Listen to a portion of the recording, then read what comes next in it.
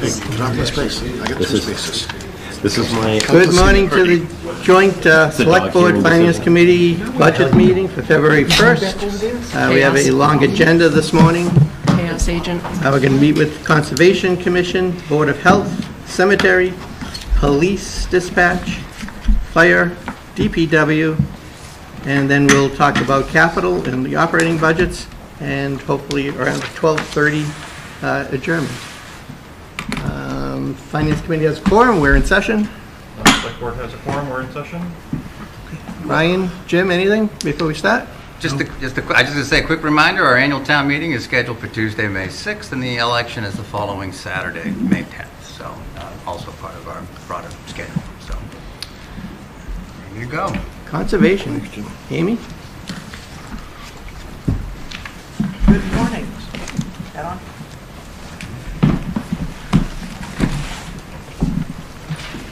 Okay, so I'll just dive right in based on the slides. The major accomplishments we have for the past last year were all the basic public meetings, permits, construction site reviews, going out and meeting with property owners. Webster Woods was a big one, although frankly I've got this big grant sitting on my desk that never actually got submitted, so I don't take a lot of credit for that. The Cloverdale ADA Trail is like 99% finished, and also other boardwalks like at Hartwell and a couple at the Oak Hill Esker site. We moved ahead with the invasive plant species management and education. We did almost a panic but trial run for a dumpster for the invasive species disposal, which is about $1,000. I'm not sure if we'd be able to keep that up or not, but we can certainly keep that on the list. There were 5 weed warrior events for training and pulling of invasive species, and also some invasive species treatment at Cloverdale, Browns Woods, Mill Hill, Long Lake, and I coordinated the one here at the library. And all the site walks and inspections. So the department goals is to maintain the staffing at 85. Where that 85 came from is Tim and I are actually 65, but the administrative assistant that used to be in the land use budget has now been split between myself and the Board of Health, so that's 85. Keep up with the wetland regulations. We're hoping to get a tree removal policy done for work in the buffer zone as opposed to townwide, and getting more filing directions for people who are coming in for a tree removal or for a dock, some of the stuff that's very specific but sometimes competes with the property owners. Open space goal, management improvements including the invasives, land acquisition and protection, which is always on there, and coordination with the various volunteers, boards and departments that we work with pretty routinely. And keeping up with the public education, which a lot of times we do in context with the Conservation Trust. The budget request you see there, the main reason, 2 reasons it's actually ended up being an increase from last year is because we have the office coordinator in there for the $30,000, so that's half her salary, and $5,000 was also added both for this current fiscal year and next fiscal year, while we sort out whether or not we might need professional services, i.e. me coming back or somebody else coming back part-time to get things moving along. And was that the last slide? It is. And that's the big overlook. Well, let me just start off saying Amy's retiring at the end of this month, right? End of this month. End of this month. 26 days. Thank you for everything you've done. We had a lot to accomplish in 26 days. In the years you've been here, so thank you for that. So the transition to Tim is all set? Is that? It's been ongoing for a while, and I think this month we'll really be diving into it even more so. But you know, he's been here for a while, so he knows how things operate, and he literally knows how the Xerox machine works. So It's huge. sometimes that's a big. Should I use the word Xerox? The copier works. Yeah, I would say, Steve, we've had concerted effort over the last couple of years of sort of facilitating this transition, because hiring into this role is very challenging to do, to hire someone qualified. So hiring at an entry level and training was our best approach. We started that a few years ago. So I actually would like to see the Conservation Department, the assistant agent go to a full-time position and the conservation take on more of the Clean Lakes responsibility. I think it would be, I mean, Tim has basically been the liaison to a certain extent, paid partially by water, I believe, for the past couple of years. And to retain him, we pretty much had to go to a full-time to make the position more attractive. So I'm worried that we're going to A, have trouble filling the assistant position, and B, we have the hole on the Clean Lake side that we should probably figure out.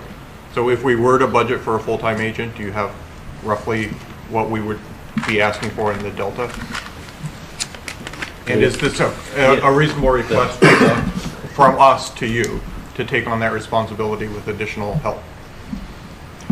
Let me take a shot at answering the second question first, and then I'll see what Amy has to say. I think conceptually and long term, you're moving in the right direction there, right? Like there's not a lot of daylight really between Clean Lakes and conservation. We have a more regulatory requirement. I think short term there will be challenges in doing that, and if you're willing to make the budget available, one of the things I would ask you to do is think about where the right place to put that budget is. And what I mean by that is, in the short term, particularly as we transition to Tim leading the department, he's also going to be the main point of contact for Clean Lakes. And I worry a little bit about, are we going to overburden him with someone who's, we just talked about difficulty hiring that position. We're going to overburden him with an assistant who's very green, who still needs a lot of training. I think directionally you're in the right direction. We haven't contemplated how exactly that would look, and I think if you were willing to make the budget available, you might also look at, could that person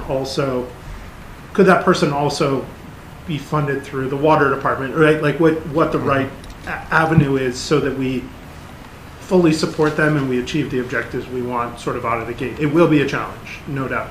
That said, bringing the assistant position up from 25 hours to 40 hours does make it easier to hire, but we may be looking to hire a higher, sort of more qualified person for that. I would also note there's one fly in the ointment here, which is that the assistant position has been posted, so I don't think it's anything we can't resolve, but we would need to think about that too. Amy, any initial thoughts on this? It's hard to say. You know, frankly, I think on the surface, it looks like there's not a lot of daylight between the two, but the Clean Lakes, my understanding is going to be a lot more setting up contracts and vendors and monitoring those things, as opposed to the regulatory side of things. I don't think there's necessarily a conflict there, because, you know, I go to the Concom to permanent boardwalk, but it's kind of a different set of skills. And I also, when this first kind of came up in the last week or two, I wasn't clear how many hours Clean Lakes might need, or if it's sometimes seasonal. That sometimes a year they might need 16, 20 hours a week. Others they might need almost zero. And that kind of fluctuation, if we have to fill it and say, oh, you're scanning for the next 20 hours this week, gets problematic. So I think it just needs a lot of pen to paper to figure out who needs what and how it will be offered. So do you I know want to do it as a some retirement gig? No, thank you. No, thank you. I mean, some towns, conservation and planning will share a person, and I know sometimes that can be a little difficult, because you either know more about conservation or you know more about planning. So, but they have to work it out, and that is person dependent, not necessarily what's on the job list, but you have to find the right person. Mark, to your question about what would the budget implication be, shooting from the hip, and I may not be using exact right numbers, we're talking $25,000, give or take. I realize the budget's not give or take, but we could give you a more precise number. With due respect, that's not something obviously that was planned for. And I think with Tim coming in, as long as we're willing to give him the resources he needs transitionally, but I think it's something we have to plan for prior to right now. Well, Tim has effectively been the agent for the Clean Lakes up to this Understood. point, and now if he's no longer the agent for the Clean Lakes, we don't have one, Right. right? And we're not budgeting for one. Well, it wasn't And part of the request. Well, it wasn't part of theirs because it's been paid by the water department, and we don't know, we haven't seen the water department budget to say, are they continuing to pay for someone? And if so, does that affect what you're posting for now? I mean, there's all these moving parts that are like organizations that aren't necessarily talking to each other and seeing the whole big picture. Which I think is sort of a good analogy or whatever you want to call it, illustration of the issue for Clean Lakes in general, is that they're trying to coordinate between multiple silos to try to get their mission accomplished. I think the more that we can try to, Centralize it. centralize that, the better, and the more Kind of effective they're orphans. going to be. Sort of orphans. Yeah. Well, the Board of Yeah. Health even kind of stems into this a little bit too, correct, with water. Right, and then Parks and Rec because of the Long Lake and the beach, so. If we can, if I, Mr. Chairman, and the Select Board and Finance Committee, if Ryan and I can offer some suggestions. We'll have an offline conversation on how we can help try and bring this together and solve the issue in the more immediate need, and then make the necessary investment going forward. Okay? Understood what needs to be done here. And I think, Mr. Chair, you have a commitment from us to help solve that sort of from a technical perspective, right? Like what are the technical needs of the role, I think is partly what needs to be defined, right? Like when I said I don't see a lot of daylight, I mean that in the context of people with the same, let's say, degree and so on. I think Amy's right. There is a different set of administrative capabilities, but we should be clear about what those roles are. I think someone in conservation could do it, but it also could be someone through water. Okay. Land acquisition, that was the only other thing. Are there anything you see in short term? I know it wasn't on here besides land management because of the budget, but I know we're taking pieces off of the orchard, obviously, over the next probably few years, but what in general, outside of that, do you see anything right immediately on the horizon that we're... There's one parcel I want. Yeah. Yeah, I don't think there's anything immediately on the horizon with the giant asterisk that I always give you, which is so much of what we look to conserve is a function of what's available. And in our experience, it has not put ourselves in the town in a good position to start to say, hey, we'd really like to acquire this piece of private property that no one has expressed that they're willing to sell. Okay. That said, Makes sense.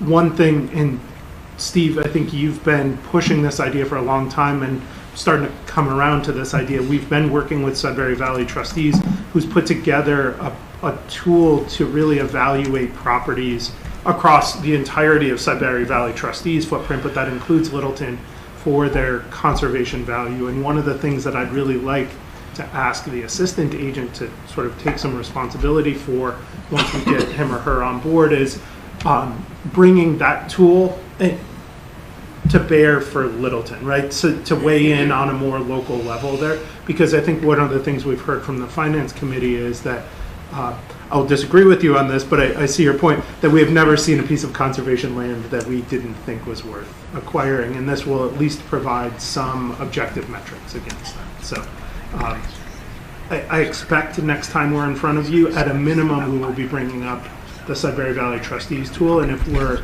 able to do it with sort of more local inputs, that's even better. It will be an objective measure. That said, going back to Gary's question, nothing immediately on the horizon that we anticipate. But I will add to that also that historically the Conservation Trust has done a lot of the property tracking. Browns Wood's a perfect example. They've been talking to that valley, I don't know, 10 or 20 years. And they kind of kept track every year or two. They touch base. And I think that might be falling to the wayside a little bit. as people newer to the town are coming into the trust. So that's a potential gap there.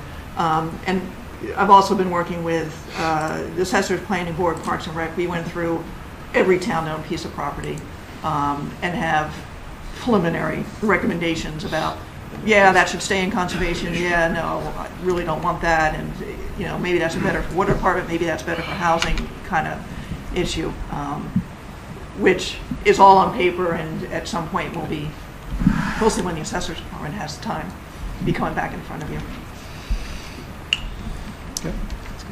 Anything else from anyone? I'm actually, before we go, I'm just gonna throw this out there. We keep talking about, putting money aside for when the Webster land comes up, or, we're never prepared for when that parcel becomes available. And we've talked about, I know this isn't really the year for us to have the extra cash to be putting aside into a reserve fund, specifically to purchase land. And we got a lot of feedback, not criticizing our actions for not having that kind of a resource available to us.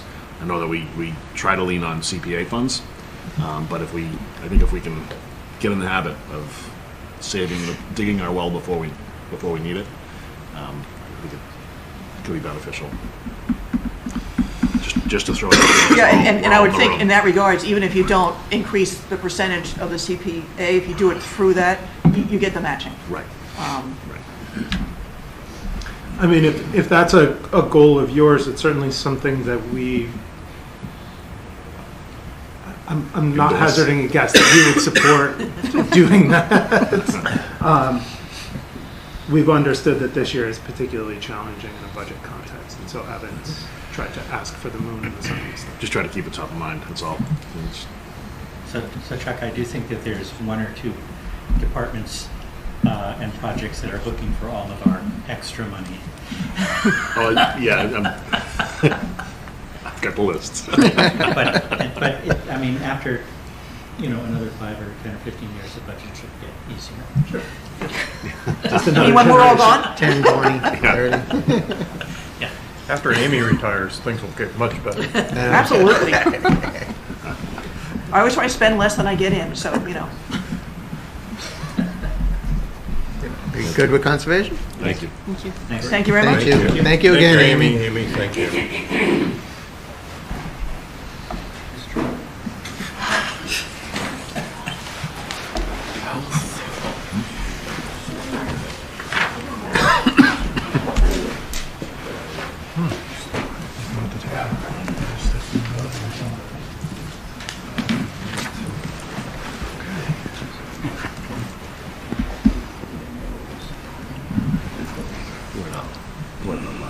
Morning, Francis. Morning. All yours. Okay. Hello, everybody. So major accomplishments for the calendar year. In preparation for July 1, we've gone from paper to completely electronic. Everything is all set up in OpenGov, so we'll be paper-free. During this past year, we reviewed all our Board of Health regulations, and we have made amendments to keep up to date with current standards, and we have also created new regulations to help guide our operations. We have also sent out an opiate survey. We've gathered the data. It's now being compiled into a presentation, and shortly we will be making a comprehensive spending plan, ideas for the town to spend that opiate settlement funds for. Our goals for the next year, right now we're working on a community health needs assessment.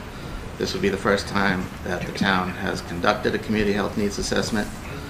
Essentially, the goal of this assessment is understanding the health priorities and concerns of the communities, where the gaps are, where we should focus our efforts on public health education and programming. Once we gather all that data going into the next year after, we'll be able to build kind of a guide map for what initiatives and what programming should be included as we look into future budgets and future allocations.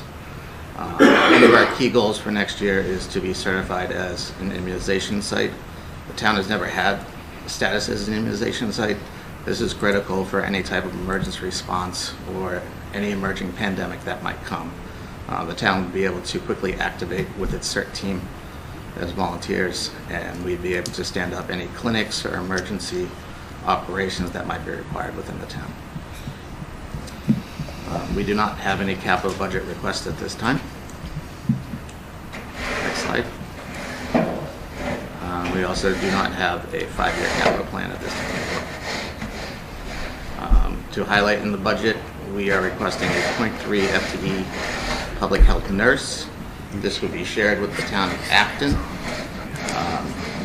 It's a full-time position for Acton. They assume the rest of the hours. As part of the agreement, we can increase the hours of the public health nurse in Littleton in future years. There's also a request for a half-time health inspector. Do I speak once here? Yeah, go ahead. As part of this, the health inspector has been removed from the request.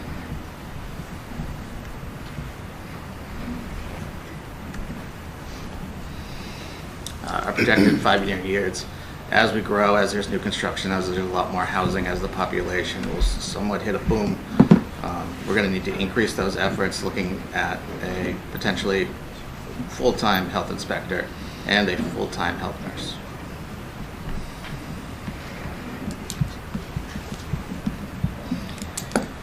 So, Francis, one of the things that I know the Finance Committee has been concerned about is, so July 1st, the Schober goes away, and you're by yourself, and you want to take vacation time, or you get sick.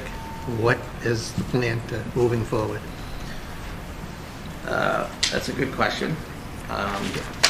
This past year is about setting up, making sure that we are ready to go on July 1st, and I feel pretty confident about that.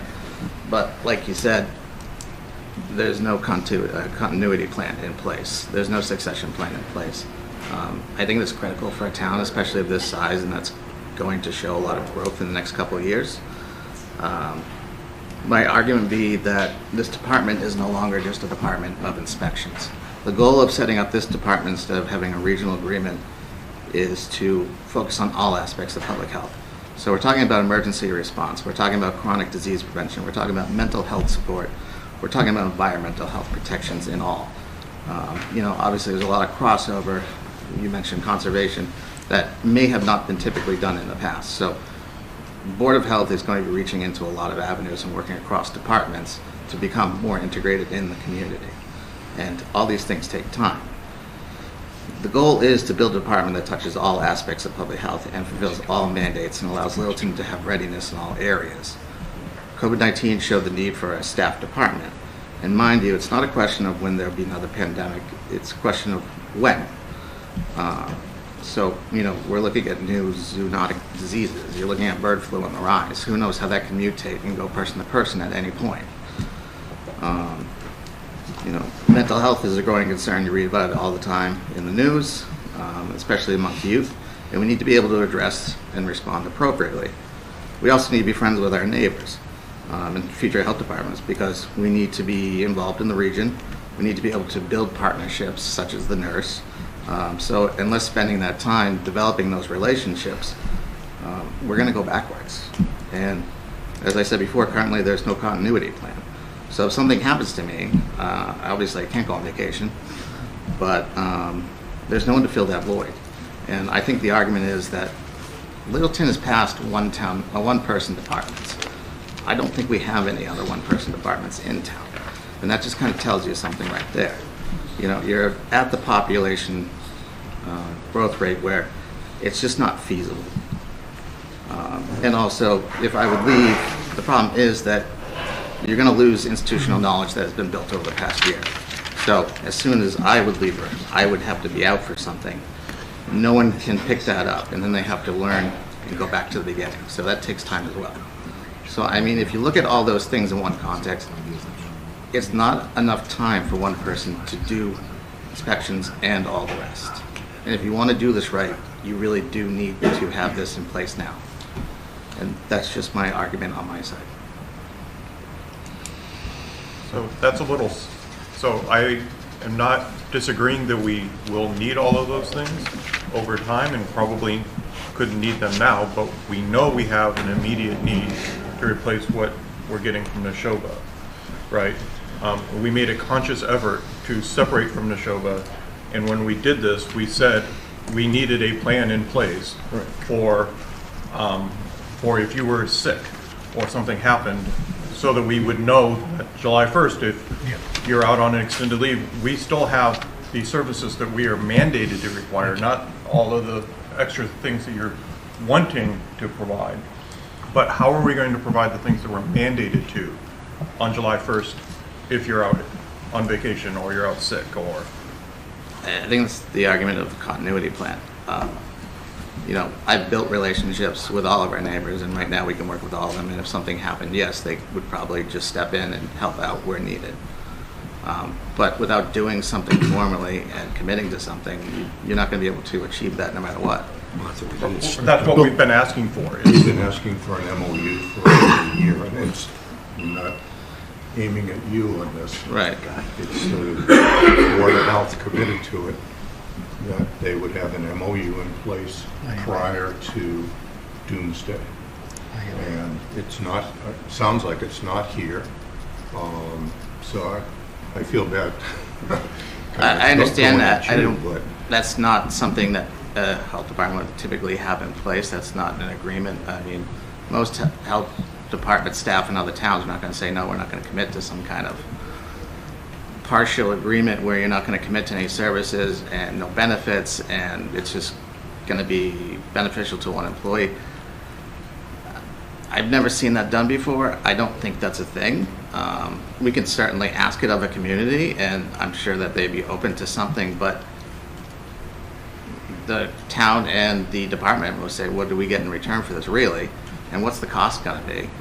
I mean, it could be minimal at most, so why should the town be going out of its way to serve another town for minimal dollars that doesn't really benefit their town at all?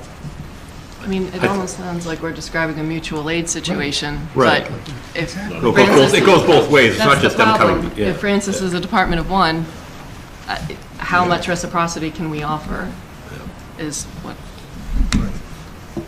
TC, did we do this with the cemetery for a while when you were basically one deep?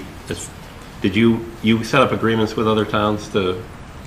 We did not. We talked with Paul B. Joni, who's a private landscape contractor, and we had him at the ready, and thankfully we never had to actually do anything about it. So that would be the question, is there private building contract? The building department does Building this too, department, yeah. right? No, They have a people perfect on example call of or- regulatory is a veterans agent.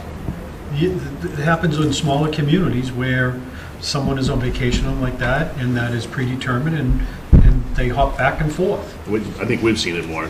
I Right. agree with you, but we've seen it more with, like you said, the building inspector. okay, but what is the plan? Right. I mean, I think I we've done this right as far as we said we're going to stagger us off of Neshoba, give us time of obviously for you to hire you and get you acquainted about.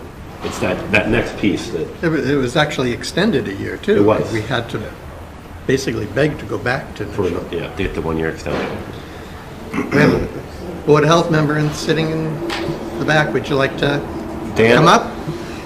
Dan? It's loud in the back of the room. We can shut. So certainly we have some questions, and we've worked with town administrator's office looking at how do we identify a true MOU. That as a Board of Health, we can't establish an MOU with another community. That really is coming from the select board and town administrator's office. I admit I have some questions as well of how best to do that. Sounds like you asked a question to the Secretary Commissioner. I will ask the question back to the board of other MOUs for plumbing inspector, electrical inspector, other MOUs with other communities for those. I see some hot and then. Well, we share them. We share them I think it's handshake, with to Acton. be honest. I mean, okay. So there has been no formal conversation with the Board of Health in the town administrator's office for an IMA, an MOU with another community, or anything to that effect.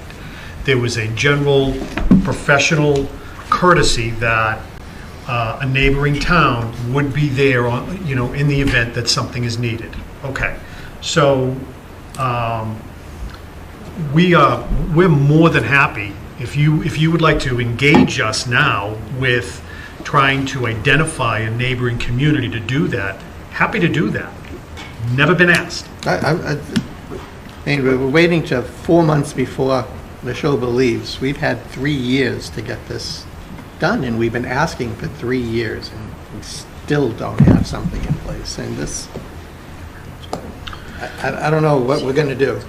Francis, you're just going to live here from now on. That's it. So then the office, we will make it a priority, and I will absolutely work with Francis, starting today, of identifying which community that he feels in his professional opinion would be best suited to help in the event, vacations, illness, so on and so forth. So we will make that, we will absolutely make that a priority to move forward ASAP to do that. Also, I want to update the select board and the finance committee. Ryan and I have met and with members of the Board of Health just this past week in regards to sustainable investments in the department going forward in the Board of Health. And as the way, not being here really just at the very tail end of the budget hearings last year starting, it's my understanding that it was going to be cost neutral. Revenue is going to offset expenses as the department grows. Well, one of the things that we were made aware of the other day is there is a new established set of fees that have been implemented. And so we would like so we had explained to the members of the Board of Health, we would like to be able to sit down and have that kind of an evaluation and examine the stuff of the applicability and anything, because we haven't seen anything yet. And I will say, Francis he came to our office 3 times advocating for the necessary investment now beyond any data. But as Ryan and I explained to the Board of Health, we are completely data driven, and we can't go based upon assumptions on revenue forecasting, in this situation, because it's volatile. And we are going to, so we had said, we have a year. So this time next year, we'll be in a better position because we'll have, based upon the determined fees that they're proposing, that they've already implemented, and the revenues that's going to result from that, we will be able to see, there will be a track record and data that says, okay, here is compared to what was proposed and assumed to real data. And then we will make the sustainable investments recommending going forward. We're not going to do it on... Excuse me, Jim, or to the Board of Health, when was that fee schedule implemented? When was it implemented? 6 months, give or take. So do we have Like 6 months January of data last year, I anywhere think. that shows what the revenue is that you've collected in the last 4 to 6 months? We can certainly do that. It can be challenging sometimes to get those figures from Neshoba. We do have a projected revenue from the Board of Health that was provided. So we do have projected numbers. We can try to work with Neshoba on getting real numbers, for sure. But if the schedule was implemented 6 months ago, somebody must be collecting that. Neshoba's still collecting, but we can't collect until Neshoba's gone. We can set Neshoba's fees, though. Yeah, in theory we can. We've been trying that for about 20 years. So if you go back to one slide, you had a request in for this year, correct? For the session, and now, okay. Right. So the request was for a .3 public health nurse, okay. And that was, right, we were sharing, and that was already in the conversation, and from my update that I provided the select board, town council is going to provide recommendations on that IMA for that health nurse with Acton. Okay, so historically, when we look at I mean, it's a wish, certainly, that we come right out of the gate and have enough income from inspections and things like that. We could talk about the ambulances supporting themselves, the ALS. It didn't work right out of the gate. And it took several years for that to be realized where, okay, now it's getting closer to an offset. I'm a little bit more concerned about health positions, obviously, like everybody in here should, so I don't know if we can fully rely on waiting for that data. I mean, we'll get a year of data, but what if that data doesn't show that it can support 2 full-time positions in the health department? Well, but that's a decision that you will all have to make at that point. The problem in my mind, Gary, is they had 3 years to come up with a plan to do this. I know, and we haven't seen anything. We can, I guess, squabble about that later, but I just want to make sure we're at a position now coming July where, yes, if you were out on leave, we don't have a plan. So I guess we need a plan of some. What's the augmentation plan if something happens to you even? If you're out for an extended period of time. I mean, these things, one person departments are difficult, right? And it's not, it's a growing town. Obviously, if you go a little bit west of here, there's a whole bunch of them, one deeps. But when it comes to the public health side, I think we're going to have to budget to get ahead of this, whether it's a part-time situation until we get the data that we need, or unless the Board of Health can get together and have a different plan. I just don't see how this isn't. I agree with you, because I sat in the budget meetings for the last few years, and this was something that we knew was coming, and we extended the show before that purpose. But this isn't a comfortable feeling I have at all. You mentioned the bird flu, especially with that right there in our faces. We know what it's starting to do and starting to move into the human population. So I'm not comfortable either from a health standpoint. Should we have a backup in there? Absolutely. But this is another question of us throwing money at a problem where we're looking for somebody to manage things. And it's been 3 years of not managing this issue. It's known it's been coming for 3 years now, at least 3 years. Maybe more, because I was still treasurer at the time. So remember those days? So I see both your points, and I absolutely see we have to move forward because your point about the next pandemic is soon. And the thing I'll just say to Gary, sort of in support of Steve, is this is not the first time we've said, wow, we had a plan, we had an agreement, it didn't happen, and then we're faced with a crisis. And then we say, well, we have to deal with the crisis. We never seem to go back and do the lessons learned of how do we make sure this doesn't happen the next time. You know, I just want us to, yes, we deal with the immediate crisis, sure, put out the fire. But then you figure out, you know, why did the fire start? So I want us, I'm not sure even when we would do this, but we've got to stop this cycle. Well, I think we're still ahead of this. Barely. We are, barely. not much, but I'm saying there is a situation where, okay, if the decision is we have to have a 20-hour or 19-hour non-benefit eligible position to help assist in this for a while, if that's the Band-Aid, that's the Band-Aid, but we just need something. Well, this health inspector wasn't presented as, this halftime wasn't presented as the solution to the problem, and it wouldn't be the solution to the problem either, because July 1st we're out and we're not hiring someone for July 1st, so we still have a gap no matter what. This budget doesn't go into effect till July 1st. They can't spend the money until then. The other thing is over the past few years, it took us 2+ years to find Francis. How are we going to find a part-time person, non-benefit eligible, and say, come work for Littleton, because...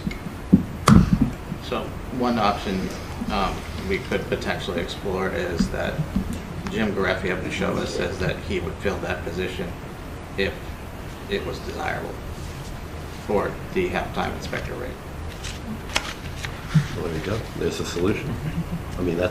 What's excuse me if I may, through the chairs, what's the timing on that? He's still employed.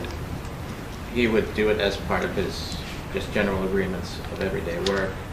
We're not with Michelle, but we have a contract, just like with any other town that's another IMA. With him individually? He's a personal contractor for, He's he'll personal contract contractor himself. for Michelle.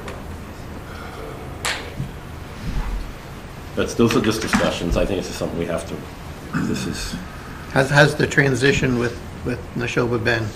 It's been very good. Jim's a professional. He's very helpful, and he doesn't hold anything back. So it's been very easy to be able to build and learn where the gaps are at the same time. And he's been here long enough where he knows where the gaps are and where the bodies are buried. And this solution with Jim filling that role, is the board looking at that as a solution, potential solution? I can't speak for the board as total as an individual member. This is the first I've heard of that as an option. So I can't respond on behalf of the board on that. Francis, do you think this would work with knowing Jim's schedule? Knowing Jim and his schedule and knowing what he brings to the table, I think it's a good solution. He has 35 years of knowledge and everything, and he has so far been a good partner in anything. So I would assume that that benefit would extend. How many communities is Jim responsible for, however? Well, so total they're responsible for, I believe, 15 towns, but they also have multiple people covering that. So how many towns Jim does, I'm not exactly sure. Okay, so just so I'm clear, in my mind, I was thinking Jim's going to do something like on a 1099 basis, and we're hiring Jim, but we're not. We're hiring Neshoba, and Jim would be personally responsible for filling that need. Okay. All right. So they might give us anyone. We would just make it clear that's Jim, and Jim is the only one that we have right now in town. Yeah, so. okay. I think if we could just, the next time you meet, if this could go on your agenda, just to, you guys are the professionals in this, maybe you guys have your group, maybe some ideas come forward that we didn't think of. I think it would help us a lot. So I certainly think, short term, we're a bit of a handshake agreement already working with Acton and other communities. Again, back to my first question was, are there formal MOUs with other communities for other similar roles with building, inspection, electrical, plumbing, cemetery, that just... Nurse.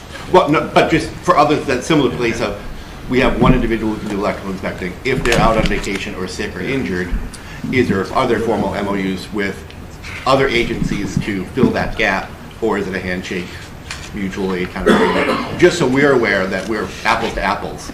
I definitely agree we need that continuity. We have some handshaking conversations. There's definitely established one. I don't know. It's different. We'll absolutely make this a priority, and we'll be on the select board agenda on February 10th with a resolution. Yeah. Okay? I've got a possibly much simpler question. Sure. Under professional services, there's just under 40,000. Just tell me what that's. So that is for the nurse, salary and benefits with Acton. Okay. See, simple question. No, thank you. Francis appreciates it. Thank you, guys. Okay. Thank It'd you. be nice if we called it nursing services. Well, I mean, Mark, you're the one who always, there's a year where you whacked everybody on, I know. or pinged everyone on pro services. Yes. Yes. Thanks. Thanks. Thank you. Thank you. Good luck.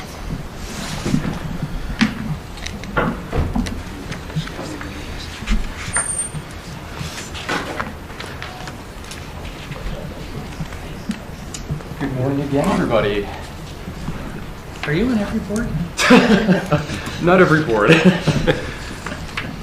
Good morning again. I'm Andrew Samarco here for the Cemetery Commission. With me today is Superintendent Thomas Bailey. In the audience. Good morning, everybody. Thanks for your time. In the audience, I have fellow Commissioner Carolyn Mueller and Assistant Superintendent Ian Heffernan. We are in session for the Cemetery Commission as a joint meeting.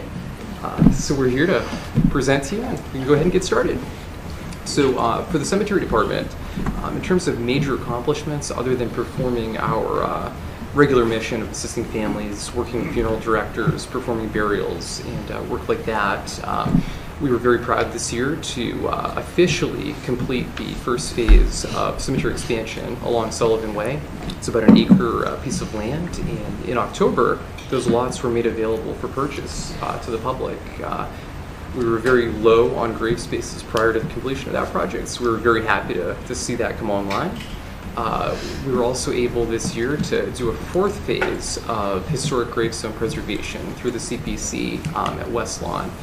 We actually just applied for a fifth phase that got approved by CPC. That'll be on the warrant for the springtime meeting. So we're very excited about keeping that program going. We were able to do a lot of tree maintenance, hazard tree removal at the cemetery this year, which was really good. There were a lot of dangerous trees that posed a risk to public safety, and we're very happy to get those down and at the same time replace them with perhaps less hazardous varieties of trees and pollinator-friendly shrubs as well. We were also able this year in August to hold a public hearing to upgrade our fee and service schedule. So we're now able to do burials on Saturday afternoons. We have a lovely cemetery department canopy that families and funeral homes can use. And we were able to up certain fees modestly to meet our operational needs, such as like your average grave lot went from $1,000 to $1,050. So it was a very modest raise, but we thought it was appropriate in comparing our fees to other towns, while at the same time not hurting the people that we serve. How many phases are there to the historic gravestone preservation? You know, in the initial assessment that was performed at West Lawn Cemetery alone, there were roughly, I believe, 247 gravestones identified in that assessment as needing priority preservation work. And we've had this program going now so we're on our fifth phase starting this summer if we get approved at town meeting. We did 9 the first year and right around 20 for the last couple of fiscal years, or calendar years rather. So we're getting there. It's an ongoing project, but it's hard to say how many phases it'll be in totality between West Lawn and the old burying ground. But it's one of our top priorities to keep that project going. And so that's all great work. Very much appreciated. But is there any chance to look at the grants from Mass Historical Commission? I know those grants are available. Absolutely. So, and then we could leave money in the CPC. Not that it's a huge withdrawal, but might give you more money to go for other things. Absolutely, and we're always open to looking to other funding sources because, like you said, CPC money is precious, and we try to conserve it whenever possible, especially for historic resources. But yeah, we have looked at various grants in the past, and we'll continue to do so. But we have a great partnership with the Historical Commission and the Community Preservation Committee, and as long as we can keep that going and supplement it with other outside funds, absolutely. Thanks. It does fall into that, right? Mass Historic. Yeah. Oh, It yes. would, okay. Yeah. That's fine. Some may even fall under federal, frankly. Potentially. Especially at the old burying ground. Yeah, there are all kinds of, great grants out there. Yeah. So we'll continue to look into those as well. For department goals for the upcoming fiscal year, we're going to continue maintaining our grounds, building, and equipment. We're going to begin prescribed improvements to the cemetery administrative building. Once we receive our proposals from our RFP that'll be going out to do that work. Our building is from 1993 and currently needs quite a bit of work, but we haven't yet identified in totality what we're looking at. So this RFP will be a great step forward. You guys actually gave us the money for that in the last fiscal year, and we're going to get that RFP out within the next couple of months to then use it as our guide to get something in place to come in and do the work. We're also looking to develop a proactive management plan for shrub and tree health and to add additional trees, specifically pollinator-friendly trees at the cemetery.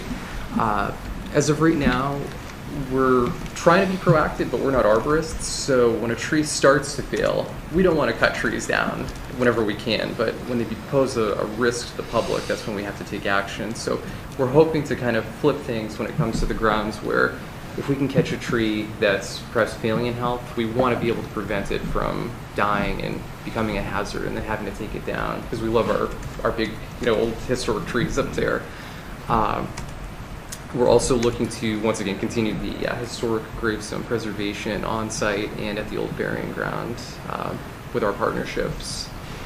So in terms of upcoming capital requests, we did include CPC, historic gravestone preservation once again, and then our administrative building improvements. Once we get that RFP back, we don't yet have any numbers, unfortunately, for this upcoming fiscal year. So it's hard to say whether or not we would start the improvements towards the end of this year or wait until FY27, depending on when we get the RFPs back and we wind up picking somebody to do that work. So unfortunately, that is kind of left open at the moment. Can I ask a question? I mean, I seem to recall basically that same statement a year ago. So about the building, and that it was not weather tight, and so it was degrading. And this has been asked once, as a blur for all of us, but I'm just sort of surprised that it's still. Absolutely. Yeah, so there were a few snags in getting an RFP together and online. The RFP hasn't officially been put out for proposals as of yet, but we are trying to push that forward to get the conditions assessment done to then figure out what exactly in the wide range of things that's wrong with the building. Actually get that done, but absolutely, totally agree. And I'd like to add, we did what we could to improve the perimeter drain, of course, which seems to have stopped the worst of the leaking. It has to rain hard for it to leak in there now.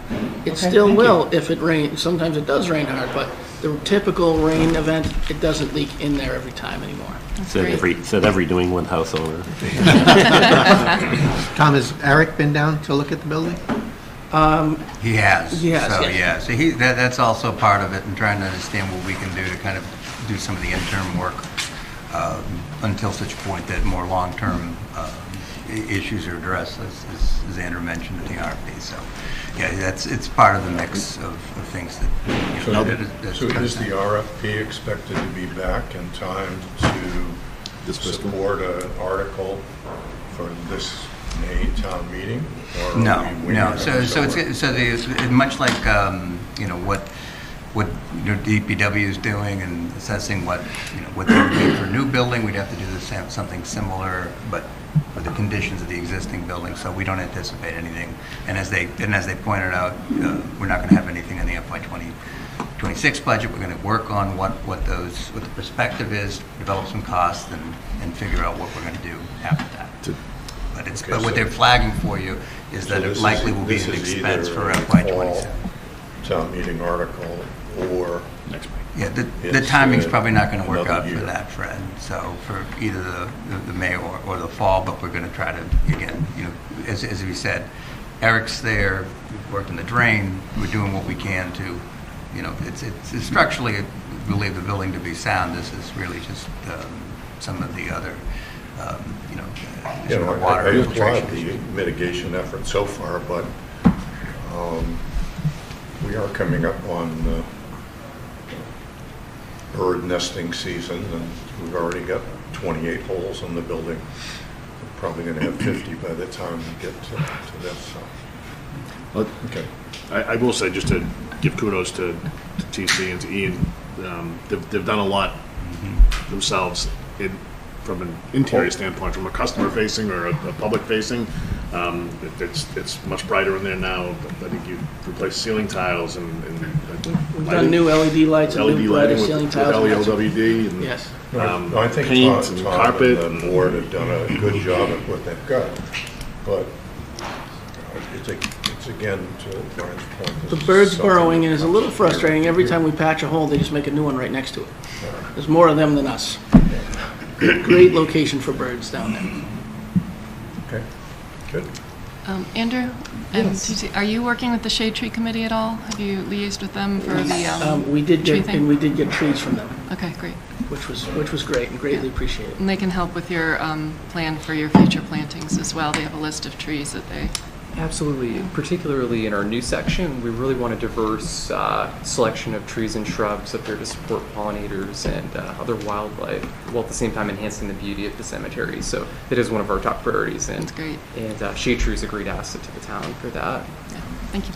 I do have to say that one of the words on the slide that you had before, proactive, it's a word that we hardly ever hear. Oh, yeah, we try. So we thank you. What is it called? Yeah, I was going to ask him what the meaning was. Pro athlete? I looked it up quick. We try, but yeah, a lot of stuff is reactionary, unfortunately, but we try to make do with what we have a lot of times, and whenever we can be proactive and fix something before it becomes a major problem, that's absolutely what we're aiming to do. So for the upcoming 5-year capital plan for the cemetery, like I had said previously, we really do want to keep the historic gravestone preservation as a top priority over the next couple of fiscal years. In FY26, most likely just FY27, because as Ryan pointed out, it's going to be very challenging to get something on the record for building improvements once we get that assessment back.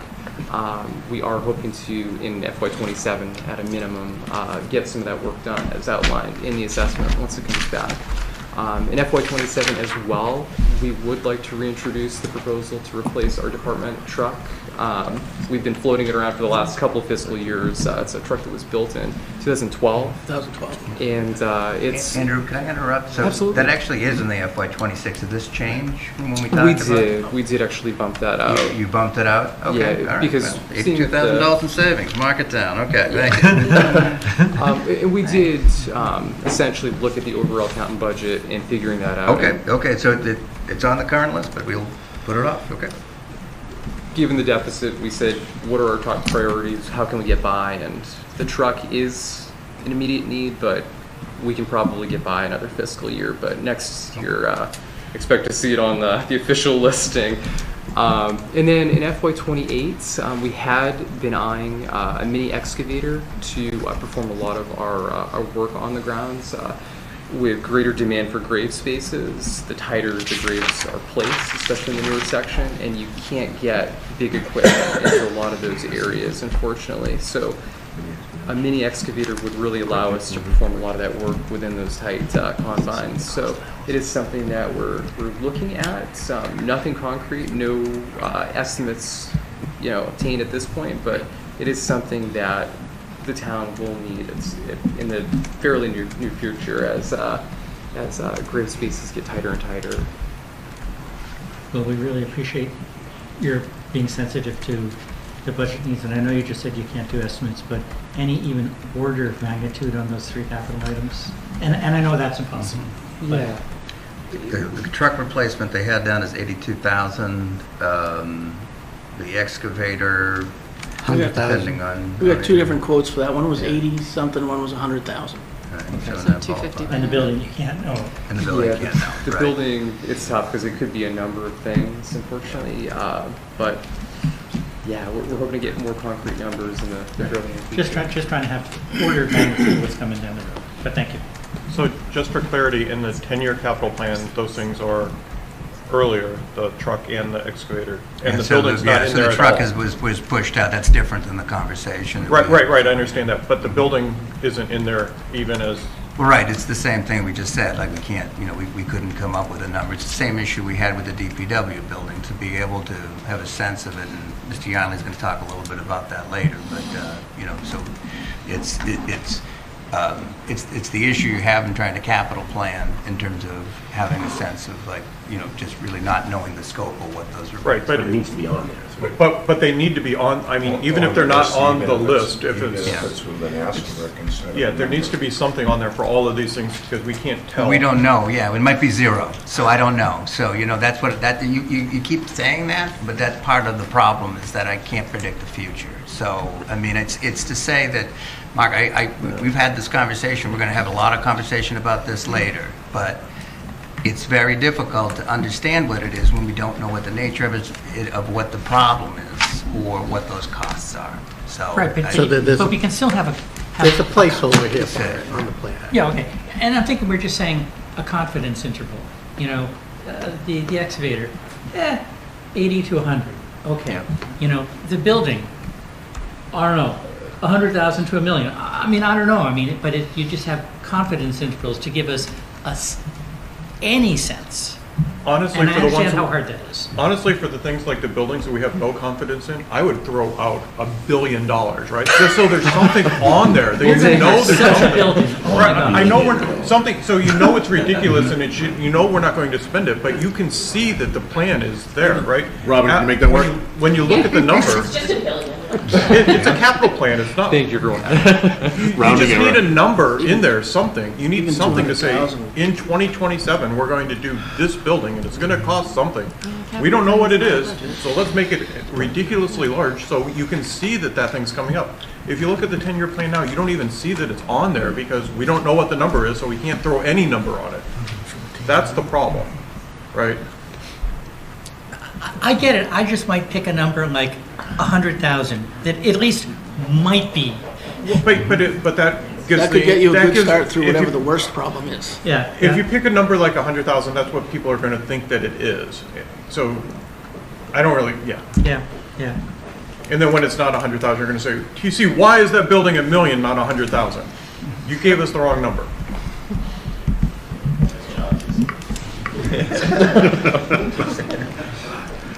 So I've had a good run.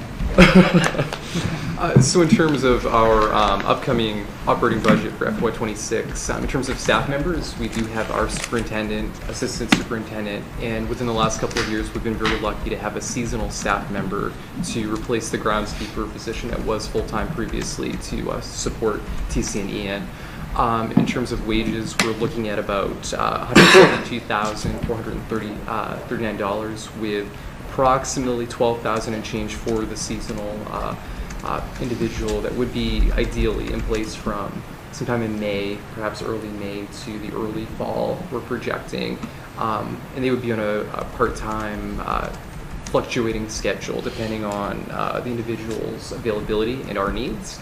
And then in terms of expenses, we did go up a tad bit to $31,200, and that does mainly capture technological expenses rising for things like mapping of grave lots in particular, and as well as expenses for uniforms for staff. Previously, we didn't actually have uniforms for our staff members, and now we have very professional looking uniforms that they wear for funerals and other operations at the cemetery. Example of it, yeah. An example, yeah. So we Very professional. Prom with. So in total, we're looking at about $203,639 for staff salaries as well as expenses. So on your salary line item, your budget for the seasonal worker is down substantially from the year before. Did you just not use them, or you're reassessing, or? So initially, we did think that we would require more money to get that seasonal person online and to kind of push them through the entire season that we anticipate needing them.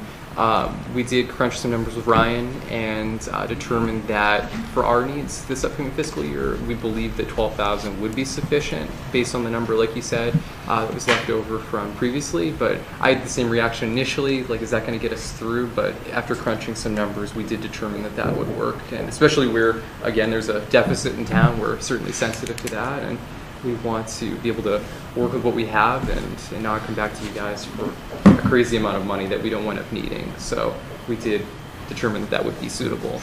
And TC uses the senior workout program as well, right? Yes. That has been great. Yep, we really got, currently we got 3 really good ones. It's been a blessing. And when we sat down and discussed it, the benefit there is they don't leave the second week in August to go back to school. Right. So he's actually getting They're more around as long hours as we need for them. less money. And so if it's a rainy day and you don't have anything you can really keep them busy with, you just tell them exactly that and they're happy with it and they go. They're there when we need them, and when we don't, they're not there. And they show up when their wife wants them out of the house. Great. So Sounds like we're somebody speaking from experience. very happy where the budget stands as of right now. But looking forward to FY 26 through 30, everything's gone up. Materials, outside services that we have to hire. So we anticipate needing about a 3% increase expenses starting FY 27. again, we try to be very conservative in our estimates and to keep costs low for the taxpayers. But our budget over the last 10 years has been fairly static and with minimal increases, as we've pointed out. But we're hoping to keep things low and look forward to working with you. Yeah. And your expense line is only 31.2. So carry on. Oh, thank you. We've got a great staff, and they work really well with what is given to them, and we're just very lucky. Thank you. Can I ask a question on the expenses, though? Of course. You talked about needing a vehicle, but you didn't increase your vehicle maintenance. Did you not spend it all this year? Is that why you think the same will be sufficient? Or not tracking to? We came real close, but we are about halfway through, and we've used about half of the initial allotment. So, barring any unforeseen horror, we're gonna make it. Okay, and then office supplies increased substantially. Not that it's a big dollar amount. Is that you tracking to go over budget this year? So with everything going up from toner to paper, we did feel that was a necessary increase. I believe we raised it up by about $1,000, was it? 700. 700. Yeah. So we did feel that was justified overall. And You're not tracking to go over, but you're just anticipating with price increases that you will? Yeah, I think that'll get us to the end of the fiscal year. Okay. And if need be, perhaps next fiscal year, if we do run over a little bit, we come back. But we do try to keep those costs low. Okay. Thank you. Perfect. Anything else for Tom? Thank you. Thank you, everybody. Thank you. Just to the chairs, I point out we're about a half hour behind schedule. Nothing new for us, but anything we can do to keep this moving.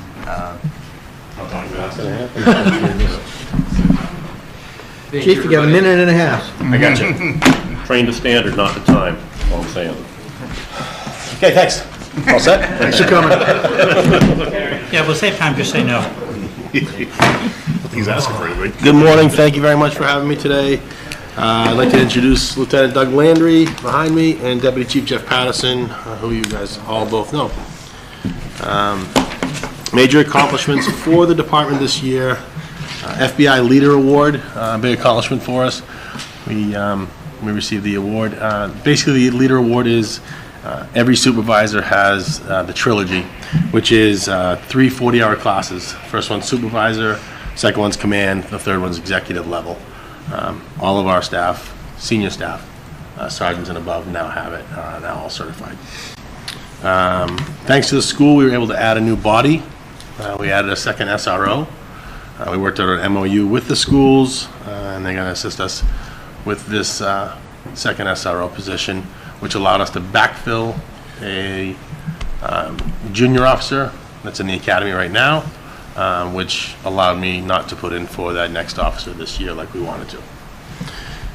Grant award. This is really good for us. Officer Elias Abu has worked tirelessly with Administrative Assistant Kim Murphy, Lieutenant Landry, and Deputy Chief Patterson to get us over $234,000 in grants this year alone. One was to replace the K-9 truck. One was to outfit and be proactive and get body cameras before the state mandated it. And every officer was issued a body camera. Excuse me if I may. Can you speak to or? Actually, Lieutenant Landry's in charge of the program, so I'll You okay with that? Just seeing how that's going and how it's been received? Yeah, of course. Early on in 2024, throughout that winter, we were awarded the grant, so we looked at all the manufacturers and looked at the different options, and we went with Motorola. It's a good company, great product for us. They've been extremely helpful for the launch of the program. All the officers in patrol and special services wear the body cameras. We did our initial training early 2024 throughout the winter. Got the system set up in the department, so you'll see our officers out there wearing their body cameras on their outermost garment now. If there's a red light on, it's active. And we developed, prior to the deployment, we worked on a policy, so we took the state's model policy as well as area municipalities and kind of looked at best practices across the country for body cameras, and we made it our own for Littleton. So policy was developed, put out. Training was done on the cameras themselves with Motorola as a partner, and it's been extremely successful. You'll again see our officers wearing them on the street. Per policy, they're going to introduce themselves. They're going to tell you everything's being recorded when it's tactically safe, right? They might run into a situation and handle what they have to in a dynamic situation, and then eventually when it makes sense, be like, yeah, just, okay, I know, I get that, everything is being recorded, and they're going to give you that. But on a basic car stop, it's Lieutenant Landry, good afternoon, everything here is being audio video recorded, and you know what? No one cares. Like, they just like, I think people just assume everything's being recorded anyways now, and we've had great success with it. You know, we use it for our own training.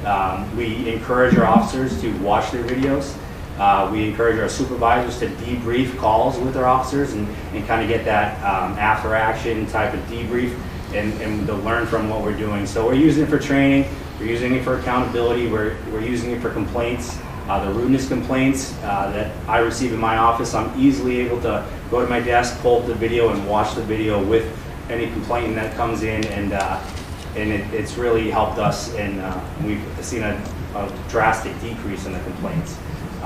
Training, accountability, it's been a great program. I'm happy to answer any questions, but it's been good for us for sure. If I may, how's the reception been by the folks that are wearing it? Yeah, they like it. It's protection, right? You know what? We definitely weren't hiding anything before. Mm-hmm. We're excited to show the quality of work that we're doing out there in Littleton. If anybody wants to see the videos, a big part of this that we have found is speaking to it is a lot that came with it with public records.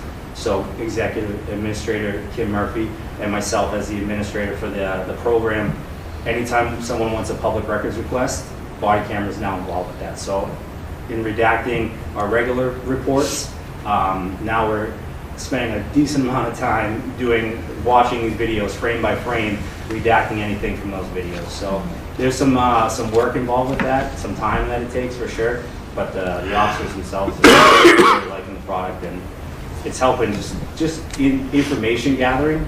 You know, we're not missing things that when we're doing our report and we're documenting, we're doing investigations, they can look back at the video and it's really helpful. I love that benefit.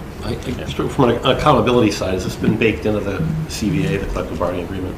Like, they're working on that. That's in the I process know. now. Yeah, but it is. It was in the last contract, and we're trying to work it through this contract now.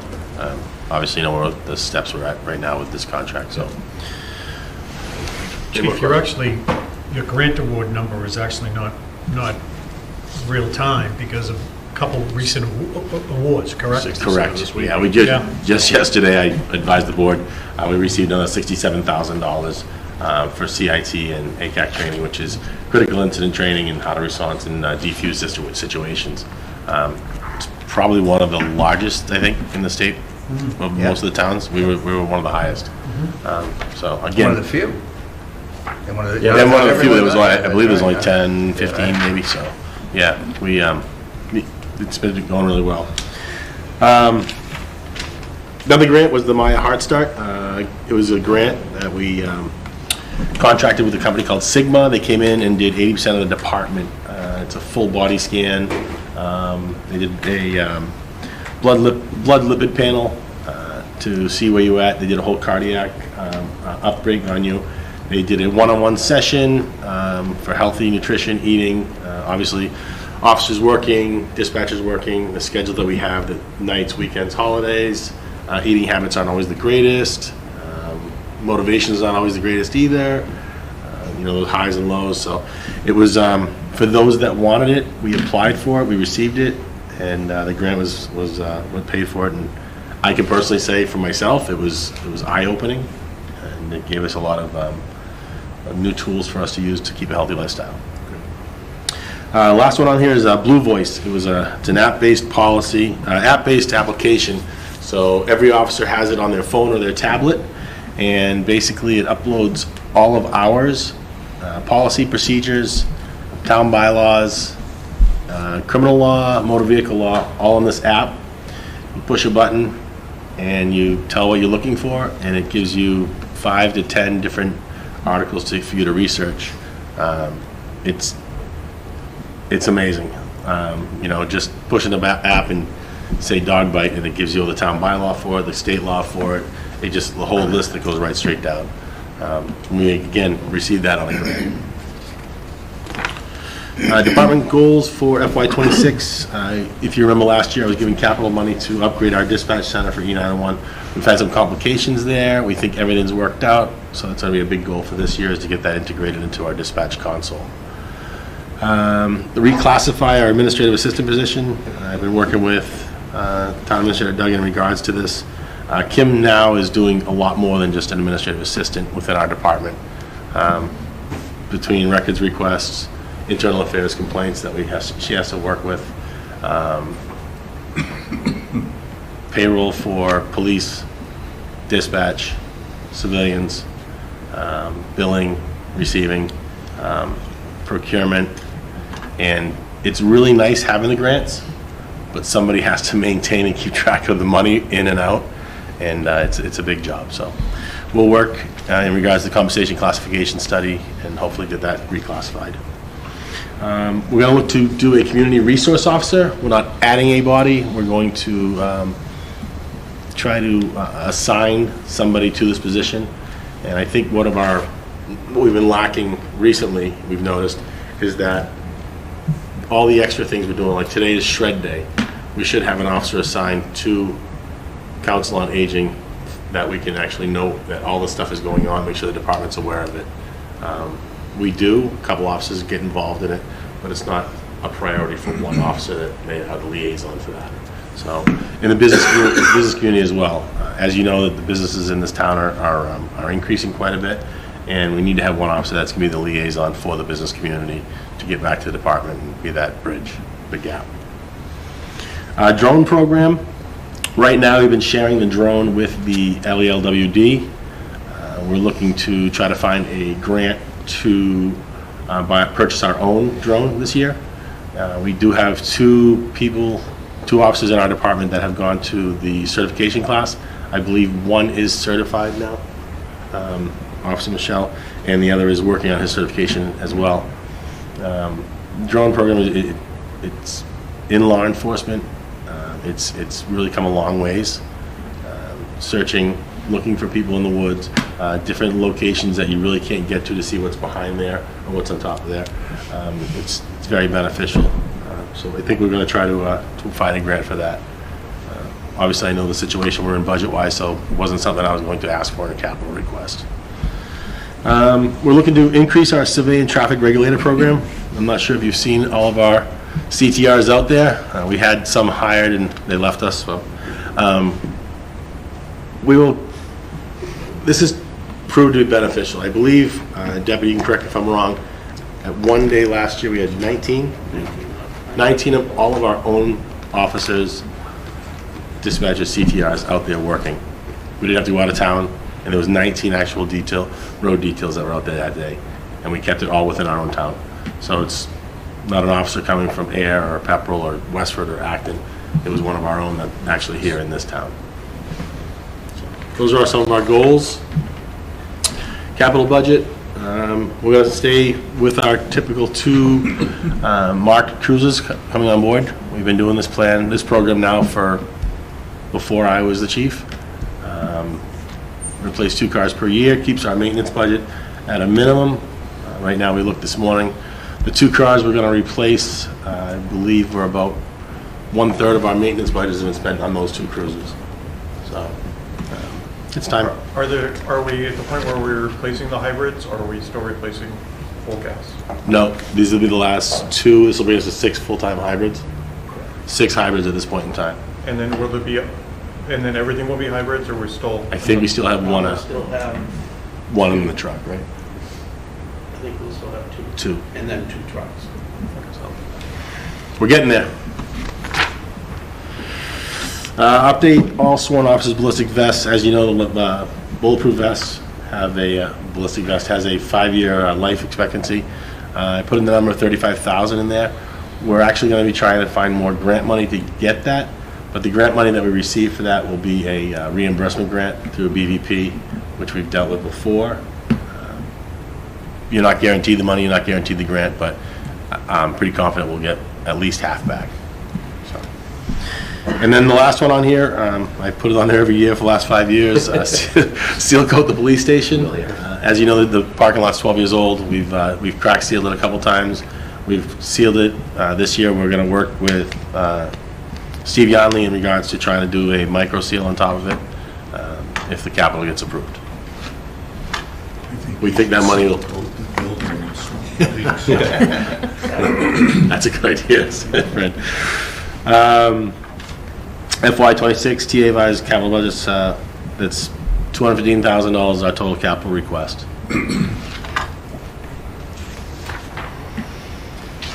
Question about the vehicles? I fell asleep for a minute there. Apologies. I didn't fall asleep, I was doing something else. You trading them in? Yes. Right. So is there more value in that than us reusing them? The question's been asked about repurposing them. After we talked the other day in regards to our conversation, we can definitely repurpose them to the town. I don't think it's very beneficial to us to do that. A cruiser runs 24 hours a day, 7 days a week, whether it's stopping cars or if it's just on the side of the road monitoring traffic. The money that we've put into these cruisers already, I just don't think it's a very wise idea for us to repurpose them. So it's more value in the trade. But if the town wishes to... It's a lot better for us to repurpose the detectives' cars for the town, because they're not the marked cars being used on the road constantly. Mm-hmm. These two cars that we have right now have had consistent, one of them has been out of service this year over a dozen times for electrical problems. Electrical problems, as you probably know, in some vehicles, they just sit there and hunt to try and find it, and they change parts. The other car, that's probably been out of service 7 or 8 times for electrical and fuel issues and stuff like that. So these two, I wouldn't recommend the town repurpose, but we can. We were at breakfast with the Neshoba Valley Tech yesterday morning, and Charlie Ellis offered the services of the students there for things like cruisers to fix. Sorry, they can't fix fire engines, but they can at least fix cruisers and even trucks at DPW. So they put the offer. Yeah, they put the offer out there. So just make an appointment with the school and get it there. It may take a little bit longer, but we've used them for a lot of the body work. And when we've repurposed cars before, we've used them to do the painting and paint them all black and stuff. We haven't really used them for mechanical stuff. And it's something also we can keep in mind for our other vehicles as well. So thanks to Charlie for that. They do a good job with body work for sure. Yeah. And as you're aware, Detective Sergeant Paolo Fernandez is now assigned to the DEA. So we are going to have some forfeiture money coming back. So we can probably use that for vehicle forfeiture as well. You mentioned you mentioned the detectives' cars might be an option for reuse. When are they up? Right now, next year. We have one that's probably due to be replaced possibly next year. Thank you. Yeah, I think we should definitely do it. Stay on the, if those are the ones we can use, absolutely do it. Yeah, absolutely. And I'm not necessarily advocating we do it this year, but I know Wellesley now has a fully electric patrol car, and we should keep our eye on those going forward. Yeah. I mean, if you want to give me the money to replace the detective car now, I'll be more than glad to go all electric detective car and forfeit off. We're moving on. They have a fully electric patrol car. Just trying to be proactive, Steve.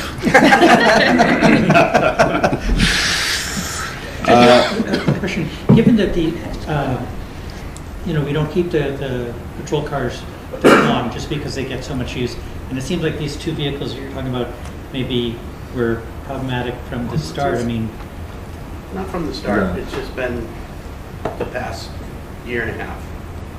Okay. It's getting around. I want to ask a vague question about warranties, because then I don't know if there's possible to get warranties on cruisers, but if something is having 6 or 7 or 8 similar issues on a 2 or 3 year old vehicle, They're 2018. They're 4 to 5 years old. Yeah, they're 2018. And they're past the warranty. Okay, thank you. Yeah. Operating budget, I'm sorry, next one? You want to talk about your capital plan, though? Oh, the capital plan for the 5-year. Going 5-year, right. We're going to obviously stick with the vehicle replacement program. It's been working really well. It keeps our vehicle maintenance costs down. Ballistic vest, we know in 5 years we have to plan for that again. It's a given. So it's really, it's running. There's nothing major in our capital request going forward next year, in the next 5 to 10 years, except for the building, which that doesn't fall under my purview. It falls under PMBC. So. And Ryan, where are you covering the rework that's probably going to have to be done to my favorite subject, the leaks? Right. Yeah. You're going to be spending some money. Right. So we have a contractor set up who will be working with our architect to take a look at the source of the leaks. We were actually trying to do that before the cold weather came in, but we thought it would be better to wait until the spring. There actually is still funding that we haven't cleared out for the base project for when we initially did the waterproofing. So when we get the report back on from the penetrations and source, and then try to come up with a plan from that, we know we'll have a baseline that we can work with and see what that will be. But obviously, it's something that's got to be a priority to make sure we take care of. Because it's, the last $500,000 we spent didn't fix it, so getting the next $500,000 I'm sure will be much better. Well, it's not $500,000 anymore, it's $750,000. Department operating budget for the police department, no major highlights. Contractual obligations are still unknown at this time as we're still in negotiations with the police union. Wages you'll see in front of you, 2.6, and then the expenses are 281,000. Dispatch Communications Center. Okay. Just real quick before, I had a question in the narrative in your budget. There's this line that says the department can now backfill the shifts that will be open due to officers being on vacation or sick leave, those that are below 3 officers on the road. Could you just elaborate on what you mean by can now fill? Does this mean like we were short-staffed before and we can do everything without using less overtime? What I was trying to get to, and I should have been a little more clear, instead of having order in situations, we're going to have enough bodies that we're not going to be forcing officers in. We're going to have the bodies now, we're about 24 now, so it'll be 23, so it'll be more fluid to fill. So you feel like you're fully staffed and you don't have to rely on overtime as much and so on? At this time, yes. Once we have the officer out of the academy, I think we're in really good shape. Okay, thank you. You're welcome. Dispatch Communications Center, where you have no personnel or expense changes at this time. Contractual obligations raised up the wages a little bit. Most of the expenses come out of the police department expenses because they're housed in the same building. We just have some minor expenses there.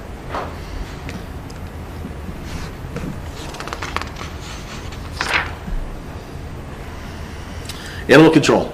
Well, I have more questions on dispatch too. Yeah, go ahead. Just looking at the dispatch budget, your wages versus your overtime, you're like 25% of your wage, you're spending 25% in overtime. So have we looked at whether we should be doing this as paying overtime or changing the staffing? So right now we have the staffing that was just 2 bodies per shift, except for the midnight shift. Obviously, there has to be 2 bodies on at all times, so we do have to fill it. If we were to fill another body, which would give us 9, that 9th person would then be assigned to the midnight shift, so you'd have 2 bodies there. So we could alleviate some overtime there. I have it in my later slides that our goal for next year is to hire the 9th dispatcher, which would fill that void. Right now with the dispatch supervisor, we're trying to cut some overtime by having the dispatch supervisor work the shift if there's really nothing much going on at this point. So, yeah, I see what you're saying, and it is planned for FY27. Okay, thank you.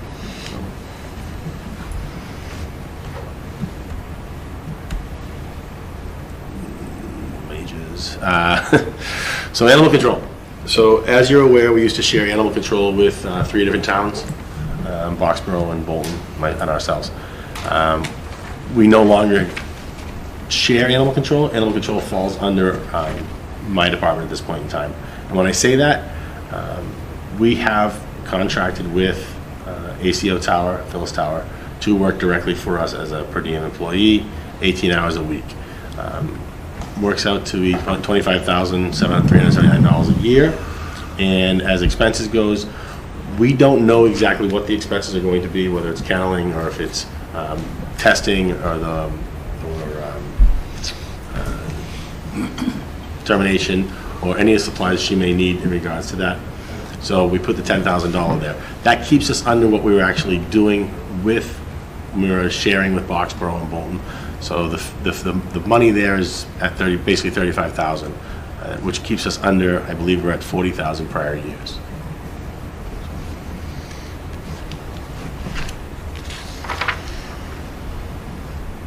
So projected for 27 to 31, one more patrol officer, which would give us a total of 25 sworn, one more communications officer, which would give us the 24-hour coverage, also backfilling some of the overtime, which we would probably take a decrease on that. And then one of the big things is one part-time records clerk, maybe 16 hours a week to handle the surge in all the public records requests that have been coming along. Can you give rough guesstimates on which years you would expect these over those 5-year periods? Patrol officer and communications officer, FY27. Part-time clerk, FY27. So it's a 1-year, 2-year plan? Pretty much. Yeah. Chief, I know in the past you talked about potentially moving to a 2-lieutenant type structure. Is that your thoughts changed on that? Right now, our administrative team is working very well together, and the way we have it set up in this ranking structure is doing really well. So, thank you. Questions, comments, concerns?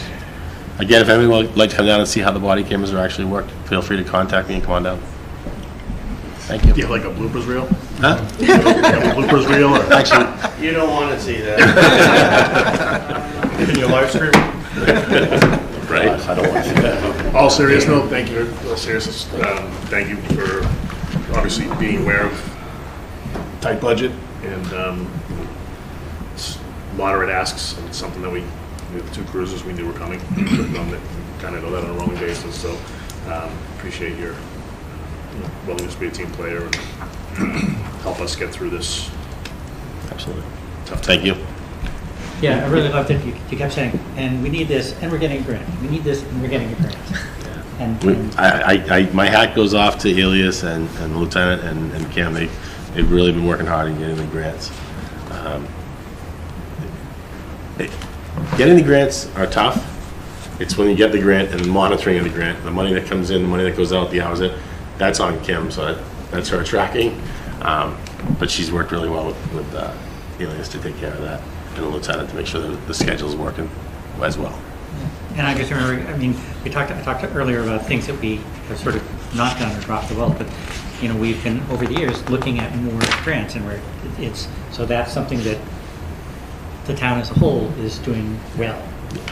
Nice to point something out. We like grants. Thanks. Great. Thank you. Thank you. Enjoy the rest of your Saturday. Kudos again on the awards and Thank you. all the training. Appreciate it. And if you want to see the body cameras in action, just speed.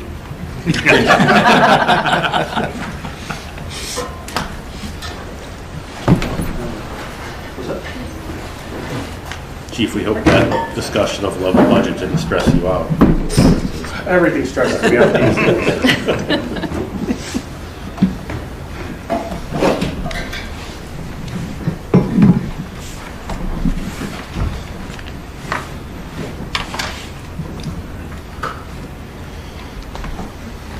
Sorry while I set up all my stuff here, just in case. I used to be able to memorize everything. It just doesn't work like that anymore. Gets worse. I can't wait for that. So if I sit here and I look like I'm having a stroke, it's all right. It'll go away in a minute. Whenever you're ready, Chief. All right. Well, thank you, everybody. I'd like to actually start with thanking everybody. Obviously, this is the first 6, 7 months, I guess, now of being back here in Littleton has really been awesome. From everybody on each of the boards to Mr. Duggan and Ryan, they've been awesome. So very much appreciate all of that. Feelings mutual, Chief. Thank you. I appreciate that. So major accomplishments. You scratched the bottom of the barrel and got me. That's accomplishment number one. So we filled 8 vacancies since I've been here. As everybody knows, one of the major challenges in the fire department over the last few years has been a very consistent turnover in the organization. And we're very hopeful that through a change in the atmosphere, a change in the culture, that we're going to be retaining employees. And while hiring 8 employees may sound simple, right now there is an absolute void in the number of firefighter, EMTs, and paramedics that are available around the state. So I give credit to the deputy and the lieutenants for really going out and finding people to apply, bringing them in. And I'm very happy to say that come Monday, we will be fully staffed for probably the first time in 4 or 5 years. So that is really a huge accomplishment for the organization. Also, we replaced the old Car 11, which was a 2010 pickup truck that was actually being held together with duct tape. That's not a joke. One fender was being held on with duct tape, so that was replaced just a couple months ago with a new pickup truck. Certainly makes our life easier when it comes to emergency responses, moving equipment around town, and doing a lot of the day-to-day activities. So that was, while again seemingly a small thing, it was big in the overall organizational impact. See, I didn't bring my glasses. Here's one of the interesting things about these slides. My eyes don't work great white on red. So we used white on red because I didn't think it through. You can make this black and white. So that's why it's in front of me, because while I can do this and see it, it's not the best way to operate here. So some of the goals in 2026 that we're looking at is replacing some of our outdated apparatus. We're going to get into that a little bit later in the presentation. One of the things that we've done very quickly is evaluate everything we're doing, how we're doing it, and whether we have the funding mechanisms to appropriately deal with these challenges. I think a lot of people have probably heard at this point that apparatus has been one of our major challenges. When I work with new fire chiefs, one of the things that I say is you will get a major challenge within the first month of being there that nobody will see coming. Mine was every truck having a major breakdown. So we've spent in excess of $100,000, close to $150,000 just in repairs in the last 6 months. And these aren't, we're replacing a light bulb here, we're replacing a light bulb there. We are pulling engines, motors out of the engines. We are completely revamping suspensions in these trucks. There's been just major breakdown after major breakdown. I felt like for a period of time, every time I'd call Jim, I'd just go, guess what broke today? And I think it was getting a little bit old for both me and him that we were having these discussions. So that became one of our top priorities, is how can we update our fleet so that we're not having these major breakdowns. We got to the point where we needed to start borrowing apparatus from other communities in order to ensure the safety of our community. So truly we got into a crisis, and we were able to dig our way out of it over time, but we're still susceptible to having those continued breakdowns if we're not careful. So that sort of goes into our maintenance program. We're revamping our entire maintenance program, ensuring oil changes are happening when they should be, ensuring that everything is getting greased on an appropriate time frame, and making sure that we're dealing things when they're little and inexpensive rather than waiting until we have a massive failure that costs 10 times as much. So I will give credit to the deputy. He has been on top of that for the last 6 months. Some days I feel like that's all he's doing is ensuring the operational readiness of our vehicles. So we're looking at our data management and integration. So data management has been one of our challenges, where we're going into some of the older systems that were originally written in the late 90s that we are still using today. And I think everybody can agree that technology has changed just a tiny bit since the late 90s, and we can better leverage our management, our data management system, so that we can provide not only our personnel internal to the department, but everybody in the community and everybody sitting in front of me with up-to-date and accurate data. And our biggest one is continuing to foster organizational growth. We're doing this through not only growing our organization and the scope of our organization, but growing each person down to the individual level, helping them realize their personal goals and helping them get there.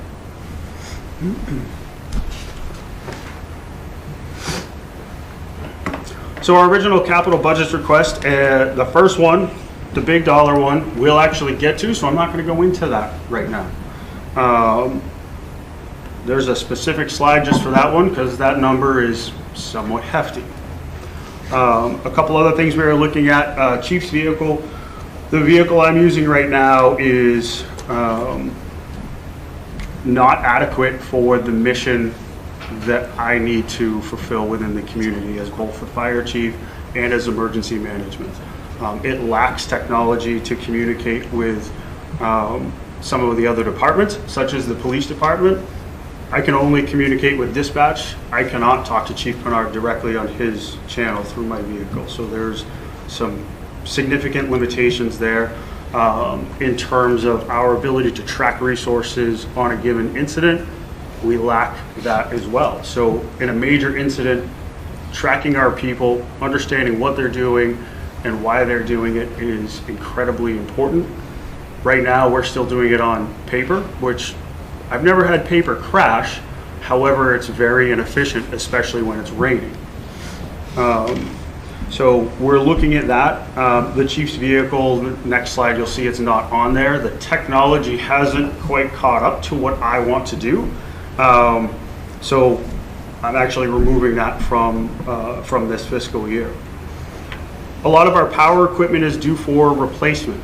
A lot of the equipment that we're currently using, I bought many years ago, and it's sustaining failures on a regular basis. Our chainsaws certainly have had better days. They're not exactly used under the homeowner conditions of outback cutting firewood. They're used under conditions where they absolutely take a beating. In doing that, we looked at alternatives, and one of the alternatives is this is an opportunity to switch out everything or nearly everything that currently runs on gas with battery-powered equipment. So this goes all the way from jaws of life to chainsaws to cut-off saws. What else was there? There was a couple others pieces of equipment. So we made sure that we integrated that component of it rather than just replace what we have, but also upgrade the technology that's driving it. Excuse me, Chief. Yep. You're comfortable that the electric equipment is rugged enough to stand up to what you guys do? I know everything's shifting, but has it got to that point where it's really, industrial grade equipment? Yeah, so I think it has. We've actually had battery-powered saws for a few years, and there's one great advantage to a battery-powered saw that I've found. I've personally used them inside a burning building where an internal combustion engine is not going to run because there's no, A, you don't want to bring the gasoline with you, but B, there's no oxygen to run it. Okay. So there's some distinct advantages when it comes to that, and that technology, as you're aware, that changes by the day. So No, that's great, as long Yeah. as it's industrialized at this point. You know, I know we've all got electric drills and that kind of stuff, but I didn't know that it had taken that next step. Yeah, some of our Jaws of Life are already actually running on battery power. That technology is about 10 years old at this point, so that's definitely gone through multiple generations. And to your point, the original ones absolutely did not stand up to it. The newer versions are probably more rugged than the old hydraulically driven ones. And then the following one is the training tower, and if we could just pop to the next slide, Ryan. So the training tower behind the building, one of the drawbacks to it when it was originally built is some of the windows that we use for training were put in locations that risk injury if we use them. So you can see on the pictures in front of you, you have a couple windows here. One is completely blocked by a stairwell. We have definitely had a few people try to go through that window and hit their head pretty hard on that stairwell. The other one, if you go in through the window, you land at the very top of a set of stairs, and that risk management is something that we obviously do on a daily basis, 24 hours a day. We need to manage this risk. When it comes to training, that really dictates how we operate on a real emergency scene. So we need to make sure we manage the risk that allows us to train. So what would happen is these windows would move 2 to 3 feet, depending on, there's actually 3 windows that would move. But they would move 2 to 3 feet is the idea here. So the TA revives capital added it or took it out? So it was in the last one. It was those 3 are the 3 being kept. Yep. These are the 3 that are kept after they're revised. And the vehicle has been moved forward. Where's that upon the chief's request? Yep. That's a safety issue, so we should address it. Okay. Yeah, absolutely is. So the next piece, the big ticket item on the capital request is replacement of engine 1. So as we did a very in-depth review of engine 1, it was due for a refurb last year. It is a 2012 vehicle. Typically you expect a truck to last, say, 12 to 15 years at this point. If you go back far enough, it was 20 to 25 years. However, we're not the same small town that we were 20 years ago. Engine 1 is one of our trucks that had truly massive issues when it came to the motor, the suspension, the pump, all those components. So the refurb that was allocated last year, or the money for the refurb that was allocated last year, was almost $100,000 under what needed to be done. So in order to accomplish that refurb, we were going to have to come back to another town meeting, and at some point it becomes throwing good money after bad. And from all the years of experience that I've certainly had with vehicles and replacing vehicles, that was the case with this truck. Getting an additional $100,000 was not going to extend the life of the truck significantly enough, in my opinion, to justify that additional expense. When you look at the picture right here, this is one of the trucks, and unfortunately, I think the picture probably isn't great on the presentation. Looks great in front of me on a piece of paper, but there's significant damage to the inside of the motor on this truck. That has been corrected, but there's only so many times that you can dismantle a motor, re-core it out, and put it back into service. So this particular truck ended up with the turbo, which provides the oxygen, provides the air to the motor. The turbo was ingested into the motor at one point, the veins of it. So you had free metal floating around in a motor. That's not supposed to be there. It did incredible damage. The pump on this truck is also, while it passed its testing this year, it was on the verge of failure.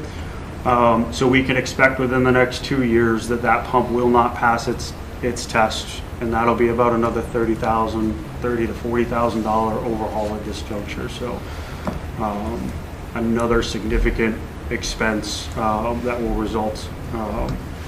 be a result of a failure.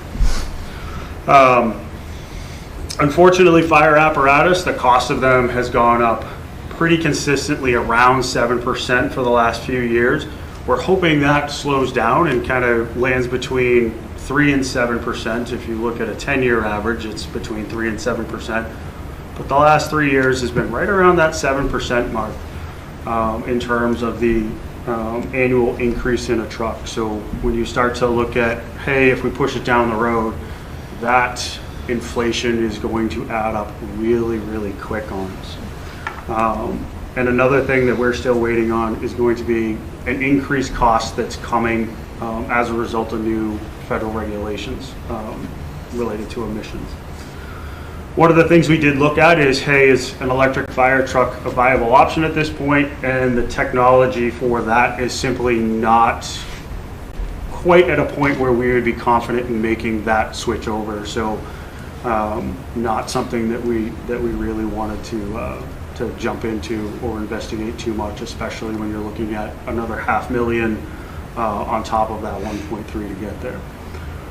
So we're using that 1.3 million, hoping that we are going to come in less than that. We're continuing to refine the needs of the community against the cost of the truck.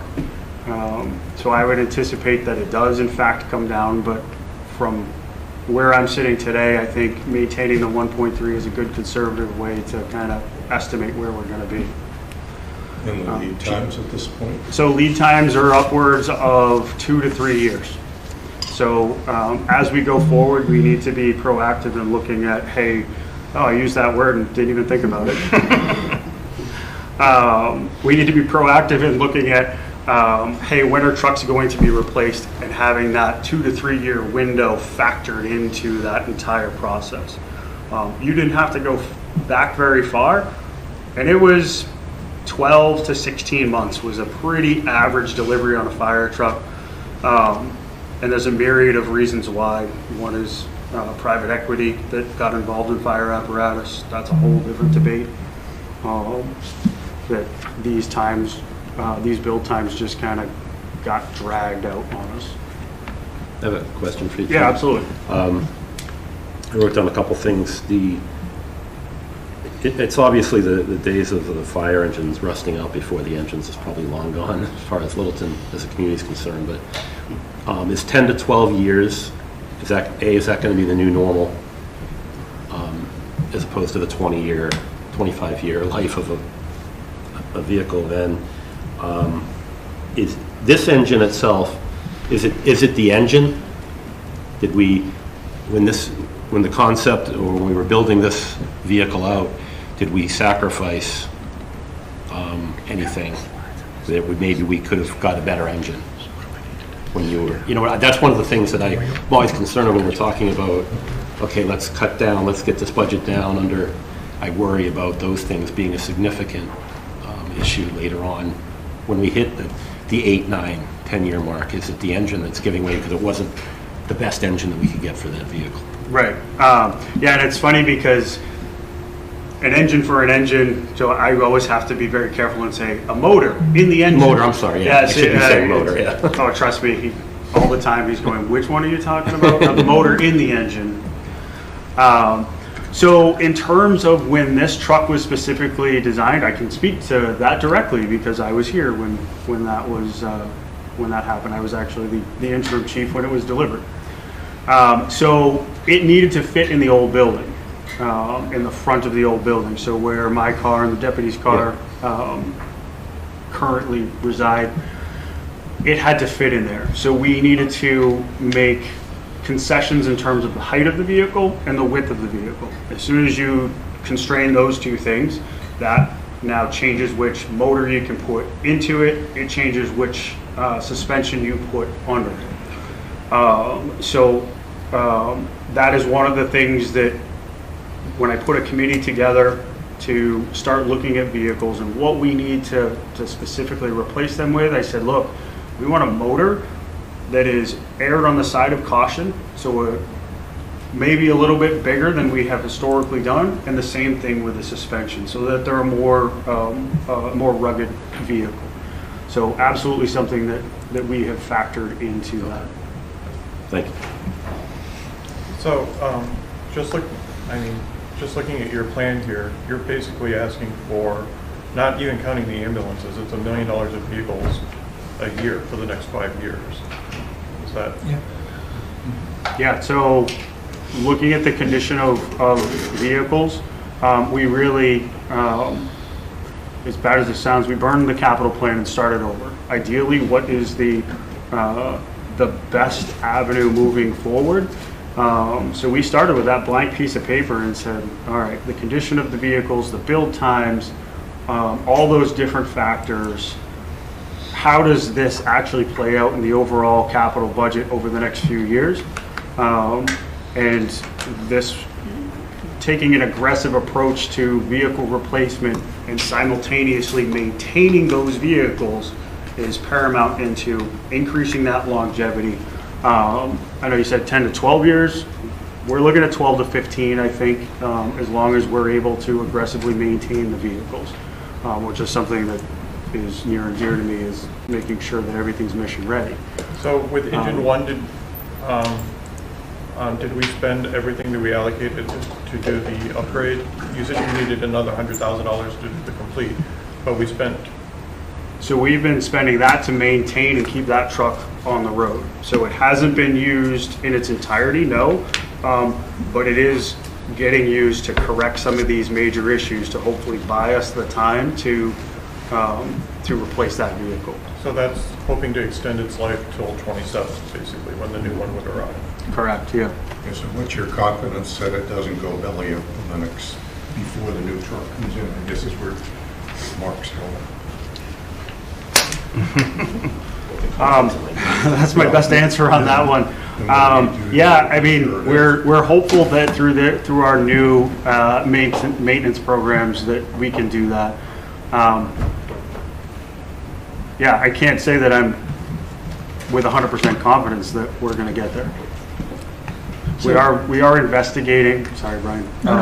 We are investigating some sped up processes to get trucks in. So utilizing a demo truck that's close to our specification. They only produce a few of those a year, so essentially you're in a lottery to get that. You know, we may be able to slide into one of those spots. That would kick our production time down to probably closer to 2 years instead of 3, if we're fortunate enough to get into one of those slots. But that's absolutely not a guarantee. But again, to Gary's point, we shouldn't, in order to save 10 or 12 months on the lead time, we shouldn't give up on the specifications. Because, you know, if we bought a pig in a poke before, we don't want to do it again. We want a piece of equipment that you're comfortable is going to last us to 10 or 12 or whatever number of years. Yeah, I believe it should last. Absolutely. Yeah, completely agree with you on that, Fred. So to that point, although on all the years covered by this slide, we're averaging about $1 million, a year per vehicle. Would I be correct in saying that 31 onward, like we can guess that, but that spend might go down as we've replaced the vehicles and now we're into their lifetime? Yes, if I understood your question correctly, yeah, over time, hopefully the cost of maintenance, that replacement schedule becomes something that actually saves money rather than creating more issues. One of the things we're also looking at, if you look out to 2030, you see a replacement. I'm going to tell you that that's a placeholder there. So that's an electric fire truck, electric engine out in 2030. However, as we continue to make evaluations of the department, that request may change to a different type of vehicle that doesn't compromise our insurance rating scores, but allows us greater flexibility at a reduced cost. So while I will keep that number there for the time being, there's also, we'll say it's a 50-50 again, that when we get closer to that time frame, that I come in and say, all right, we're going to cut that by $800,000 at this point. So we're still investigating that very early in the process to make any guarantees there. Yeah, basically I'm just trying to get at that it feels like we're facing a bubble and not just ongoing. I mean, we're going to have to replace periodically, but we've got sort of a bubble of needing replacements in the next couple of years. Yes. So if I read between the lines on what you said on the replacing the engine 2 in 2030 with potentially something else, why wouldn't we be doing that for engine 2 in 2027? Is there a reason we're not thinking of it in a shorter term rather than 5 years out? It's a capability issue. So if we're, part of it is contingent upon ensuring that we have 2 solid vehicles that meet the needs of the community. That's kind of the key that opens up that opportunity downstream. The other way doesn't necessarily work unless we compress the entire replacement schedule into a 2-year time frame. So you're looking at 3 vehicles virtually simultaneously at that point. So that's an important consideration that we have to pull in. Again, it's a multi-use vehicle, so it's called I'm going to say it's a Type 3 engine, which is different than the Type 1s, which is what we're talking about with Engine 1 and Engine 2. Engine 4's Type 3 classification, smaller vehicle that has capabilities to fight a fire if it shows up, we'll say a house fire if it shows up, but it's geared a little bit more towards a multi-role, being able to access some of our open lands to deal with brush fires a little bit better so that what occurred in California doesn't happen here. I will tell you that making that switch, that's factoring in also climate change and how that's going to impact what our mission becomes. So we're sort of predicting what the future holds in terms of the service demands that we have. Yeah, just to play devil's advocate in this though, if you're requesting a vehicle in 27 that's going to be delivered in 29, right, you're already well out on that. So the 2030 vehicle would be thinking what we're doing in 2032, right? So you already have a long gap in the plan, even if it's something you're requesting in 27. And as we all remember from the fall, the brush fires were much closer this year than California. So yes, absolutely. So yeah, it's we shouldn't necessarily waiting for 2032 to have a better plan for brush fires locally, if that's what those vehicles are, or something we should be doing. So, but Mark, just to your point, a vehicle that we order now, even if it takes a couple of years to develop, is going to be based on this year's technology. Yeah. Just like we didn't. It's out of date by the time we get it. But just like we didn't want the first generation of electric saws, we don't want necessarily Gen 1 of electric fire trucks. You know, let's be the second gen. Yes. Yeah.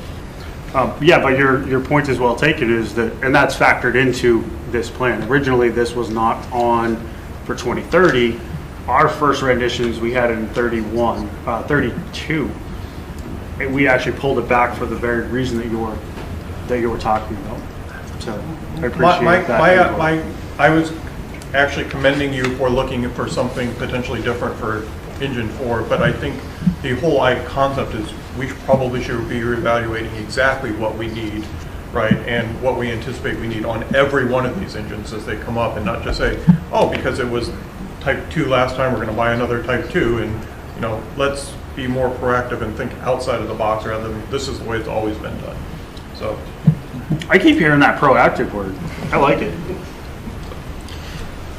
Before we leave capital, we talked about the ambulances. Good, that was my next one. Good. Go ahead.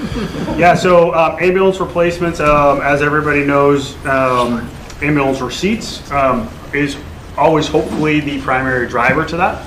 What we're seeing in terms of the use of ambulances and the wear and tear that's occurring, especially, I don't know if anybody knows this, but a hospital closed.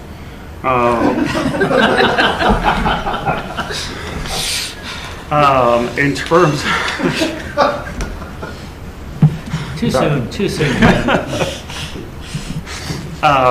In terms of the usage that we're seeing, the ambulance that's now only 2 years old is already around the 100,000 mark. We know once we hit 150 to 170,000 miles that our repair costs go through the roof at that point. You can look back historically and just, it's sort of like somebody goes, all right, start paying more than that. A very common issue that occurs. So we've been very aggressive in our capital plan in replacing ambulances every 3 to 4 years. They are similarly experiencing longer build times than ever before. Not the 3 years that you see with fire trucks, but previously you were looking at 8 to 9 months for an ambulance delivery. You're out to 18-ish months at this point. So their delivery time has also doubled over the last few years.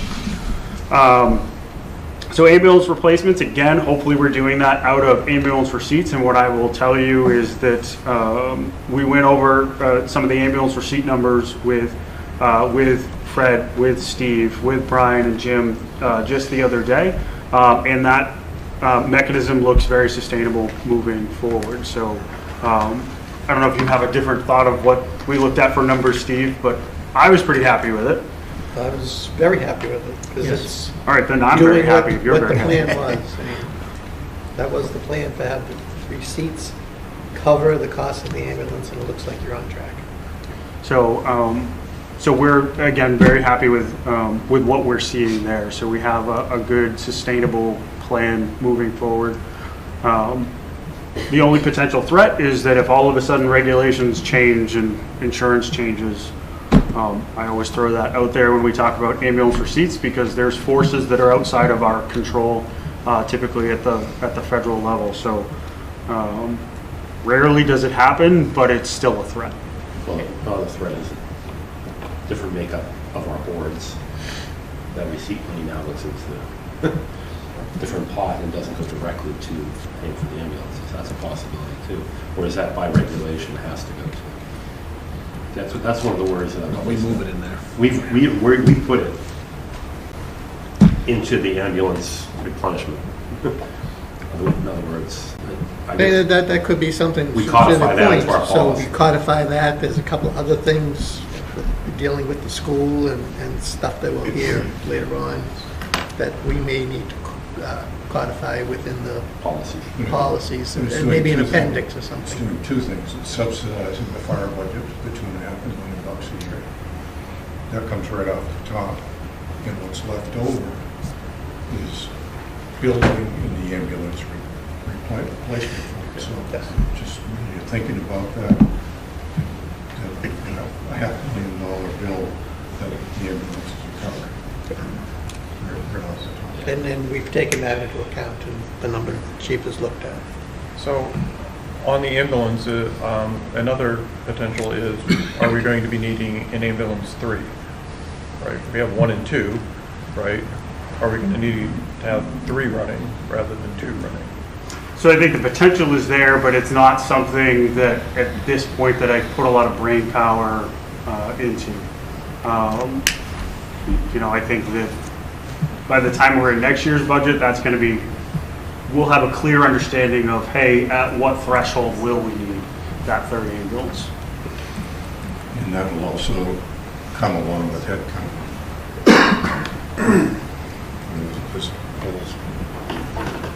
another company involved. That's 4 more receipts, 4 more ALS. Yep. Well, I don't know where you get those people from right now. Don't give me ideas. I'm just, we're going to become a region. I'm always afraid of it. All right, so the operating budget. Operating budget, just like the capital budget, we started from scratch and rebuilt the budget, because one of the things, being new-ish to town, I guess is how I'll have to put it, I need to understand where all the pieces are, how it all works, and where our threats and liabilities exist within the budget. So we put together a budget and presented a budget initially so that everybody understood kind of where we are coming from. So we went through, reassessed over time the amount of liability that is on the books between vacation, sick, training, personal time, family medical leave, people going to the academy, just a myriad of different things. We looked at our call-out wages, how those all work, and compared that a little bit to historical use. I will tell you that our call-out wages is absolutely our most volatile line item because it's driven by emergencies. If I could predict emergencies, I would be a millionaire. I'd probably be a billionaire if I could predict emergencies. But we unfortunately can't predict. We can't say, hey, on Friday, we're going to hire a couple extra people in because that's when the emergency is coming. It's going to land when it lands. And we greatly expanded the needs of looking again at the age of the equipment, what's had to be done, what's a reasonable predictor of future expenses on the fleet maintenance side. With that, I understand that that was a massive increase, and I think I started our conversation off with, I understand this is a massive increase.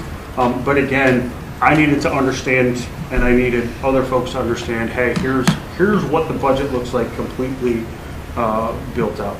So working with Ryan and Jim, we did make some cuts to that to factor in not filling certain shifts when folks are out, reevaluated our callback procedures and how those are done and applied,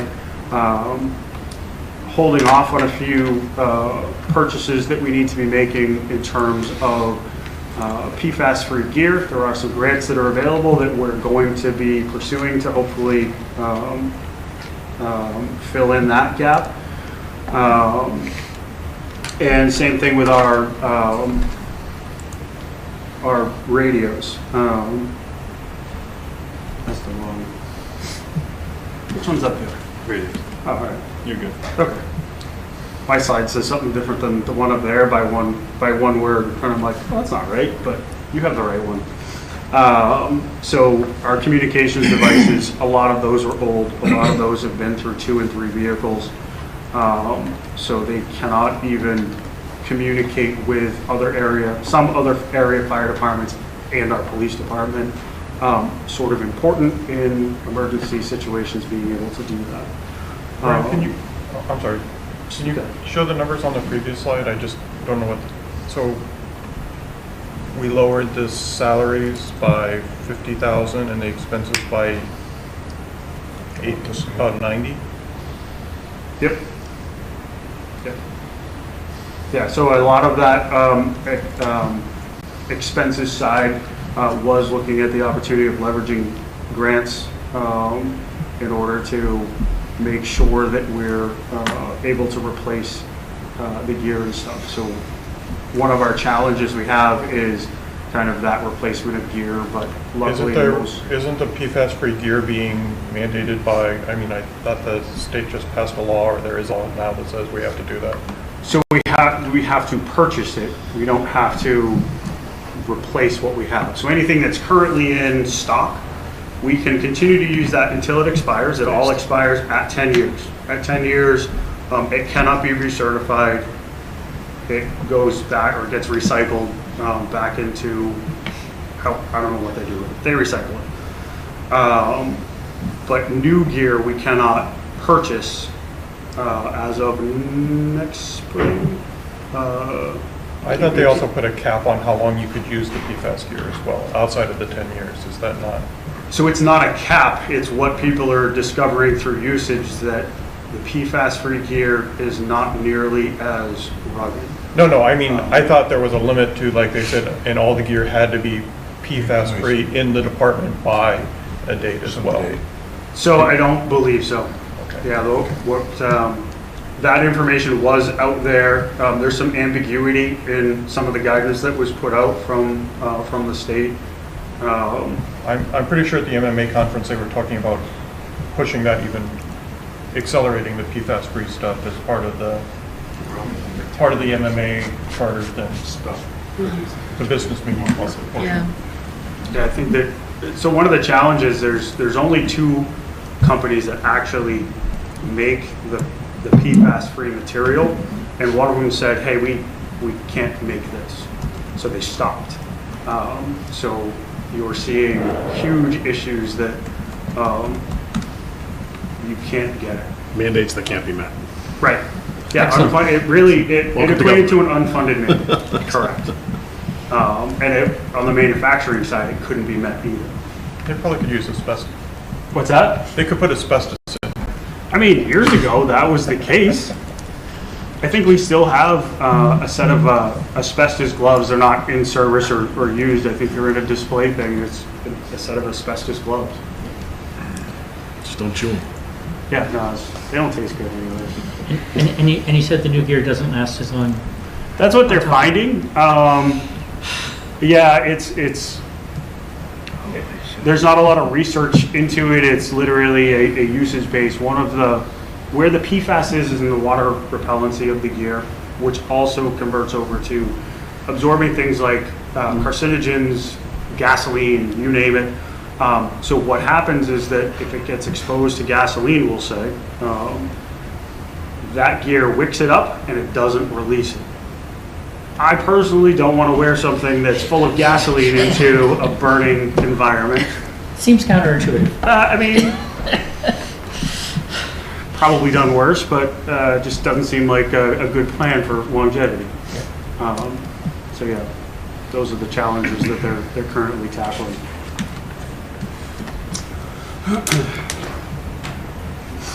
So as we look forward, the projected needs, as the community grows, as the assessment of whether we need a third ambulance, 30th ambulance, that'd be interesting. The third ambulance comes into view, our staffing will likely have to change with that.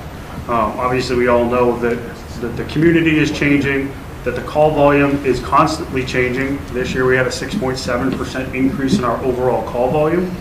That's about double the normal year-over-year increase in terms of call increases. Regionally, the increase was actually even much higher. So we were on the lower end of those increases this year. And but as how much of that increase is tied to the Emerson emergency up on the plant? So 100 of those calls is tied directly to urgent care.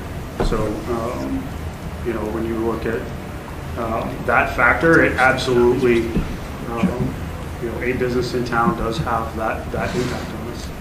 Absolutely. Good. Do you have any statistics on the number of calls that are to like 495 versus actual Littleton? So no, but I can get that for you. It's not something I have right here. So 495, I mean, 2 weeks ago we had a little snowstorm and that represented 7 calls in 2 hours. So we're definitely on 495 quite a bit.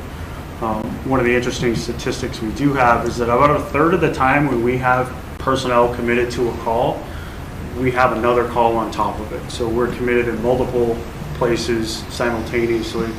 And then about 10% of the time we have 3 or more simultaneous calls going on. So as we look to the future, having, taking that proactive look of, hey, how are we factoring into the need for redundancy has to be one of our major components to decision making. Operating needs, fleet updates. I'm not going to go into that anymore unless people want me to talk more about that. A second deputy chief, when we look at the number of oftentimes unfunded mandates, but regulations that are coming down in terms of OSHA safety compliance, we truly need somebody who is focused on ensuring that we are trained in meeting those standards. With OSHA's kind of new influence on the fire service, we have to react to that. And the second deputy certainly focuses on that. The fire prevention aspect, as the community grows, more and more fire prevention activities and community risk reduction activities are needed. And it will help us sustain the operational excellence that we're shooting for. And another piece is climate change adaptation, right? As we look to the future, the fire service is consistently changing. We're reacting to the environment around us, however you want to define environment. But climate change is absolutely changing what we do and how we deal with many things, whether it's battery-powered storage systems to electric vehicles to the increase in wildfires that we saw. Over 4,000 acres burned this fall, which is absolutely unprecedented in the state of Massachusetts. Interestingly, it is something that I have been preaching for years is coming, and I think that this is the tip of the iceberg. This year is a taste test of what's coming.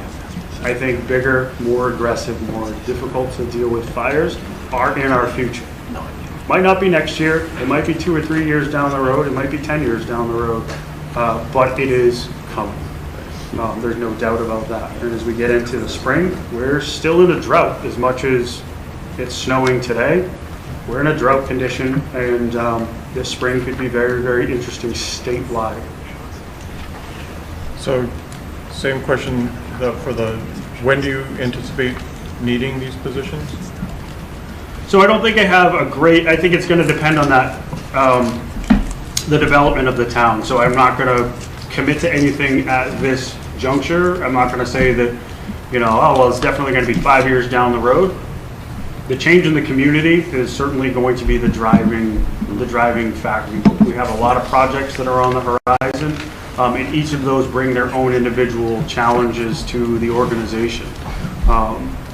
Some of the ones, if we see something like a nursing home or elderly housing or some combination of those two things, obviously much greater impact than if we put a warehouse in. Warehouses are typically going to generate 10 to 12 calls a year.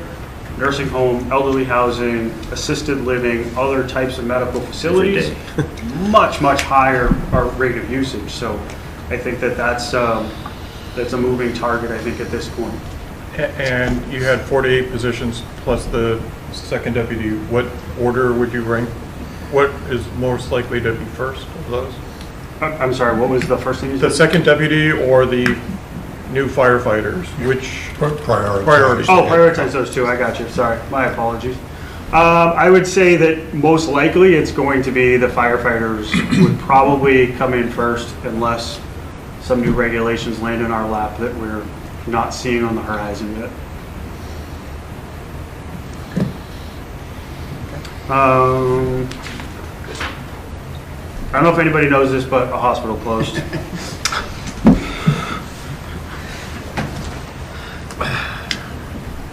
So just a couple impacts, and I won't spend a lot of time on this slide, but I think it was something that we were certainly talking about, and it's worth getting some of the information out. As everybody knows, Neshoba closed with really no notice very early on in the fiscal year. Gave us no time to react, but we needed to adapt to the new normal. We only had about 30 days to establish, hey, what's the new normal going to look like, and react the best we could to that. So initially what we looked at is ensuring that both ambulances are staffed all the time. That became a very important factor because we anticipated longer wait times at the hospitals, which we are now seeing. We were lucky that in the month of September, it was one of the slowest medical months region-wide. So we ended up with a little bit of time, a little bit of extra time to adapt to some of the new situations that were getting put in front of us. As we come forward to January and going into February with cold flu, COVID season, we are now seeing wait times at the hospitals approaching that 1 hour mark. And that's significant because those wait times, they add up. They take ambulances and people out of service for much more extended times. So on average, when we look at the last several months of the Neshoba closure, we're seeing about a 7-minute average increase in the total wait time. 7 minutes is relatively small. I think everybody can agree with that. However, when we multiply that out by 1,300 instances of 7 minutes, that number starts to become much bigger. It starts to take up more time, more resources, more money for for the community and present greater challenges on a regional scale. So one thing that happens is typically it's not one town that gets busy at a time. Everybody gets busy at the same time. Stars align, we don't know why. We're going mutual aid to places such as Shirley that we have never been to with an ambulance previously, because they're having to reach now that far out to find an ambulance. We're reaching out more to our neighbors as well because of this stacking issue that's occurring. The good news is, hopefully everybody heard that UMass has stepped up and they're going to hopefully be opening a satellite emergency facility in the Neshoba region. Where that's going to be is still unknown, but they will be building a new facility. That is something that's going to take 18 months about after allocation of the land they're going to put it on. So they don't have the land yet. That's obviously a process to locate it and purchase it. 18 months of build time, that's on the best case scenario. Realistically, we have to weather another 30 months of a storm here, I think is the message that needs to go out. You know, and hopefully 30 months is the high end of that. So we're working with the state, who to this point has given $250,000 to 8 communities in the Neshoba region for expenses. We're using those to actually cut back on some of the future capital needs by purchasing things such as new stretchers, ventilators, a whole host of higher priced equipment that is due for replacement, that now we're able to utilize those state funds to replace rather than putting them into the capital budget. So we're fortunate on that side. It also will allow us to utilize some of that state money for any potential overages when it comes to the use of medical supplies. As we're seeing more patients, as we're committed longer to medical calls, we're using more supplies on each call, because we're not handing over care for an extended period of time. So utilizing the state funds for that helps to offset the expense side of things. One of the big things that we're working on is $9.6 million for 13 communities in the Neshoba region. A vast majority of communities are overexpending on their wage side, and this is focused purely on the wage side of things, not the expenses side. So for example, for us, our overtime budget is currently 116.9% spent for this fiscal year. Part of that is driven by openings that we had. Again, I spoke about having 8 openings, but part of it is driven by an overtime budget that was not sufficient to deal with this new crisis. So we're working with many state entities. Jim and I had the pleasure, I guess we'll call it pleasure, of meeting with the Senate Ways and Means Chairman last Wednesday in Boston. It was a great meeting. While he acknowledges that state funding is tight, he seemed optimistic that relief is on the way. So for us, $700,000 split over the current fiscal year and the next fiscal year. After that time frame, we're in a different mode, I suppose. Excuse me, when you say the current, that's FY25. Correct. So, yep. So 25 and 26 would be the 2 allocations for. And is that, and I know we talked about this a little bit, but that's the calendar year 25, not the fiscal year. Fiscal year. Yep. Yep, it would be based on our fiscal year, so it would all align with our operations, or our budgets, I should say. Would just about get you to the new emergency facility, hopefully. But yeah, hopefully it'll get there. We'll see. And just very, very quick, the satellite emergency facility is a full-service emergency department. So if anybody is like, oh well, it's just another urgent care, it is not. It is just like going to an emergency department at you name what hospital in the state. And what percentage of your calls normally would go to Neshoba?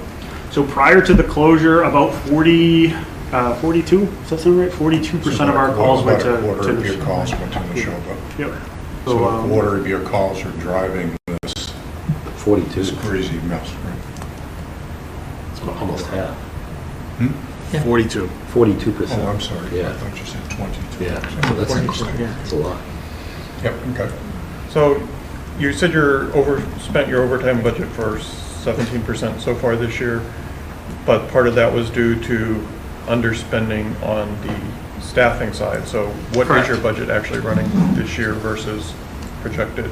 So yeah, so our staffing is, our regular staffing, hold on, I made a note. The first time I've actually had to go to my notes. So I appreciate the question. So we've spent $241,000 in overtime. However, out of the $205,000, however, on the full-time salaries, we're only at 49%. So that represents about a $93,000 offset the other way. So while we are overspent in that, we are underspent on that other side. So we are monitoring the offsets that do exist in that. So you're 93 under on the other side. So you're basically going to come out as a wash, or pretty close, right? That's what we're shooting for, but we'll see what happens. I can't predict the future. No, if they're fully staffed now, then their overtime budget should become more on Overtime. No, Yeah, but they're I mean, I fully think staffed, that's so they shouldn't have to be using overtime Right, from here. but we've talked about this. You hire a firefighter, and then they don't jump on the truck immediately. There's all this training time. Yeah, there will be training time. So we know that, for instance, the 4 people that just started, they're going to be off to the academy. When you look at a total liability standpoint, there's quite a bit of liability in terms of time off,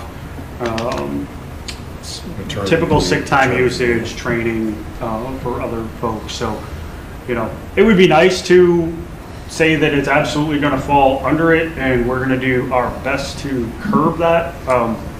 But there's a lot of factors in there. There's not just a single piece of data that we're looking at. There's hundreds.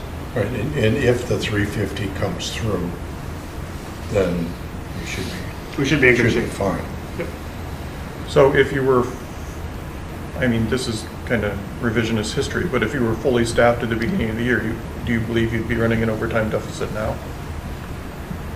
With the current overtime budget, we would not be in deficit in the grand scheme of things, but as the rate of usage, it would probably be still close again because of those known liabilities.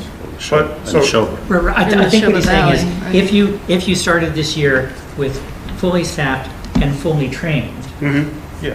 which yes, it's a hypothetical, right. But given that. Yeah. Given that, would you expect that you would have needed more in your overtime budget than was originally allocated? By the end of the fiscal year, likely yes, compared to what was. And what percentage over would you have expected? Probably a third or more. We had a hospital closed during the years, right? That's the driving factor. Yeah, and going into the next fiscal year, we have some kind of known challenges that are coming down the pipe with folks training. We know we have somebody who's going on military leave. We know we have babies coming to new families or young families in the department. So, things that are right now, if we're fortunate, they're predictable. Those aren't even landing with any unpredictable costs that could land. So we certainly have some challenges over the next year in terms of filling positions.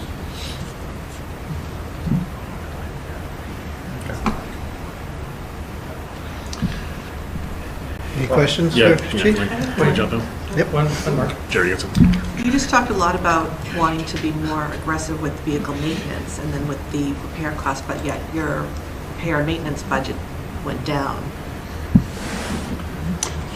So one of the things that we had talked about, so years ago, there was a separate line for maintenance. There's two things that are kind of happening there. One is use of some of that state money for ambulance maintenance, and also getting the new ambulance, which hopefully we have within the next few months, puts a lot of maintenance onto warranty. Okay. So that's sort of a predictable one of, yes, we still have to do oil changes, the headlight goes out, we got to deal with that. But so we have those factors that are going into it, and a lot of it is again that preventative maintenance. Preventative maintenance certainly costs less to do than repairs. So you're expecting more preventative maintenance and less repairs? Yes, Okay. exactly. Yep. So you're going to spend more on duct tape? Yeah, yep. We're going to get the double-sided duct tape. It's way easier. You can stick tools to it and stuff. Okay, I've got a few things. First of all, the training towers just baffles me. I mean, the fact that was even constructed without being caught until now, and obviously there's been workarounds to mitigate risk up to this point. So, in light of where we're at financially, although I see it as a risk, I'm sure it's been mitigated for the past 7 years now. Yeah, I mean, So I just think it's something like the seal coating of the police station. It's one of those things that we could live without. It's only 18 grand, but it's 18 grand. With regard to the power equipment, I think it was 2 years ago that we got our first. You mentioned, Brian, that we were kind of hesitant to be the Gen 1 adapters, the early adapters for the electric Jaws of Life. But I think it was 2 years ago that we got two of them. Is that correct? Yeah. One of them was older than that. So we're actually on our third generation of electric tools. One of the engines has the set you're referring to, and shortly before that we had a grant that we got another set. Those two are sisters, Colin. And then the generation before that was like the second gen, and it still couldn't keep up, the batteries. Now they run off the wall, commercial, and they're far more efficient as long as the battery stays good, but those replacements are a lot less money than some of the aftermarket. Like we have lights that the batteries are $700. These are a lot cheaper, but they're much more efficient. Which is not much different than I think Fred mentioned that we all have a cordless drill, and the one that we got today versus the one that we've had in our toolbox for 10 years. It's definitely been some improvements. So I'm going to go back to something that I've said literally since I've been sitting in this seat doing Super Saturdays. We need an asset list so that when you come and show us, engine one's this, engine two's that, we'll have that roster. We'll know that, yeah, we bought engine 4 in 2003, whatever the numbers are, right?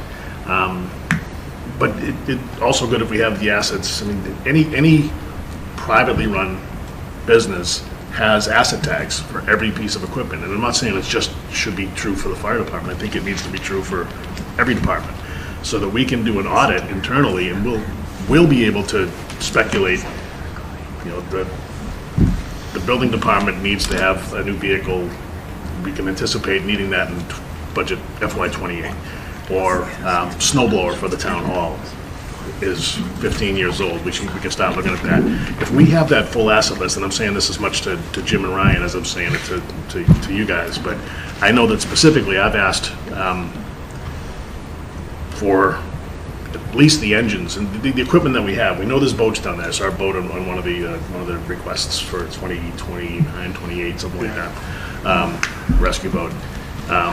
If we have that, and we know, I know I pushed back a couple years ago with car 2 was just replaced, right? Before that, there was another pickup truck that was also baling wire and duct tape. That was the one that we used for plow. The sprawl. That's what we just replaced. Okay, yeah. And I pushed back on that a couple years ago, saying, well, we never had that. It was a gift.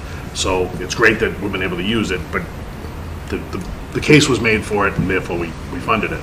And now we've got it. But I think that if we can have a full picture of what our inventory is of our equipment, it's going to help us collectively in any decision, especially capital decisions, but almost exclusively capital decisions.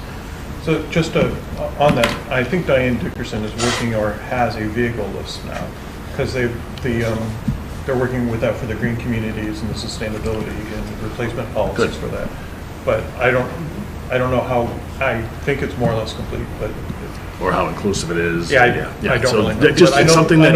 The list exists, it's just, but it's primarily focused on vehicles. There's a few other miscellaneous pieces like boats and things like that, I think, that are on it. It's really, we could throw a number on there, anything over X, we'd like to see an asset. I mean, obviously, That's anything like exactly. 20,000 or, I don't know, pick a number. Yeah, I wouldn't get that. I mean, I'm sure that Nancy has asset tags on every piece of technology that we have out there so that she can track it. And it's no different for, again, a snow blower, Jaws of Life, K-12, whatever the piece of equipment happens to be. Yeah. So if I could just add something onto that. So part of our data management that we're working on actually has the ability to QR tag every piece of equipment we have. Great. Because in terms of the assets, the smaller, say a nozzle, something that's smaller, we don't necessarily have great tracking for that. So that's something that we're actively working on so that hopefully next year I can sit there and go, you want to know how much hose is on all the trucks combined? Here we go. So agree. Yeah, I mean, it's and we're certainly trying to be proactive on I can tell you it's not a big brother thing, but it kind of is, but it's also going to benefit all of us. It's going to benefit you because you're going to know what you have, what you need. If you look at your MRO budget, you're going to know what you need for maintenance, repair, and operation. And, if you have a crib with spare parts, nozzles, whatever, certain tools that you need, whatever it happens to be, PV box, whatever. Sorry, could I, just to your point, if we're going to do this, can we try to coordinate so that if the police department is tagging their stuff, they're using the same system that the fire department is, et cetera, so that we're not trying to get 6 different systems to talk to each other? Yep. Is that is that like a software that's built specifically So, for yeah, fire so service? we're building out our software for that right now. It is a Firebase software. So that's part of every one of his days You're is writing the building code, out Sean? the asset. It's a QR code though? Is it QR or is it Or is it a UPC? So that's an option. Barcode. The biggest thing we were looking at is having an assets and inventory list that I can find. Sure. That's not carbon copy paper. So we're going through and building it right now. I'm gonna know shortly if the QR code's the way to go or if it's just the actual asset on the truck. It also gives me the ability to program the maintenance reminders he was talking about. So I think the ask is, can you work with the other departments to see if we can get one system that works across, even if it's kind of kludgy for the other departments in some way. If we can find a way to get everyone on the same system, I'm sure the highway and police have the same thing that they need to know when their vehicles need to be, oil changed and whatever. And it would be nice to have a system rather than 20 of them. Like, there's all these different systems for tracking your pet, right? Yeah. But all the scanners can scan the chip. So it doesn't, it's not that you all have to buy the exact same software system, but if the actual tag itself is a universal type of identifier, then that would be helpful. Understood. She's not saying get a pet. Fire departments are supposed to have Dalmatians, right? Went down that. On your budget, you have preceptor compensation. What is that? So the preceptor is when we have a new paramedic, we tie a senior paramedic to those new Mentor. medics to ensure that they're meeting not only departmental but state requirements in terms of their training, their checkoffs before we let them fly on their own, so to speak. Nurses do the same thing. Well, it's in the contract too. I just didn't know. It was new, and you talk in the narrative about increasing training, but the training budget went down by 23%. So the part of the increase in training is actually contractual, new contractual obligations. That is in the overtime when it's for the full-time people. So it went down and up in 2 different categories simultaneously. So does it go down? Yes. Does it in fact go down? No. And in your... I can muddy the water. I know you said you're fully staffed, but I'm trying to, looking through your open positions, and there's one that's listed as being vacant that is like 130,000 versus everything else being in the 70s. We saw that yesterday. It's a valid question that we have to look into a little bit more because Because if I'm That might a have new just been applicant, a- I want that position. Yeah. This isn't the All right, prior so chief. is Chuck, it? we're here for your interview. Right? Let's We have go. a series of questions we're It's going to been, go it's been a while since I've pulled the hose, but. Ryan, that could be the prior chief. It might be. It sounds about. But it actually, if you work out the numbers, it actually is counted in the, I mean, it adds up to the budget. The 1.9. The 1.9 and what's Yeah, going there forward. there were a lot of moving parts on that, but we can look into that. Okay. So if, Mr. Prior Chief, we were carrying that, I bet. but, yeah, but that means there should be money somewhere, right? Well, No. so there's two vacancies there. One's Yeah. being filled Monday. Yeah, so they're, The other they're one's filled. already I filled? have names for all those. They start Monday. So the two vacancies are no longer vacancies. Right, there's no, And there's then- no career. But to Karen's point, there must be, if that number's off, we probably have somewhere in the vicinity We'll of look into 50 it and grand. get back to you. Can you put a UPC code on all the people? Well, if we could chip pets, let's chip employees.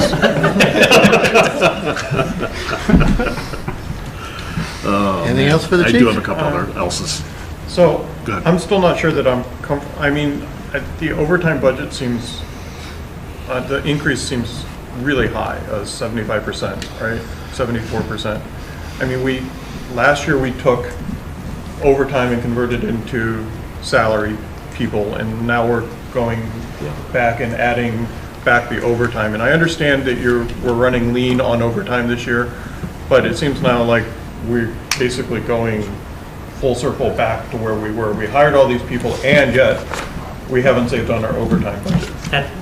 I think that's because, and we brought this up last year, but somehow we brought it up without it actually getting concretized, that there's the lag. There's the lag in, I mean, last year when we talked about this, we didn't factor in, great, you hire these people, you can't use them until they're through the academy, and then the closing of the hospital. I think those are the two factors. But they'll be through the academy before this fiscal year starts, so, right? That's one piece of their training. So their training will be, they will have additional training downstream as well. I'm not arguing that the overtime budget should be neutral. I'm arguing that 75% is a huge jump in our overtime budget. After we basically did the comparable change last year in the salary budget, and that we should revisit whether it should be a 30% increase, or what the number really should be, because 75% seems extremely generous given where we were. And you mentioned, like, we potentially be hiring more people in the future, right? If we're going, you had 4 to 8 on your plan, where's our break-even point? We're supposed to be break-even when we hired these people. We're obviously not. What's the end here, where we're actually in a stable situation that makes more sense going forward? So when I took the liability that's on the table, how much vacation folks use, their average use of sick time, personal time, training time, etc., that number came out to $402,000 of known liability without them going into their banks. So we're only looking at actual time earned, not any of the liability that exists from previous years that's been rolled over. So our liability is realistically over $500,000. Now, I don't think everybody's going to turn around and go, hey, we're going to use all the vacation we have on the books. Realistically, that's not going to happen. So when you look at that number, that 402,000 of actual usage that we've seen year over year, and this was actually accidentally verified because we put our numbers together and said, all right, here's what we think the number should be. And for a moment I said, wow, I messed this up really bad. I came out $150,000 higher than, or more than $150,000 higher than I should have. And what had occurred is I was looking at a wrong number. our usage the previous several fiscal years of overtime was over 400,000. So what it did is it validated the fact that our math did in fact work. So looking at that, looking at the savings of having those additional people is, it's $50,000, maybe $60,000 in the actual overtime. We were very quickly able to work with Ryan and Jim and settle that back to about that $350,000 mark. So if we fill everything, we're up well in excess of the $400,000 mark, undoubtedly. The $350,000 accounts for a lot of our known risks coming up into the next year, and we were comfortable with, with moving, even though it goes up significantly. We really, under the current situations, we shouldn't be settling back and saying, all right, well, we're going to take an ambulance out of service in order to stay under that overtime. Right, but what we were sold last year is if we went to 5 people per shift, right, you could have safely staffed the department at 4 people per shift. So we would be less likely to call in someone and need less overtime, right? So what's the right number so that we can determine that at 4 people per shift, this is the amount of overtime you need, or is it less, right? Or the police have, in their presentation, said how many people they needed on staff at a time, right? And we need the same type of things so that you can, I haven't sat in on these finance meetings to know that this is the number that we need to safely budget these things. It just seems, we were told one thing last year and it's now a different thing, and I know you didn't tell it to us last year. I'm not blaming you for it, but blame Sean. We're going back and forth. Well, yeah, we're going back and forth, and like you said, like you're going to ask for more people. So when you ask for more people in the future, does that mean the overtime number is going to go down, and then we're going to be back in the same situation where we're ping-ponging between these accounts? Yeah, so I hear absolutely what you're saying. Our minimum that we absolutely have to have is 4. What I will tell you is that more often, especially with a 6% increase or 6.7% increase coupled with our additional time on task, that 5th person is becoming more and more important by the day. So with the number that we now have put forward, that's comfortable for ensuring that we have the four folks on. Knowing what we have for the potential risks coming up in the next year with time off from military time, young families, a few of which we know are having babies come the summertime. There's a lot of risk out there that we have to be prepared for. If we drop below 4, we're taking an ambulance out of service, and we do not want to do that. No more babies. You have nothing in That's one solution. not accounted at all for the potential 350. And I understand not counting the chickens before they show up. But if that money doesn't show up, I would expect every fireman in the state of Massachusetts to be encircling the State House to get that money. So from my perspective, you're going to get something, whether it's 300 or 200 or whatever. And with that money, I would expect that you would spend the state money first. Absolutely. And be able to peel back what would be in your budget, in effect. So you might still have to be over the 300, but you've got an extra 200, or you have an extra 300 coming from the state. So if you spend the state money, I would expect at the end of the year, you'd have some money to turn back to the town. If I can make a, on those same lines, if I can make a suggestion, I think a good checks and balances, if you want to put in place that if the if the select board or the finance committee identifies a particular amount, and you take that amount in your, continuing your thought, and transfer it into the TA budget, so that will sit there idle, and then that will be the area in which we could absolutely work from and make that determination of whether, because that way the state money comes in, and we guarantee the state money gets paid, gets utilized first. But if it doesn't come in, or if a lesser amount comes in, now we're in a position where we can collectively reevaluate the level of investment into the overtime budget based upon. So I would make the suggestion of stabilization. We can do that or stabilization, either way. Before we finalize the budget, going to the printers, if we get the money in, we come up with an amount, we put it to the Finance Committee Reserve Fund. That way it gets controlled on our end, and it's not just a transfer out. Or yours, or whatever. No, it's fine. But it's just, if it's available, then I think we can manage it. If it's not, I still think it's high, but I'm willing to kind of leave it in the budget somewhere because of the uncertainty. I think what we're saying is important for everybody to realize. We have 5 people per shift, and we should be staffing to 4. We're just now getting fully staffed, so we really don't have the experience level. We haven't operated under a fully staffed version in I don't know how many years.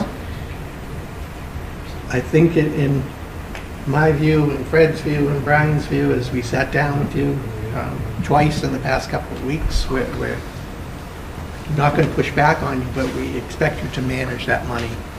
And we know you can, and we know you will, but we are going to be looking. Absolutely. I wouldn't expect you not to look. So, just to... Your slide is up there, Steve. Okay.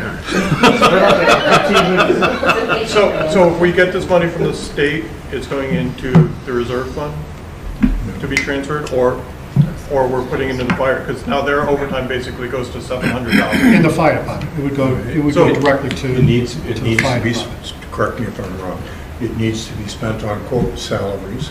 Yep. So it should go into his budget. Right. And we should monitor it, and that money should be spent down before we spend down the overtime budget. So why would... If he's paying out of a grant, you pay the salaries out of the grant, you reduce his fire budget accordingly. Right, so why wouldn't we reduce his fire budget now and put it into the... We're not sure. Put it in... Have a grant. No, we don't know it's coming. But we don't know how much his overtime is either. We can, what I'm saying is, we can take your overtime down to flat fund it, move it over to your reserve fund. If we don't get the grant, then you can move it back and he can't spend, I mean, then he doesn't have it. That's right. But I think I mean, we expect to, correct me if I'm wrong, expect to get the answer on the grant before we have to print the budget book? You know, there's an upcoming meeting that's in the process of being scheduled with administration and finance, and it's a whole different level of confirming the need and identifying the cost-benefit analysis, the whole 9 yards, and that's something the chief and I talk offline in preparation for that. From my experience with dealing with A&F, it's daunting. So that's all I can say is I would love to say yes, but I don't want to overcommit to that. But I'm saying we can still hold off a little bit on.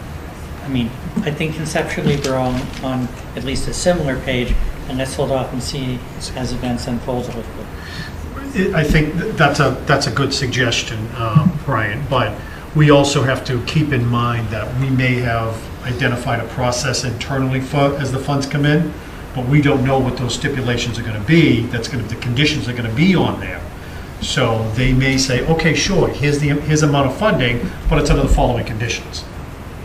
I don't know that, so I don't want to over speculate and automatically having us determine how it first used, last used, or anything. But the only flexibility that the chief has really advocated for with that consistently has been because some communities need it to be able to attract new firefighters because they don't have anybody to call back. Where in some communities, and we've got a full complement, we're needing it for that overtime because we're at 117, 120%. So that's the real flexibility we're looking for, but who knows what A&F will say. So to picking up on what you just said, if they put a string on it that says you only use this if you're overspending. Well, we're already at that. Well, then what we should do is level fund, level fund his overtime budget, put that money somewhere else. If it comes in, he will overspend much more quickly than he would if he had the 350 or whatever the number is. Right? Yep. So we can take more advantage of the state funding more easily that way. But you're determining. So I think we should circle the wagons here a little bit offline and figure out, not to cut you, but to figure out what the opportunity would be going forward, because the last thing I think we want to do is leave state money on the table. Right, but trying to guess what strings that they might... It doesn't matter. But that's the point, is it doesn't matter. We can effectively cut his budget and move it into your budget, and at any point you can move it back, right? Whereas if we give it to him, you can't claw it back later, right? It's easier to go from your direct side to his side, from his side to yours.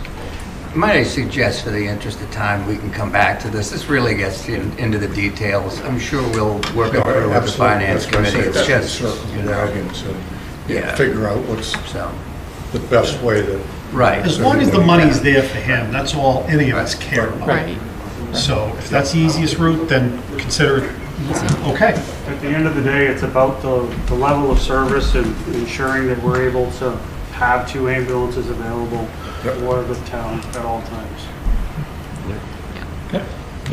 Shane's on my list to talk about after we balance the budget. Thank you. Thank you, Chief. Thank you. No problem, thank you. As Steve's coming up, I'd like to point out we're about an hour and a half. Right, I'm now gonna bring up a point to that, because I've been doing this now for, I don't know, 10 years. We used to have an hour set for each one of these departments, and this was an all-day affair. Yeah. We did lunch, we broke for lunch, we did a working lunch, and if it ran till 3 or 4, so be it. We knew it, and if a department came in and did it in a half hour, fantastic, we got out early. This has to be an all-day thing. Every time we do this, it's longer than we expect, and I said it earlier in the meeting, I'll bring up a military term, train to standard, not to time. I don't want to be restricted on time when we're dealing with a $70 million budget, because we set up an unrealistic schedule today. This is an unrealistic schedule. I can tell you, I had no expectations that we were going to be out of here at 12:30. No, but I think... I figured 3. I figured 3, man. We're having department heads come in on their day off, and they're here 2 hours after they... I can see going through these quickly and getting what we need to do, but then our discussion afterwards is going to be... I mean... Steve alone is about 30 slides. True. I know, and we've got, Chuck had about 5 more questions to ask the fire department. So... Well, nothing's to stop that. I mean, it's just that it doesn't necessarily, like that. Run, steal, this run. This is part of that. This is part of the process too. Yeah. So it isn't intended to answer every question. Well, but the process used to be we would leave here today, Saturday, with a balanced budget, and we could all celebrate the victory with a couple little tweaks. Not how fast we can get through the presentations and. That's still my expectation, Gary. Is we're going to leave here with a balanced budget. I just... I hear you. I absolutely it's not, I mean, I knew my day was going to be here. It's unfortunate, that's all. I know some, like Steve's,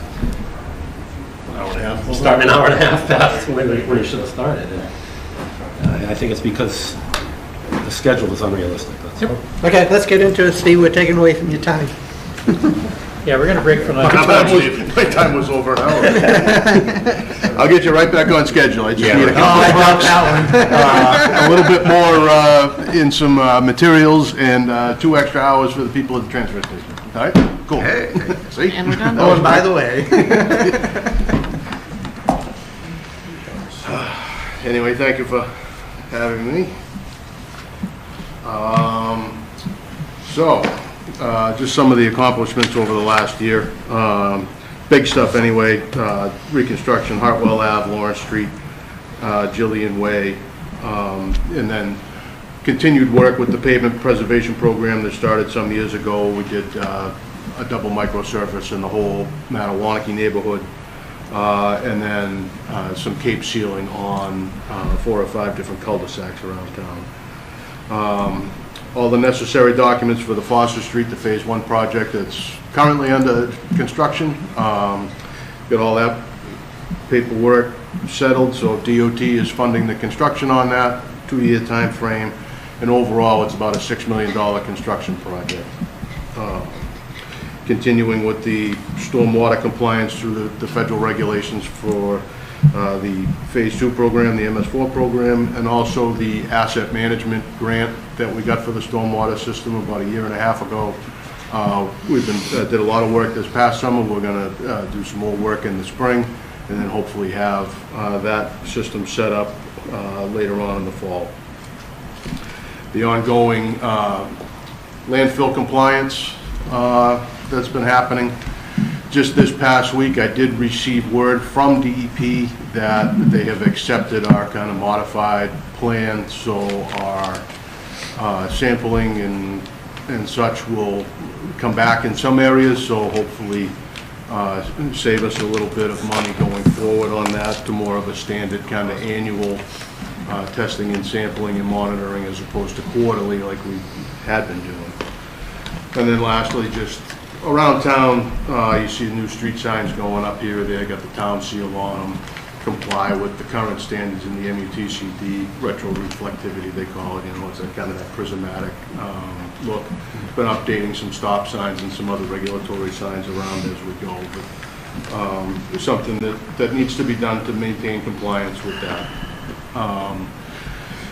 For the upcoming year, Russell Street's a big one, gonna get into that this summer. Get that rebuilt, get new sidewalk done from King Street to the 495 overpass. I'd like to complete an inventory of the sidewalks in town, as well as all the ADA ramps, something that would keep us in compliance with the regulation for that. Then I know what I have for ADA ramps. Are they just bituminous asphalt? Are they concrete with a tactile pad? That type of thing. And we can come up with a plan going forward to do some work on that. Payment management update for that program. The field work is done. I have a meeting coming up this week to discuss some of my finances to try to, so we can break it out into a 5-year plan going forward, and then look at a lot of the work that's been done. Once that all gets complete, I'll be to the board for a presentation. And then lastly, we did sign contract for some renovation work at the Frog Pond over by Long Lake. A lot of that engineering work is ongoing now, with the hope for summertime construction. Capital this year, here I go, my couple of trucks. A medium duty truck replacement. It's a 1-ton truck used in all facets of work that the department does. The price we received off state bid, soup to nuts, so it shows up. All I have to do is put a sticker on the door, is $115,000. Catch basin cleaner truck, $390,000. Some of that, and I could probably talk for 4 hours on the heavy duty diesel emissions regulations that have come in. I have to do some different things to be able to buy a heavy-duty diesel truck. Basically, I have to put a snowplow on this, where I wouldn't if I didn't have to. So it's going to cost me almost $25,000 extra, because I have to stretch the front frame and then have all the extra hydraulics and stuff. And I also have to petition DEP and get a waiver, because the only things that are exempt from that are fire trucks and ambulances. So Light and Water is going to kind of run into this. I was talking to Nick the other day, and I'm going to run into it on, and I only have a couple of specialty vehicles, right? The catch basin truck would be one, and the roll-off truck would be another one. But I have to get, I cannot buy one if I don't put a snowplow on. So, yeah. I have all the paperwork right here from Mac. No, we believe you, Explain the Steve. whole It's thing. just Trust me, asinine. I brought it just in case, but we'll be here literally till 4 o'clock going through that, so. Let's get into it. Yeah, good bedtime reading. Turnaround time, so I was curious. And the last thing on the list is another compactor for the transfer station, and to just touch on the thought with that briefly. I want to try to streamline the recycling into compactors. You know, we still, this is going to blow everybody's brain, I say it all the time, you know, we put aluminum here, we put plastic here, we put cardboard there, we put glass over here, we used to separate milk jugs back in the day. I take the recycling to a single stream facility and it's all separate, you know, so when I go with a 40-yard container full of aluminum cans, it weighs 6 pounds, you know. If I'm throwing that in a compactor with plastics and stuff, we can be crushing it. I can better utilize my staff time and the truck time. Trips. Instead of making, you know, 3, 4, 5 trips to Billerica, the far side of Billerica, the old Boston Gold plant, there used to be the old Purity Supreme plant way back when, is where Waste Management's recycling facility is. So I can make maybe a couple trips a week, you know, 3 trips maybe. I'll still probably keep cardboard separate. But that's the thought, right? Is that I'll have 4 compactors plus the cardboard compactor, and I can set it up with 2 aisles. I can have trash and recycling and trash and recycling. Right? Try to just consolidate everything. As a user, I concur. Oh my God, yes.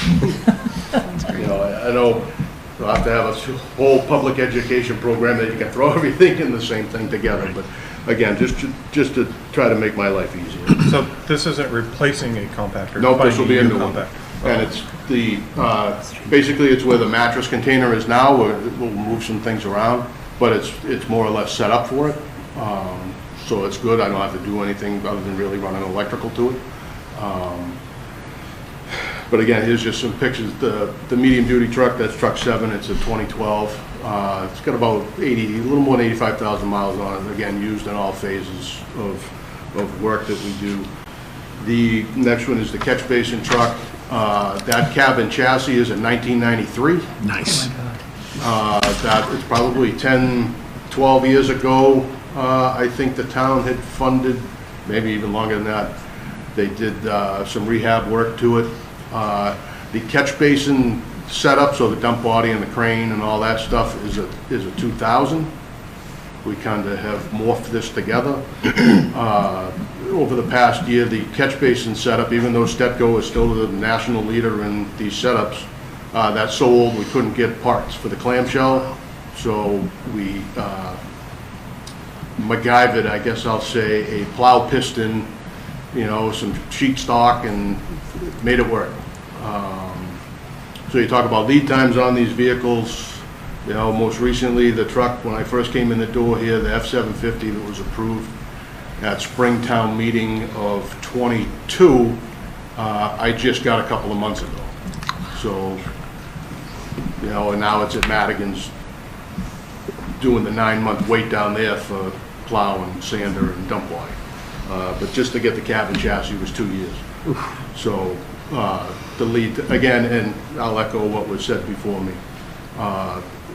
it makes you rethink a little bit how you have to plan.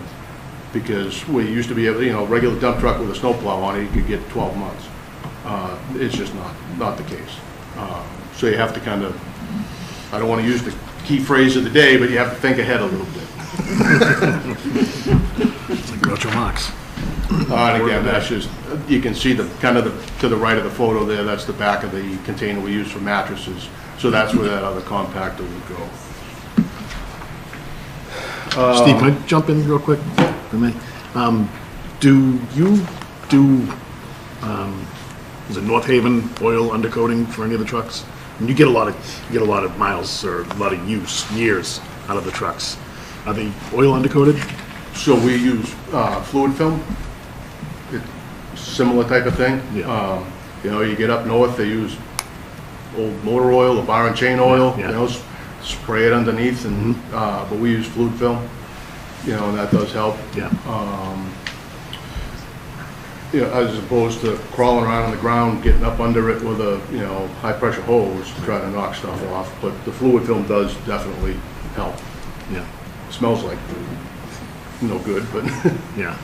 All right, just from a preventative maintenance standpoint, I think it's invaluable. I mean, Yeah, more no, and more private vehicle owners are doing that, especially with trucks. You've done it as well, yeah, so. Yeah, no, absolutely. Everybody knows I've got a whole fleet in my front yard. And, they've all been sprayed, so I'm thinking if it's good enough for the DeCoste boys, the DeCoste fleet, I hope that we're using it on these pieces of equipment which are much more expensive. Yep, no, absolutely. Thank you. Sorry to interrupt. And this is just looking out over the next few years, capital. I'd like to purchase a wheeled excavator next year. The last 2 summers, we have rented a machine for construction season, but I think it's probably worth purchasing one. Replacing the mechanics truck, which is a 2008 next year. Irrigation at Whitcomb Field with the project going through Park and Rec now, the baseball field will be all redone. Or at least the infield and the backstops and some fencing and stuff. But So the timing would be the same? Would line no, up? I would come in the following year, let them do their fence work, and then I can pull irrigation through and do a little work to that pump, because it still works fine. That's the one spot in town that never dries up right there, so it's decent water. But we could add irrigation, and then with the thought of possibly expanding over to inside the track at a future date. Replacement of a sidewalk machine, another, probably replacement of a compactor at the transfer station. They're getting old. Field mower, you know, backhoe replacement, and then just continuing on with, you know, sort of the rotation of trucks. The big trucks, thankfully, are all fairly decent. You see the last one on there is a heavy-duty truck, and that's truck 13. That is also a 1993 Mack. So, you know, we're, the town before me has done, you know, a very good job of keeping this stuff. Obviously, you know, a truck that sands and salts and runs gravel and plows and everything else, to be probably, that truck will be 40 years old when it gets replaced, so. And frankly, the equipment looks good too. Right. Thank Well, you for that. you want to have a little pride in this stuff. And so it's a consistent year-over-year, 300 to 400 to 500,000 in equipment, year by year. So, yeah, I mean, it's fairly consistent, makes it easier to plan. So is there a reason to do the Whitcomb Field irrigation so far after they're doing it rather than at the same time? And if you're going to do the track, I mean, the track's on the plan, capital plan as well to be resurfaced. So is there a reason to do it after rather than in conjunction? To me, it's just the way that it's, and sitting in some of those meetings for the courts and the ball field, they're going to try to kind of cram that in during summer, you know, without school. I think just timing-wise, we'd be better served if I did it the following summer. Okay. And this might be more of a question for Ryan. Is this something that would fall under the cash budget or the CPC budget? With the irrigation? I thought we did wells under the CPC, or we talked about, I don't know what they... Wells existing. Yeah, we can look into that. I know Steve's already done a few that's going to allow us to reduce our operating budget in terms of water demand. So we could look at that too for next year. And there's no other wells we're looking at for fields currently? I think you've done a few already. Yeah, it's good. We put the one at Kerper. I'm going to be doing the one at the Common. There was a little bit of hold up with the one in the Common. But the well at Kerper, we're pulling almost 100 gallons a minute. It's great. So I can, water table's high. The return on investment there is huge. I think the next one possibly would be the high school fields. Irrigation's all in there, obviously, you just need a well. But that gets into the conversation where that is the discharge site for sewer, and then if that's recharging groundwater and I'm pulling it back, so we got a little bit of homework to do on that. If even something like that would be allowed, but that would be the big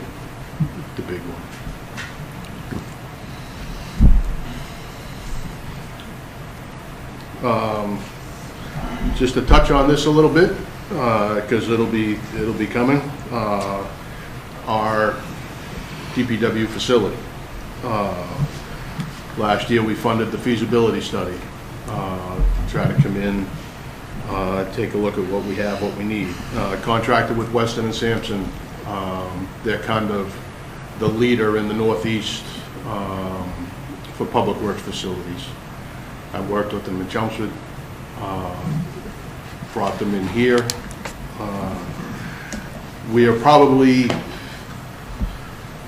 80% through the study at this point. So really what they did was they came in, looked at our current space, needs and deficiencies that we currently have. Like I have things outside, I have things at Light and Water's property at Parley Lumber.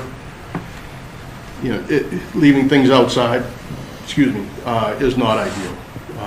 You know, it cuts down on your lifespan of the equipment. They took a look at what we currently have for employees, vehicles, you know, how things are stored, where things are stored, that type of thing. And then is going through the process, basically they plug it into a matrix, right? They know I have X number of employees, and it's so much square feet, so much facility, you know, facility needs for that. But then if we potentially add, you know, another person in parks, another person in highway, you know, someone in engineering or something, they need office space, we need extra locker room space, that type of thing. And then equipment that we need, you know, in the future if we're going to get this, or vehicles will kind of stay the same. And then other things that we don't have currently, like we wash trucks outside. I don't have an internal wash bay. So, you know, when we're out all night sanding and salting, what's the first thing you want to do? You want to rinse, you know, to what Chuck was saying earlier. You want to get a lot of that material off. You don't want salt sitting up in the frame rails. You want to rinse them. So I got guys crawling around in the parking lot, you know, which that's no good. If you think, does the current site that we're on, does it work? You know, we've looked at we got 3 sort of options for the current site. I'll say this now, and you'll hear more when we do a presentation when the study's done. It's not ideal at all. Basically because of how we're kind of squeezed off to one side from Light and Water, and we're kind of in the corner. It's not ideal. And then, you know, potential for a new location. We've kind of looked at a few different properties, tried to stick to commercial areas. We've looked at empty pieces, if there's a possibility for something with a building that could be repurposed. I know that's a popular thing. Chelmsford did it. I think Foxborough did it. At one point, Town of Holden was looking at a warehouse building. You know, Chelmsford, they bought a 96,000 square foot warehouse. You know, it's full now, believe it or not. But that was the way to go. And it's all stuff like that is time, right? The piece of property has to come up. So just going forward a little bit, next few weeks I do anticipate a draft report. After that I'll get with Administrator Duggan and Assistant Administrator Ferrara and discuss it, and then we'll be to the Select Board. I kind of bolded it and underlined it so everybody understands it. It's early and preliminary, but you know, the program numbers, assuming all new, come in at 40 to 45 million. You know, that's office space, facilities, mechanics bay, vehicle storage, you know, material storage, new salt shed. So everything but land purchase. But there is some soft costs in there for land purchase. That number did have Fuel Island and stuff, but since that I've cut that out because the Fuel Island would obviously just stay where it is. There's no reason to build another Fuel Island. there's a lot that's involved with it, and again, it'll get, as we get further and get the presentations, I think people will understand that number. I'm sure Facebook's already bouncing around, right? Oh my God, this much money. But we have all the backup data from other communities that have recently built or are in the process of building facilities, and they're confident in these numbers. So again, once we get the final report, happy to do the presentation and have more discussion. Operating budget really pretty much, stayed in my lane. Just went up a little bit, marginal increases on a few of the line items for parts and supplies and materials, because the cost of everything is kind of ticked up a little bit. And the one thing I really want to do is make the transfer station employees 40 hours a week. They're currently 38. If they go to, I don't know either. But if they go to 40, then all of my people are 4 days, 40 hours. It cleans everything up. Everybody's the same. It makes life a lot simpler, and it's fairly, and we've had the discussions internally. Everybody down the shop is on board with it, so there won't be any issue there. And the thought is, there's always stuff to do at the transfer station, so if we work it out that they come in a little earlier, or they, split, it's really a half an hour a day, right? 15 minutes earlier, 15 minutes later. So Tuesday, Wednesday, Thursday, Saturday. Yep. Still. Yep. So, but really, everything else was kind of level funded. When I look at just, tools, equipment and supplies, vehicle repair, I did go up a little bit on police details, and some of the drivers have my guys are now 10 hours a day. So if I go over 8 hours, the detail gets a bump. So a little bit there, plus with the, possible new contract with the police, not knowing what the detail rates will be. A little bit in roadway supplies, but everything else is more or less level funded. In the book, the park staff wages went down substantially. So my understanding with that was the line that when the contract was settled last spring, that was the line where all the overages were, or the new contract funding was dumped. Right?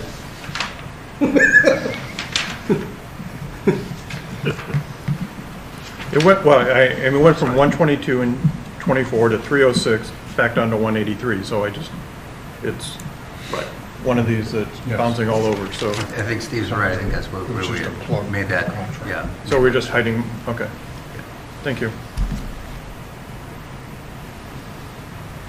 Any questions? Any questions for Steve?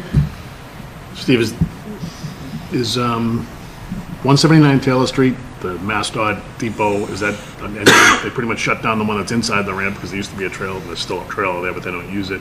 The one across the street that's fenced in that has the wooden barn, I don't think it's a salt shed. The salt shed's down by Spec Pond. Is that something that they've abandoned? Do you know if they use it at all? No, they still run out of there. Do they? Yeah. Do you see people coming out of there? It's right near your house. It's a police trap from there, I know that. Yeah. Where the shed is? Yeah. They still run out of there, I think. They don't use the shed on Air Road to run Route 2. They come out of that, as far as I know. Okay. I just haven't seen any activity down there, so I didn't know if that was something we could do some horse trading with the state. Yeah. The state usually doesn't give away land, that's for sure. Typically not, right? But sidewalk ADA plan inventory. I know we're doing through the Disability Commission, we're funding an ADA study on all our, could that be part of it or not? We're not going to fund that. We're going to go through the state. Oh, right, to get resources there. But is that something that could grab this? Separate. Well, no, it's completely separate it? because it's specifying town-owned buildings and stuff like that. Yeah, so I would just do this with internal staff. Okay. Oh, I see. It's basically just driving the road and then sidewalk type, curbing type, if any. It's Cape Cod berm, it's granite curb, it's slope granite curb. And then when you get to a curb ramp, what's the type? Is it just asphalt? Is it concrete with the tactile pad? Then it's just for my knowledge, right? Then we can develop a plan to bring everything, because current standard is concrete with a pad. Okay. So I think I hit you up on this one before, but complete streets and updating the priority plan, and if we're going after complete streets funding for Russell Street? Yep. So I can apply for complete streets funding for Russell Street. The next cycle, I think they have to be in the end of February, and then funding becomes, or the awards are in April, I think. That's usually a twice-a-year cycle, so we can certainly apply. And so everyone's aware, Steve was at a BPAC meeting a month or so ago, and BPAC offered to help with updating complete streets prioritization and other plans. Anything else for Steve? Lastly, operating, just looking out towards the future. Again, the cost of doing business goes up, right? As fuel goes up, asphalt prices go up. Parts or, increases, that type of thing. Personnel-wise, there is a need as the community, you hear it, everybody before me, right? The community grows. In the past few years, what has the town added? Durkee Farm, Cooper Farm, so right there's a few miles of road, and sidewalk and, drainage systems, detention ponds, all this stuff we need to maintain so that, you purchase more property, Indian Hill, there'll be new fields coming, with school projects and the like, so, additional need. I know you go back to park studies that were done, and it should be 6.5 or 7 people, and that was the reason that, they went from 2 to 3. So, but we do different things to try to work, but eventually, we do need help. I'd like to add somebody that can work with me, as an engineer or an assistant to me to help, there's, like you say, there's complete street grants, there's all kinds of other grants, in amongst the course of the day, those things take a lot of time, so and then ultimately another mechanic. A lot of the drive with the mechanic would be, if we're fortunate enough to get a new facility, I can have a much better mechanics area, and then there's the thought of, do we, maybe work on some of the other department stuff. We kind of do now in a pinch, like we've worked on the old cruisers that are the building uses and things like that. We did the tires on the brush truck for the fire department.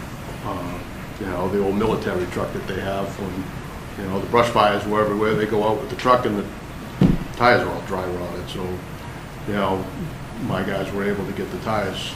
They bought the tires and everything, but we were able to help get it on because those military truck, they have internal air systems and all this other stuff. So my mechanic is former military, so that worked out pretty good. But, I know that's a lot of towns try to do that, consolidate, we wouldn't be working on fire trucks or anything like that, but, admin vehicles, cruisers, we change oil, brakes, things like that. Ultimately, you save a little bit of money. And then ultimately going forward, the big, the elephant in the room is the facility, so, but we'll have more discussions on that going forward. Ignoring the elephant, I'll ask you the same question I've asked everyone else, and when would you anticipate those hires? Which of those 5 years? So, to me, a lot of it's tough because I don't have room now to put anybody else. For the knock on stuff, for the first time since I've been here 3 years, we're fully staffed. We've been fully staffed since Labor Day. So when I get a couple of summer kids, I'm running out of chairs. I don't have any locker space for anybody else. I certainly don't have any office space. So if I was going to hire someone else as like an engineer or something, they'd be working out of the conference room. Mechanic, I could probably hire. So I would, you know, see how talk about the facilities shake out, and then I'd really come up with a plan going forward. Because if I was to put 2 extra people in the workforce, I don't have space for them. I really don't. And I know there's a lot of state and potentially federal projects going on around with the 495 bridge and Beaverbrook and the Beaverbrook, and then, you know, whatever Rivoli's doing and all of this. And how much of your time does that take, and do you need help on managing, or do you anticipate needing help on that front? So with those projects, it's really just attending meetings, especially like the bridge deck 495 or the culvert, if you want to call it that, by the police station. It's just attending, giving local opinion. We're not involved with funding, we're not involved with construction, design, any of that. So it's just kind of being the local eyes on the project. When you get into projects like Foster Street, the roundabout that's taken forever at Beaverbrook Road, those do take up a lot of time. But they come in bunches. Like all of a sudden, it's like a solid 3 days, and then he might not do anything for a few weeks, you know.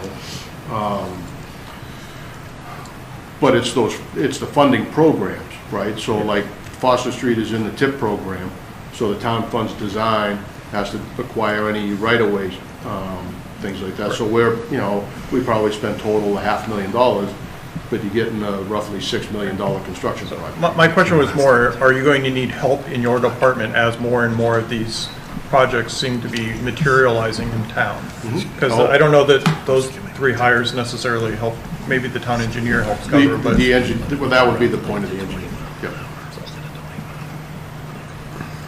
Thank you. Anyone else? Yeah, just a quickie on the junior mechanic.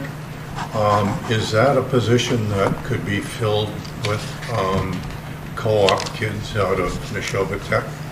They have, if it truly is a junior mechanic, they're probably doing the oil changes, the tires, the whatever. They'd be working as an extra pair of hands for your senior mechanic. Do you see any likelihood that you could do that? Use a call-out kid out of the tech? I guess, to be perfectly honest, I've never thought of something like that. Coming from a large municipality, with 4 mechanics. So right now, we just, winter time, when it's a little slower out on the road, we give them a second set of hands to help, do different things. But there's a need for there will be a need, I guess I should say, for a full-time second set of hands in there, especially if I do get a new facility with a new mechanic set up where we could bring in other departments' vehicles.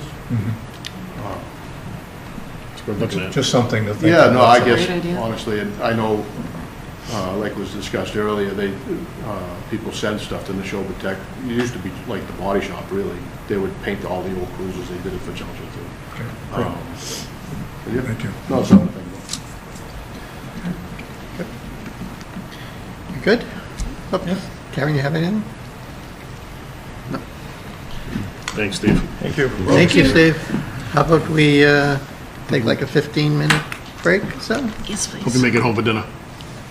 It's almost breakfast time on Sunday.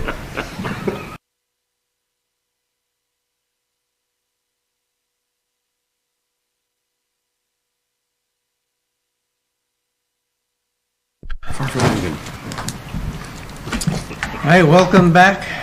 Part 2 of our budget meeting for FY26. And we're in the operating budget status update. So before we get into, Steve, just your update, just to give everybody a little kind of an update since the budget was published. As a reminder, the budget is a balanced budget. So as Steve has reminded us multiple times, whatever we add, we have to make subsequent cuts.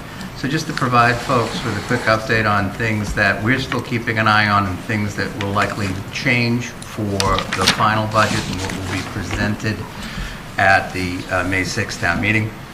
First thing is, we've taken another look at our workers' compensation line item. We received a mid-year audit, which basically takes a look at how many employees we have and where things stand. Based on that and where our trends are going, we think we might, we're going to have to probably add about $30,000 there. In terms of state aid, House 1 was released a little over a week ago. We budgeted 1%, and it looks like our increase is about 3.58%. So there's a little bit more money in revenue there on that side. Next up is Neshoba Technical High School. We budgeted 5%. The actual assessment was released on Friday. That some of you had attended. It's actually $41,000, roughly less than what we budgeted. And so we have that working to our advantage. One of the real big factors that we have in any budget is our healthcare line item. So at the Maya conference, which was a couple weeks back, they announced, what they do is they announce a range for our healthcare based on the initial conversations that we had in the proposed FY26 budget. There was we're budgeting a 15% premium for active employees and a 17.5% increase for retirees. The range is released by Maya is somewhere between 9.92 and 19.92. So based upon our experience to date, that that might be we may be on the higher range of that. So it's something we're keeping an eye on.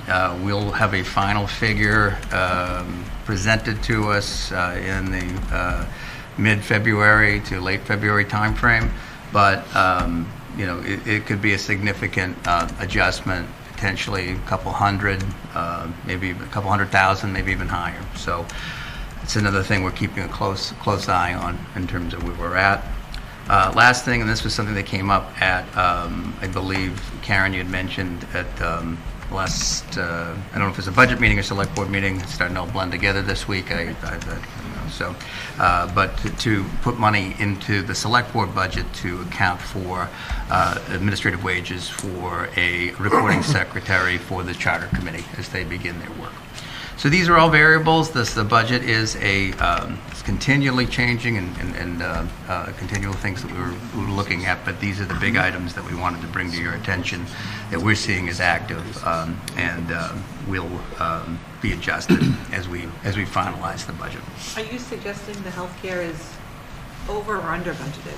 I think right now, in terms of what we've targeted, we are looking. It's looking to be higher. So at this point, than what we budgeted. Than what the budget is, right? Okay. And that's Jerry. That's with a 15% increase. Yeah, and one of the it's amazing.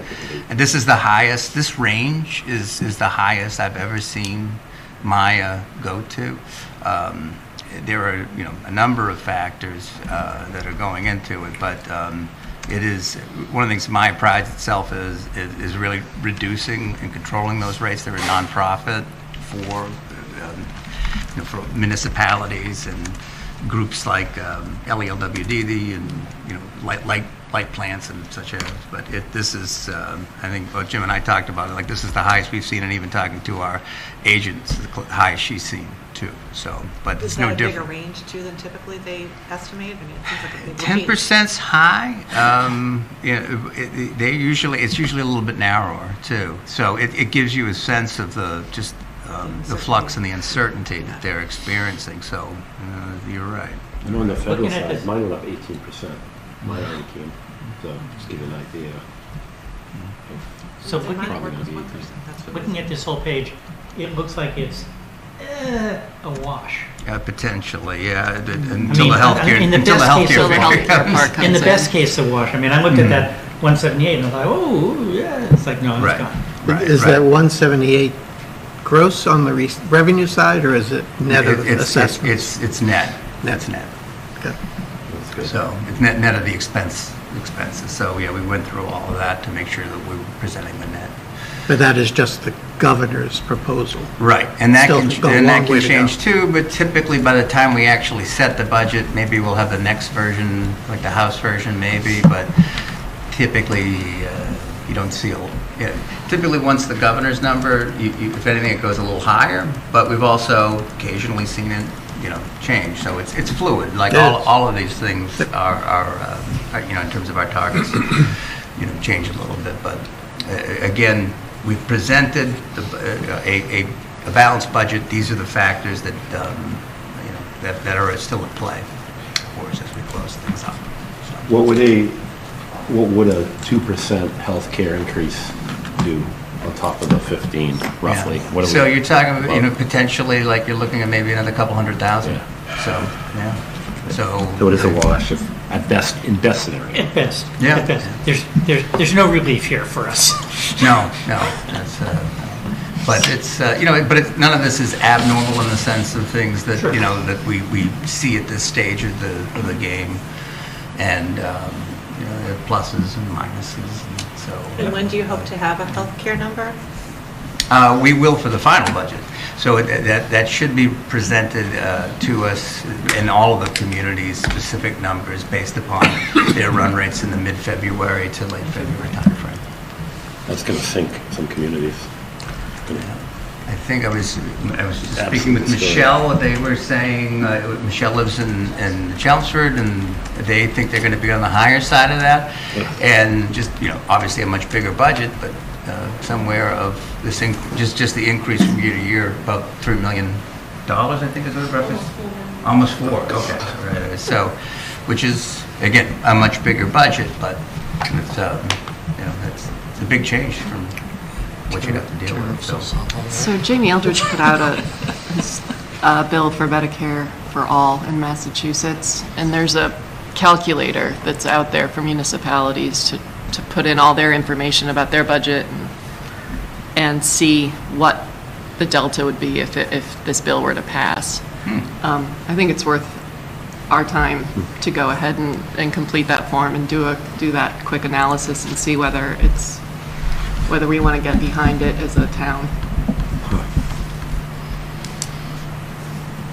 It's on his website? Yeah, it's called, it's at masscare.org. Okay, good. Thanks. Yeah. All right, so that's where we are with our operating budget.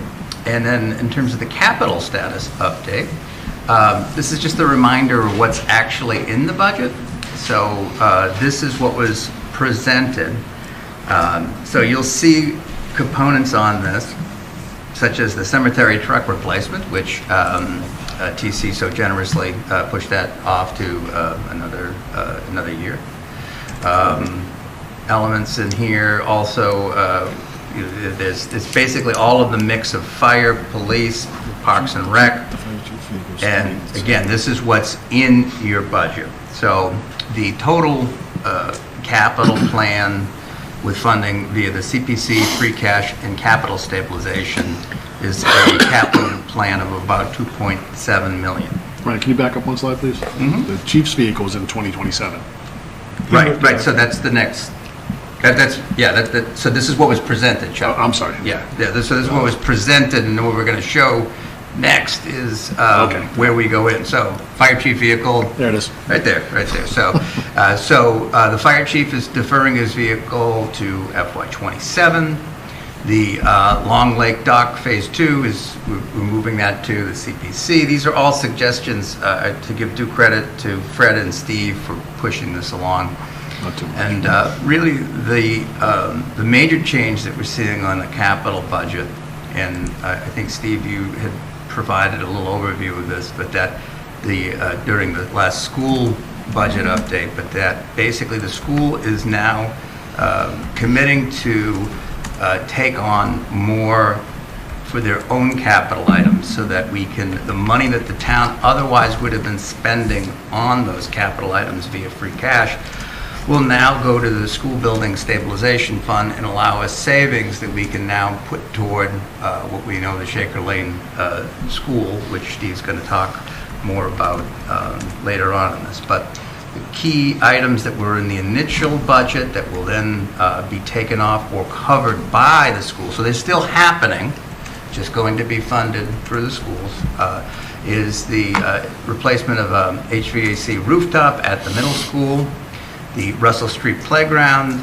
which I think they were going to fund through money in the Tiger's Den fund, and then the track renovation at $160,000. So what this would be, what the proposal here would be, is the schools have, they would be putting forward, I think it's $120,000 that they would be contributing to CPC, plus an additional $40,000, which is monies they've received from the local track nonprofit. They would then put all that money into the CPC so that we can get our matching amount for the CPC, and then have the project essentially funded through the CPC and not on, or not out of free cash. Right, you vetted the 160 with Steve Mark, so because when we sat down, they were only talking the 120, they weren't talking the other 40, but I just wanted to make sure. They already have the other 40 in an account. They have. I know they have it, but have they committed to roll it out to the project is my only question. That's, that's my understanding, Fred, that, That's fine. This is all relatively new, but I think what's good is the meetings that you participated in. We talked about the Jim sat down and talked to the schools. We think that part of this is all part of an effort of what we're going to do, and Steve's going to hit on later and talk about how we plan for I was in that meeting also, and I just want to make sure that there's been communications afterwards, and we've made that point to them. Okay, okay, great, super. Okay, so the total reduced free cash capital is $390,000 plus the amount that the vehicle that the cemetery. So I just learned about that during this meeting that they wanted to put that up. So you could take the $390,000 and add, I think, the roughly $82,000 for that as well. So that's where we are on the capital side of things in terms of so just to recap, based upon our financial policy, we had available roughly $1.6 million in available capital project funding. Then in terms of actual capital projects was about 907. Again, you're going to subtract out the 82,000, which means that roughly $661,000 is available. So this is an increase from, I wanted to note that this is an increase from when we provide our January 21st update, that it's a bump up of $390,000, and that has to do with the schools making their commitment to this plan that, again, Steve is going to talk about here. So, we again, this is a dynamic process. We're continuing to update this.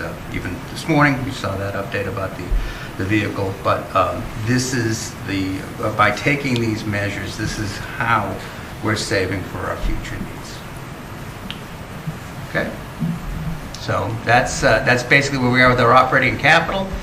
And now I will turn it over to Steve so he can provide us update on reserves and capital project estimates. So one of the things that, as we were talking about Shaker Lane and how we were going to fund it, Fred's been talking to me a lot about this, and Brian, you mentioned it at the last meeting. It's something that Mark has been asking for, is some type of plan. I promised I would look at the capital plan as it was submitted by departments, how we're going to fund it. Do we have the ability to fund it with cash? What's the level of borrowings we need to do? And how does it affect the operating budget? We're going to look at all that, and I hope you don't get bored with all the numbers, because there's a lot of sheets and numbers here. But we're going to look at all that, how it affects our reserves, and we're going to look at the latest impacts of Shaker Lane. and potential impacts. I have other major projects. It's basically the DPW facility that we'll be talking about. So when we talk about reserves for capital, we have these 4 buckets that we deal with. Free cash, for the most part, it's the unappropriated income, unspent expenditures. There's some other accounts that go into that, but for the most part, that's what free cash is. We have capital stabilization, our savings account.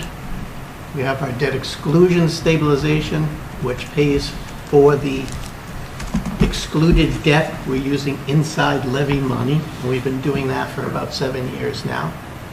And new last year was our school building stabilization fund, putting funds aside mainly for Shaker Lane to bring down construction costs. So this is really small on the chart, but this is our capital plan for that was given to us by our department heads. It's $33.8 million. The only thing that was missing from this plan that we heard about this morning was the cemetery building. So there's nothing in here for the cemetery. So we can factor that in at some point. And what I did is I took the capital plan that Ryan submitted and I assigned funding sources to each of the items going out for the 10 years. And the top line, funding with free cash, so that's money that's available to us in the current fiscal year from the certified free cash levels. That's $8.7 million over the 10-year cycle. Some items that we won't be having to deal with, the CPC and revolving fund aspect of it, that's outside of our budget. Capital stabilization, that's our savings account. We have a couple of things that are going directly towards that. We don't have to deal with ambulance, as we heard from the fire chief. Our receipts should take care of that. I've assigned some things to debt, some short-term debt, some long-term debt, and there's different ways we can deal with that, but there's debt involved here of $7.3 million. MSBA, I refer to that, those are the 3 school roofs and the boiler. Our assumptions in here is that we go to MSBA, there'll be a 60-40 split. This is the gross number. When we look at the funding, we'll talk about the net number. And then school choice is what Ryan just talked about, is items that the school department is committing to fund over the next 7 years or whatever it is, that's listed, up $2.7 million. For the school to commit to that was huge for us, not only for the town, but for the Shaker Lane project. And we'll see that when we get into a little bit of Shaker Lane numbers, the effect that that's had on how we can bring that cost down to the taxpayer. And Steve, just a question before you go. This spending includes all the fire trucks? Yep. But it doesn't include Shaker or the DPW building? No, because that's excluded debt, so that's... Right, okay, thank you. Yes. Yep. By the way, the DPW facility at $45 million would have to be a debt exclusion, no surprises there. Okay. And your assumption is that MSBA is going to fund us 3 years in a row, which and we'll talk about that, our alternatives. I do deal with some alternatives here. Even every other year. They see Littleton on there 3 years in a row, they're going, okay. Yep. Understood. So when we talk about the first component, which is the biggest component, is free cash. And we hear about that number, and you know, you can say the state certified $10 million of free cash. That doesn't mean we get to spend $10 million, because our policy says we need to keep 7.5% basically in reserve. Okay, and there's a reason that we do that, and maybe we'll see that when we talk about the free cash estimates later on. So moving forward, I look back at the last 4 certifications from the state. And the new component, the new free cash component of it, averaged $6.2 million. The lowest piece of it was $4.5 million.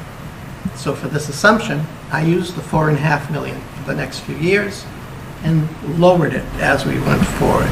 So I think I did 4.25 and then down to $4 million out to FY40. And we still have that 7.5% policy limit. Sorry, Steve. Yep. Why assume a decrease? Because my assumption there would be there'd be more pressure from the operating budget that we'd have to increase our leaking in of the revenue stream, which is the biggest supplier of free cash for us. So the more, and we saw that last year, we originally had $700,000 coming out of the income piece, right? We increased that revenue stream. That would have impacted our free cash for this year, and we worked to bring that number down to a reasonable number. So that was the reason I did that. I figured there'd be some pressure on the operating budget by that time. Makes sense. I think that's totally reasonable and appropriate, because I mean, how many departments that we've seen in the last couple of days didn't say that they needed more personnel? Yeah. No, not wanted, but needed. Yep. So the other thing that I did was, speaking to the operating budget, I said there'd be a 5% increase in the operating budget each year. It's just over 4% this year. So I figured 5% going forward, which means that 7.5% grows each year by that 5%. And the chart here shows that. So the green line is the 7.5% of an increasing operating budget. And the purple line is what we get to spend from free cash. And you see that's decreasing. So if I'm keeping the $4 million level, a piece of that $4 million that we're getting in each time has to go up to that 7.5%. So we're actually funding less out of free cash as we move forward. So that's a pressure that we need to be aware of. Yeah, thank you. Okay? Lots of numbers. This is the sheet that Robin and Kim in the treasurer's office deal with. I extracted a lot of things, and don't have to worry, Brian, we got some highlights here coming up. Top two lines. Beginning balance on that top line is simply the ending balance from the previous year. That's the 7.5% we're keeping. So the second line, that new free cash that comes in, that $4.5 to $4 million decreasing, is what we have to work with. Okay? Yep. So when the state comes in and says, you know, you have $10.5 million in free cash, like they, or 10.2 in FY27, we can only spend that $4.5 million that we get new in a given year.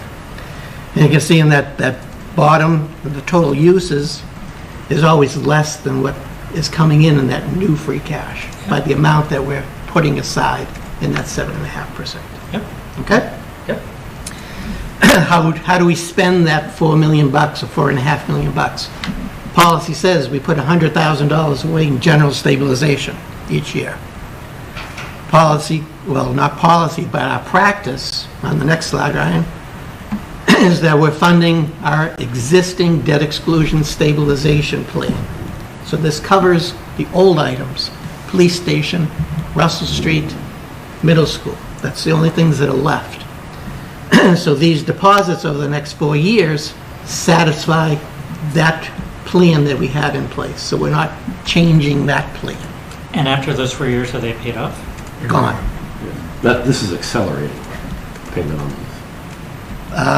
To the taxpayer, it would be the last 2 years, but we haven't changed these estimates going in. Okay?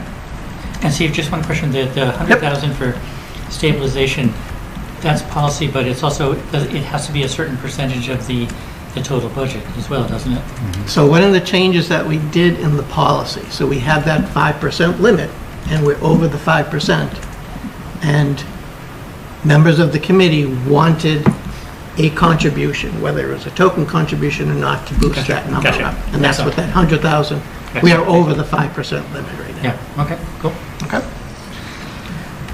Another couple of lines is how we fund capital.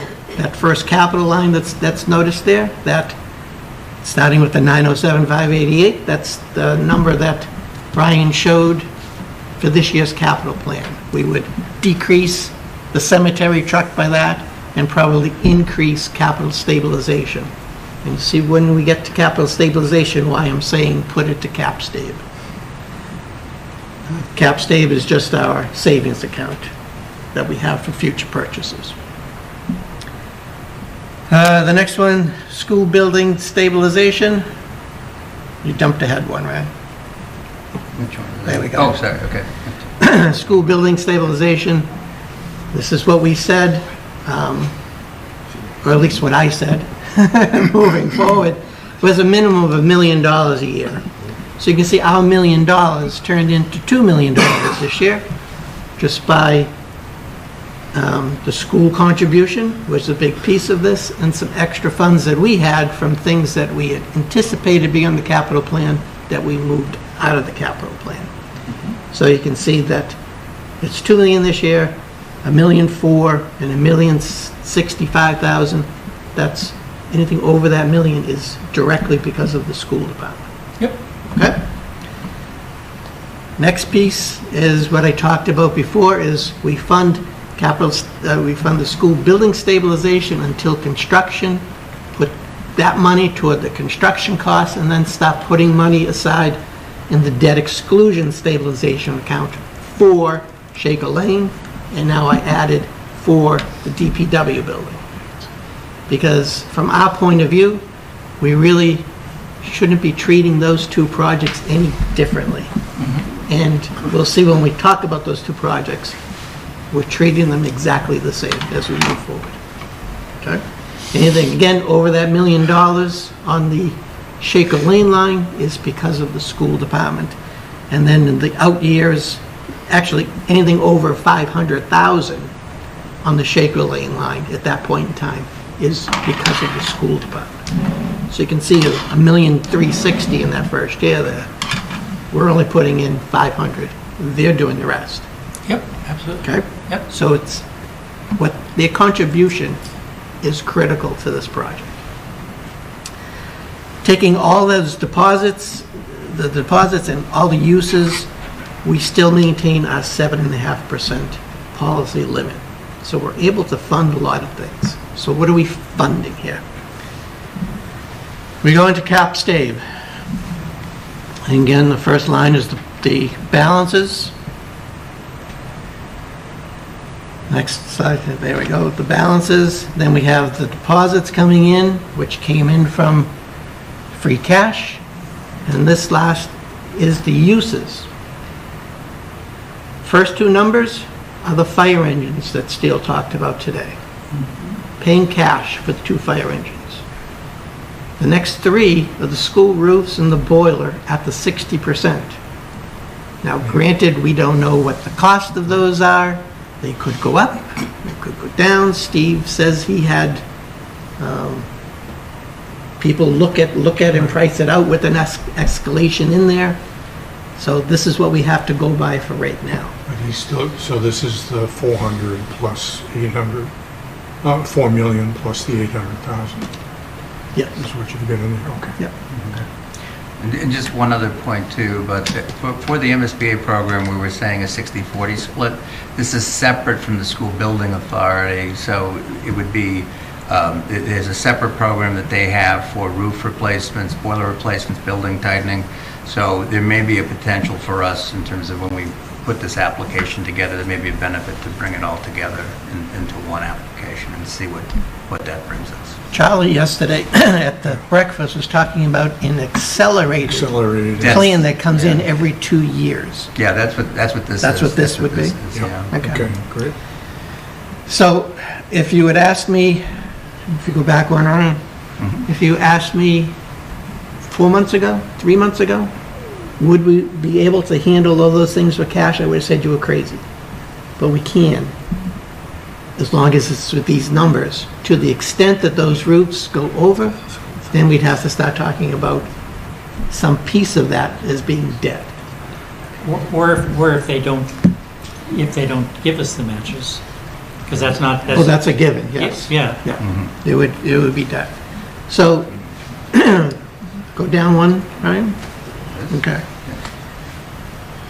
We'll talk about a little bit more of this debt, but there's been some of the capital plan that I'm funding with short-term debt, so bank anticipation notes. That short-term debt, we're paying the debt service out of our cash, out of our savings account, so it's not affecting the operating budget. We'll see what items those are in a little while, but it goes down to $925,000 in FY30. So we have a $900,000 basic cushion right there in case the roofs come in higher. MSBA doesn't cover something to the extent they were thinking. There's still a little cushion there. Okay? So that's something to keep an eye on. But to the extent that we undercut that $4 million estimate in free cash, we can certainly put more money into CapStave to help with any of these shortfalls we may have on the roofs. Because I would think our goal is to minimize debt whenever we can. Yeah. Okay.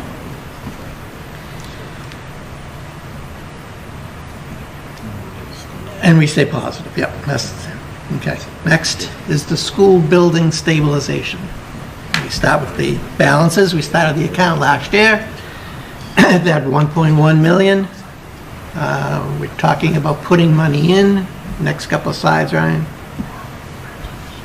From the free cash, those 3 years up front, the numbers we just pulled from that free cash estimate. And then in FY29 for construction costs, we're taking $6 million out of this account. We would wipe whatever balance there is. I use the $6 million to show. Yeah. A couple of weeks ago, that number was $4,180,000. We're now up to $6 million to reduce construction costs by. So this isn't the short-term ban you're going to have to take out. This is actually the actual overall. This is so the $6 million. You come off the 74 million. Comes off the top of the construction costs, which decreases the short-term borrowing we'd have to do, because we'd have that money. Short-term borrowing. We would use the short-term money that we put up as last. So you use the state's money, you use the stabilization money, and then you borrow the rest. And that's all up to Robin. She's got it. Whatever you feel like doing. Million here, million there. Throw in a fire truck. So the last component is the debt exclusion stabilization account. Starting off with our balances. The next slide shows the deposits going in for our existing debt. If you want to go up one, there you go. And then the next slide shows the withdrawals for those existing debt services. So FY 30 and 31, those two numbers there completely cover excluded debt for those prior projects. So it's out of the taxpayers' tax bills at that point in time, using inside levy money to fund that. This is the money coming in from free cash for the two projects.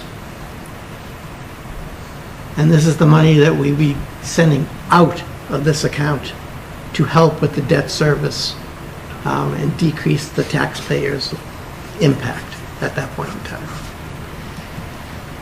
So what have we talked about so far? So we talked about conservative estimate on our free cash, and we're covering $8.8 million over the 10 years out of cash payments of our capital plan.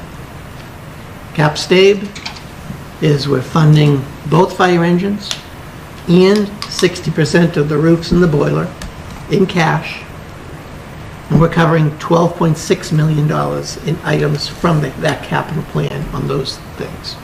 So in total, we're funding $21.4 million out of the $38 million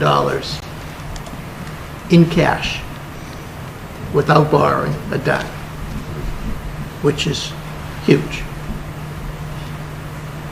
School building stabilization, we've increased that from 4.1 million up to 6 million. That's what we're going to cover for construction costs. And we have debt exclusion stabilization that we're going to cover some of the debt for Shaker Lane and DPW. Now we're talking about what debt are we going to need to cover.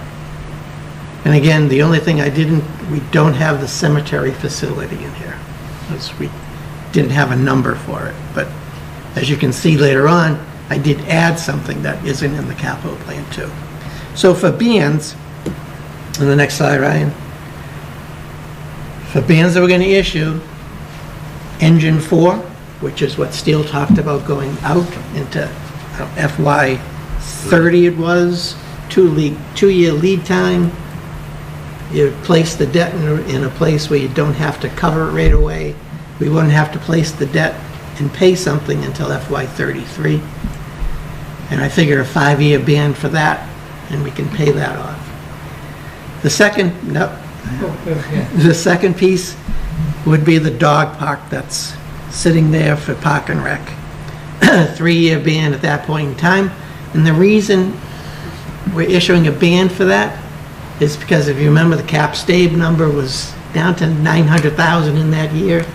So there's no way we could have funded the dog park, had a little bit of a cushion for the roofs, so we'll ban that over 3 years. Have we agreed that we want to do that project? I'm not saying I agree with these things on the capital plan. I'm covering what's in the capital plan. Okay, because they suggested the dog park and a pool. Well, in the Fay Park renovation. It's in the long-term debt, Ryan. I mean, to that point, Brian, I mean, the fire chief said we need 2 solid vehicles to adequately serve the community. So there's 1, 2, 3, 4 plus the ladder truck, there's 5. I mean, and we need to make a decision like that was part of is that something we the want discussion that we had with the chief, is you get to that point and insurance regulations change. Do you go for 3 fire engines? Do you stick with 2 of the engines, and then the replacement time could be shortened a little because you're using them more? There's not 3 in the rotation, there's 2. So that's a decision that we need to talk about when that time comes, is cost benefit of those we can't even decisions. manage. I mean, we can't put enough, all the equipment that we have, we don't have enough people at the firehouse to roll them. So. And I'll just go back to that almost all of these things are almost non-discretionary. I mean, you have to have them. As much as I love a dog park and a pool, I don't put those in the must-have category.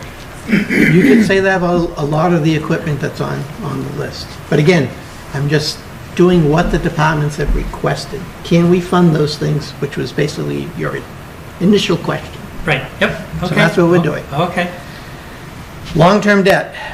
We're talking about a pool that is on the list for 2.9 million. The addition that I put on here is the town hall build-out for $3 million. I don't know the time frame. We're talking maybe an accelerated phase-in from Sal on how we're going to do this. I have no idea what the cost is, but I knew there was something that was coming. I put it in for $3 million. And the Fay Park renovation for $1.7 million. These would be 10-year bonds that we would issue these things out of. Is the town hall build out for the building across the parking lot? Shattuck Street? It would be for a new town hall facility. $3 million? The build out. If it were at 550 King Street and the shell was delivered to us, the build out would be more than $3 million, but it's an adorable number. Thank you. It's just a placeholder. It's absolutely. So make it $1 billion. So, going back one, Ryan, 1 sec. So, out of all that long-term debt, whatever we place in long-term debt, whether it's, 10 million for a town hall build-out or Fay Park is gone, whatever we say, the long-term debt that we place is going to affect the operating budget. And the only relief we have of that is what we can pay out of our cap stave, which starts to build up in after 2030, after it hits that low number, it starts to build a little up, but we certainly can't swing this debt service here. So this would have an operating budget impact, anything that we borrow long-term for. Steve, you have any assumption here of 550K? No. As far as Revenue? No. So that's a good, so that, Yeah. so this is Very conservative. Yeah, it's very conservative. That's what, yeah, so this is all basically things that are on the books right now. Okay? So if it just got back to what IBM was paying, you're not even counting that? You're counting as it stands today? Well, that's operating budget. So right. Could that piece of it help that? Yeah, absolutely. Yes. Steve, have you considered at all the possibility that the Dark Park pool could be debt exclusion? So we'll talk about that. Okay. When we get to a couple more slides. Okay, okay. Did you do a sensitivity? Dog pool, dog pool, yeah.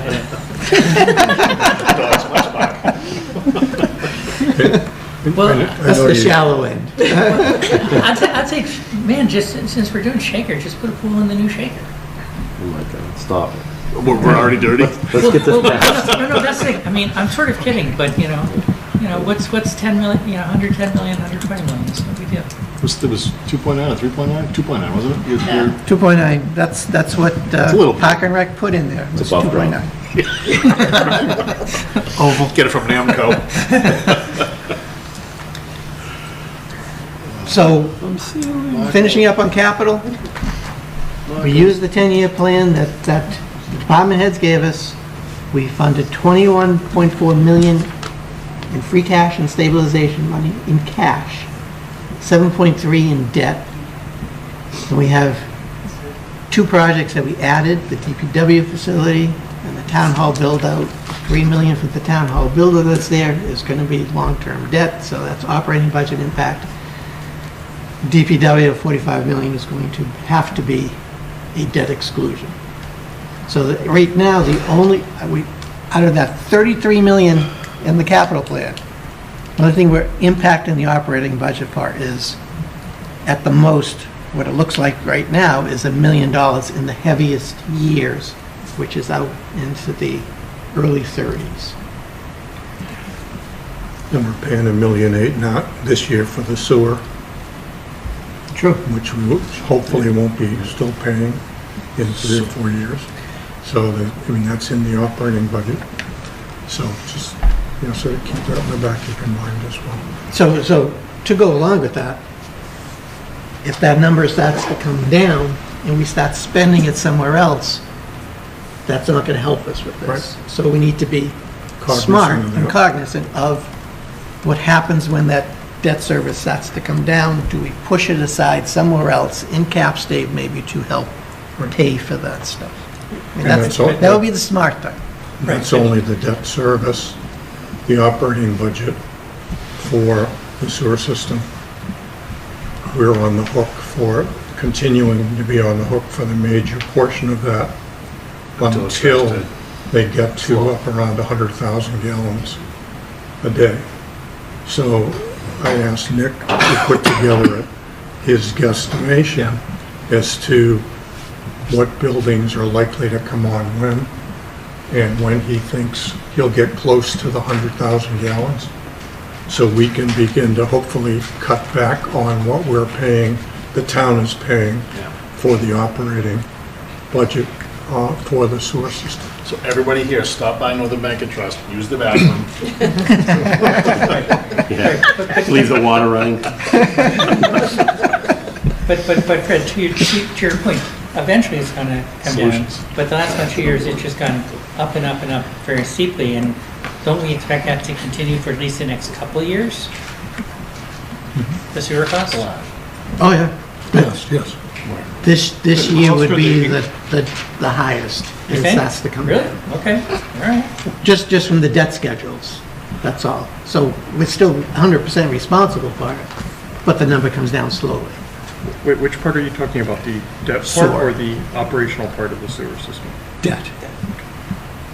And what about the other operational piece, it's gonna go up until, like Fred said, Yeah, until the flows are there. Right. Okay, We're so responsible just, for it. just that's, I'm sure you have, because you're incredibly thorough, but, I mean, that's just another pressure on the operating budget the next Yes. few years. Absolutely. So it may be that the debt coming down and the operating going up, we may have to balance those two for a while so that we won't have the full quote 1.8 coming off the operating budget. And then So- as 550 is built out a little, maybe they Right. both start to come down. Right. And we have the money available for what you're So you trying have to say. balance that Yes. project. We're just kind of giggling talking about Shaker Lane, but there's absolutely no plan whatsoever or possibility of reuse of part of the Shaker Lane facility, even with the new facility going in. As a school? Or No, something else? as any, like, Town offices. part of it, whatever. quarter of it. Yeah, So you don't have to get that. touch it for, you touch the building, you need to 30%. do ADA compliance. ADA compliance. And, Okay, I just, And code compliance. yeah, yeah. All right, I was saying if I you mean, could, you've been through the No, building, yeah, you know yeah. how difficult that would be, Yeah, even to put a I fire just- suppression system in there would be difficult. well, you wouldn't take the HVAC. whole building, you'd literally cut Yeah. enormous amount of it. Guy's got a wicked big sawzall. Yeah, kind of right. All right. Battery powered. Just thinking the cost to build everything is so expensive, and I hate seeing brick buildings get knocked down. I feel like, So there is. I don't want to bring that up. I don't want to. So there is an alternative potential in, like, there's money in the Shaker Lane project to rip down the building. $1 million. But we could turn it over to mass housing development, and they could be putting in affordable housing there. Yeah, I wasn't At thinking- their cost. But then not you're putting ours. traffic on it in school property. I was thinking more of, There's a different issue with that, Sure. that we'd have to. I was thinking more of town. We need space, continued space for whatever. And remember too, in the plan currently, that's also would be used for additional field space too, as part of it. That's true too. Pardon me, yeah. Do we, Because we're losing a field in the back. do we have any idea? Steve mentioned there was some soft numbers in there for purchasing land. Do we have any idea where that is? Because is there room to put highway in the town offices adjacent to one another? Like, at one point, we would pipe dream, but we were hoping to do some sort of land swap with Bob Moran and maybe put a campus next to or behind Acton Toyota. There's obviously land there. Peter Kimball's price is a little bit ridiculous, but I'm sure it hasn't come down. But if there was a piece of land that he was looking at, and there's the possibility to put, if you're doing a building, it's a lot easier to do a bigger building than it is to do, so we've learned it. We built this, we built that, we're gonna do something with this, we get Indian Hills, so we've done this piecemeal thing all over the place. We did it at Russell Street School with the renovation, then we did the track, and then we did the alumni, and then we did the parking lot. Just like, we just did everything under one project.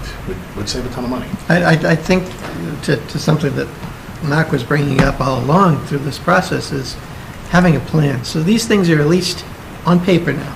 Yeah. And then we start mixing and matching the pieces and seeing how it affects this moving forward. It's a start. It's more than we've done in the past, so. Yeah. I mean, absolutely, your point makes great sense, if we could find that piece right of. piece of property. Yeah. Yeah, so Chuck, we could have a dog pool DPW hospital. Have UMass pay for the whole thing on Porter Street. All right, Shaker Lane. So at fall town meeting, we told the town, or I told the town. Yeah, don't pull us into this. I know. That this wasn't going to be cheap, and we used estimates that were very conservative in nature, the 6% coupon, the full 74.7 million, single tax rate, CM at risk. Okay?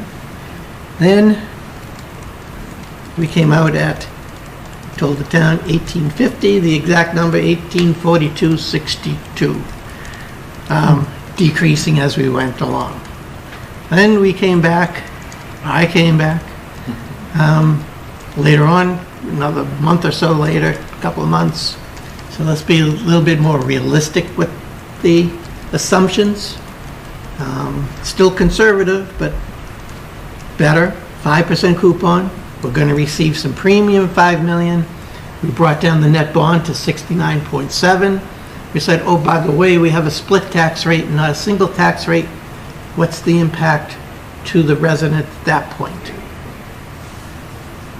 And then, okay, at the time, we had $1.1 million in stabilization. We said we were going to put $1 million a year away, so we thought we would have $4.1 million at the end. We're actually going to contribute between 26 and 28 an additional $4.8 million to stabilization, brings us to the $6 million that we showed. So our $74 million project cost, basically, net, gets decreased by $5 million for the premium, $6 million for stabilization, which means now we're borrowing $63.7 million. And at 63.7, the impact to the residents is now $995. A long way from the $1,850 that we said at town meeting, which is the number that's around town right now. This, go back 1 second, Ryan. This takes the assumptions up through construction that we're able to put that money into the school building stabilization fund and the debt exclusion after the fact. So after construction's done and we switch this in FY29 to the debt exclusion stabilization, we'd be committing $10.7 million in inside levy money over X number of years to get us to this point. And what it basically does when it's all said and done, it brings 11% of the project inside the levy, with the remainder going to the taxpayer. And of that $10 million, 10.7, 10 is our $500,000. The 700 is the school contribution? Yes, it's a combination of the town and the school. Right. Yes. But it's mainly the town side. It's mainly the $500,000 for the town. 500 over 20 years is, okay. Okay. Now we talk about DPW. All we have to go on is this estimate of $45 million that's sitting out there. I have no idea when we're talking. Worst case would have put it in the exact same year as we're talking about Shaker. I took the second worst course and said it's going to happen the year after Shaker. But the impact on that, it was the same kind of assumptions, 5% coupon, premium goes down because of the size of the bond to about $3 million, so we're at $42 million. And the big reveal, Ryan, next slide, $655. First year, again, worst year for the resident. Again, this is swag. To 1,500. And we're at 1649 in FY39, so we're right back to where we started. Good news is we're getting 2 buildings for the price of 1. There you go. See, so that Silver lining. DPW is About free. $125 a month to your tax bill. For both buildings, about 100. Yeah, about 125 a month. So on the debt exclusion, again, this is the $500,000 for the town going out. We're still treating these projects the same because 11% is being funded inside the levy through our debt exclusion stabilization. So we're not treating either project, except for that upfront construction costs, any differently. So we'll be asking a lot of the taxpayer. And to show that we've kind of done this before, this is all the times we've gone to the taxpayer in the past 25 years. See you, Mike. Good luck. And if we start looking at FY04, when this all started, we were A+ community with a negative outlook. So our finances look totally different today than they did then. Our certified free cash in FY04 was $400,000. That's not the new free cash coming in, that is the total certified free cash. I remember those days. We're talking about $11.5 million in FY '26. So our turnaround has been huge. To get there, what we did, and this is what the Finance Committee pushed in those years back then, and Fred can certainly weigh in, we stopped borrowing, because borrowing was killing us. And we did everything as a capital exclusion for those 5 years. We had 2 fail, FY06 and FY10 failed. And in those years when they failed, we didn't buy anything. We did nothing because we couldn't afford it. During that time, we also asked the town twice for operational overrides. The first one, a small one, that was for the library. The second one, $1.5 million, that's directly related to the high school.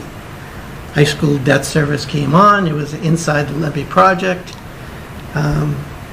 We had tried to save some money, but as you can see, our finances were totally different back then. It lasted 1 year, and we couldn't afford it after that because the debt service was well over $2 million a year. We had an operational override for $1.5 million, simply because, no offense to the select board, this current select board, but the select board back then would not allow us to put this, they wouldn't put it on the ballot as an exclusion. So operational overrides are the gift that keeps on giving. That $1.5 million has turned into $2.6 million in this year's budget because it's been compounding at 2.5%. So over the 22 years, the town has given us an extra $45.5 million because of this $1.5 million override. So essentially, we've paid for the high school twice with these funds. And we've spent it, we've taken it in, and we've spent it right along. During that same time, coming out of '05, we're still doing the capital exclusions. We had 3 major projects right in a row. Granted, the cost of those things are nowhere near what we're looking at now, but, 15, 18 years ago, costs are all relative. So it was big numbers back then. We have the middle school, the police station, and Russell Street. Middle school failed the first time, came back a second time and passed. And then 2 years in a row, we had overrides for the police station and Russell Street. The Russell Street track, to show you how our finances changed through this whole thing. Russell Street track was voted as a debt exclusion, but we paid for it 100% within the levy. And we came out of this in 14 with a AAA rating with a stable outlook from S&P, and that's where we've stayed ever since. So we've jumped on the backs of the taxpayer quite a bit in that time period. I think there was 11 things in 10 years that we asked the taxpayer for that they agreed to. 3 things that they didn't. The costs have gone up 1,000%. And costs have gone up 1,000%. And we're going to be relying, if these 2 projects move forward, we're going to be relying on the taxpayer to step up once again. But at least it won't be an operational override. Right. At least it'll be debt exclusion override.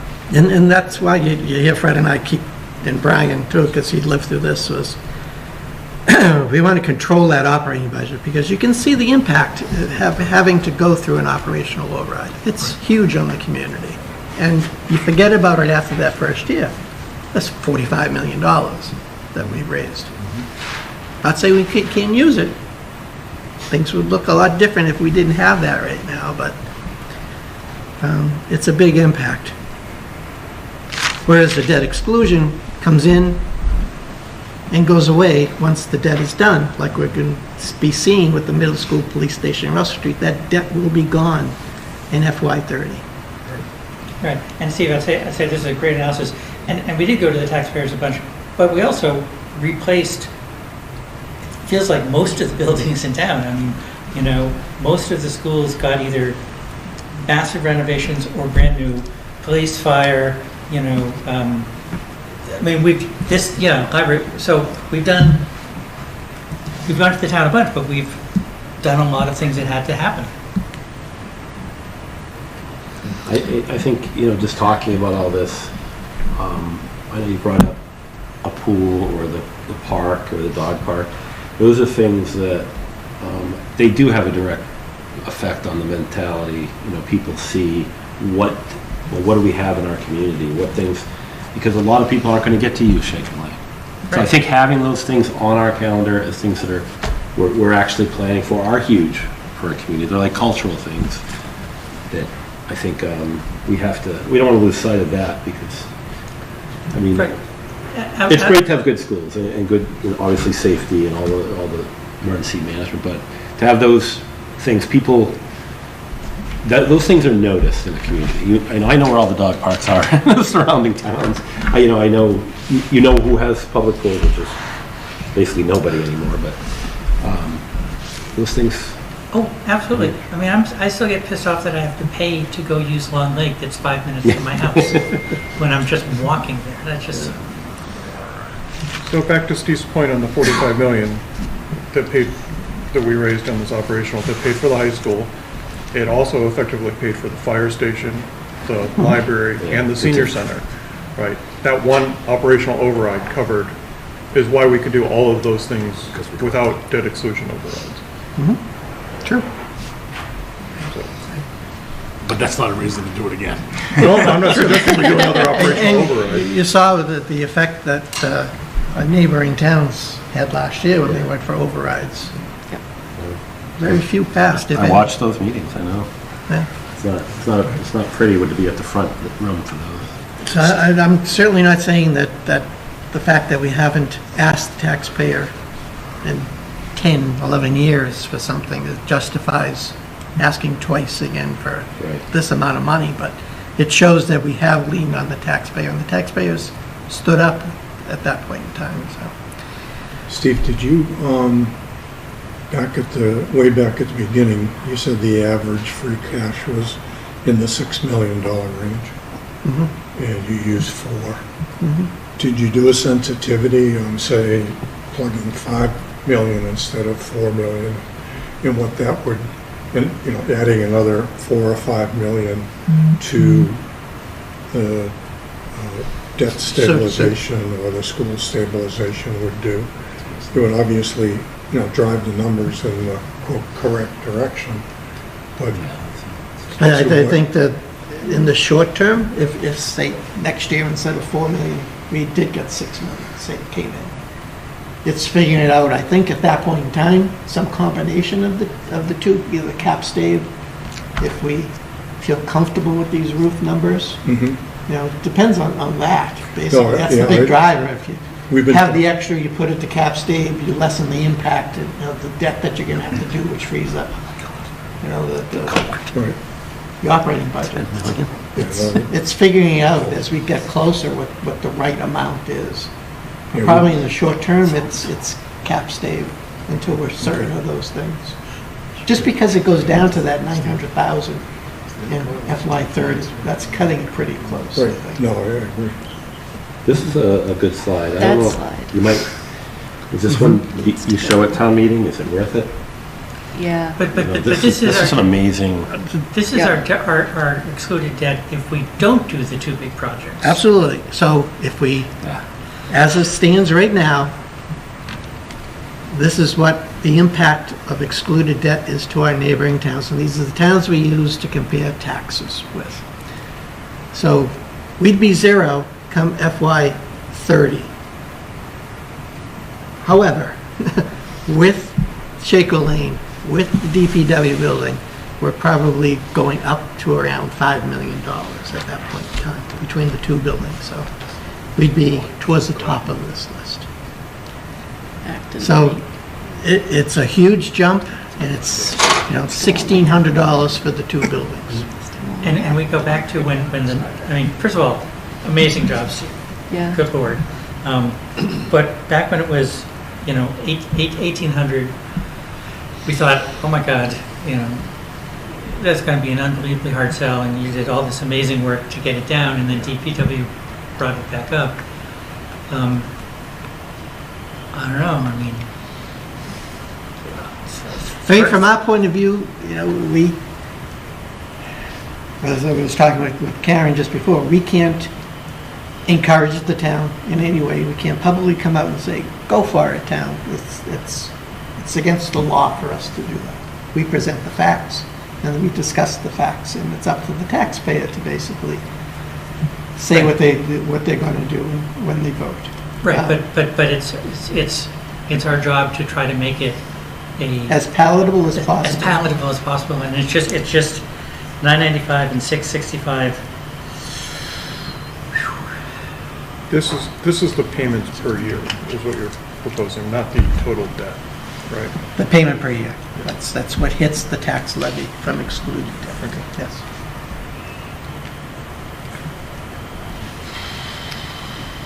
So, with that good news, I think what comes out of this is putting these two buildings aside. We're pretty good with capital and things that we want to do and what's been presented right now from our department heads. Whether we say, okay, this isn't going to pass or this moves out, I mean, that's how we move these blocks around over time. Sure. But it gives us a start, and that's what you wanted, was a start. And Steve, I know it's not capital, so I can defer this, but on the operating budget side, I mean, it seems like we're going to have to be adding bodies. I mean, I understand your point about having department heads manage their personnel, but we've seen so many requests for new FTEs, in all the departments, and we're going to have to say yes.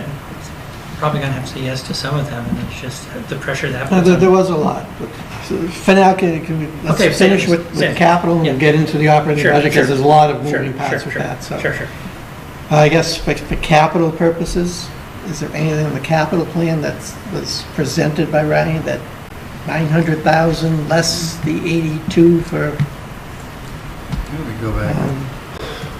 I mean, was there any department head that really had an issue with you that you had to say no and they were upset about, that we don't know about? No.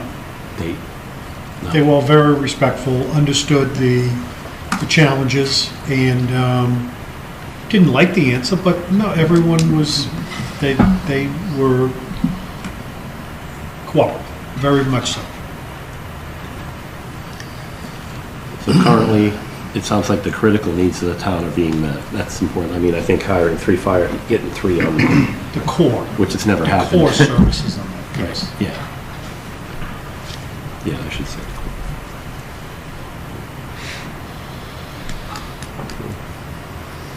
Are we okay with capital then? And the things that we're, so for the school projects, I don't think we're going to take any questions, right? For the school projects, it's, from our point of view, is we don't really care how they fund that, whether it's through their operating budget, whether it's through their school choice money, whether it's through their Tiger's Den funds for the Russell Street playground. That's up to them to figure that, how they're going to do that. That was a suggestion, for example, that Robin came up with out of Tiger's Den. They have a lot of money. You remember that sheet that the school department gave us? You looked at Tiger's Den. That's a lot of reserve for Tiger's Den. They could certainly handle the $55,000. So from our point of view, we really don't care where they take that money from. It's not coming out of the town's pocket, and we can put that to the stabilization fund. So it's little things like that I'll put one caveat to that. We don't care how they fund it, but we're not going to see that project. So if they don't do something that is on their list, they're not going to come back in 5 years and say, oh, town, you want to fund this? And say, no, that was part of our agreement. Yeah. We've already spent that money. I mean, we have to be cognizant of that. So with this up there, and when I've already raised the question about the power equipment, I've raised the question about the tower. There's obviously risk mitigation that's been put in place since that building opened, with windows covered by stairwells and whatnot. So they just have to, I assume they have adapted the training. although Chief did say that somebody bumped their head, so maybe they haven't. They wear helmets. Wearing helmets.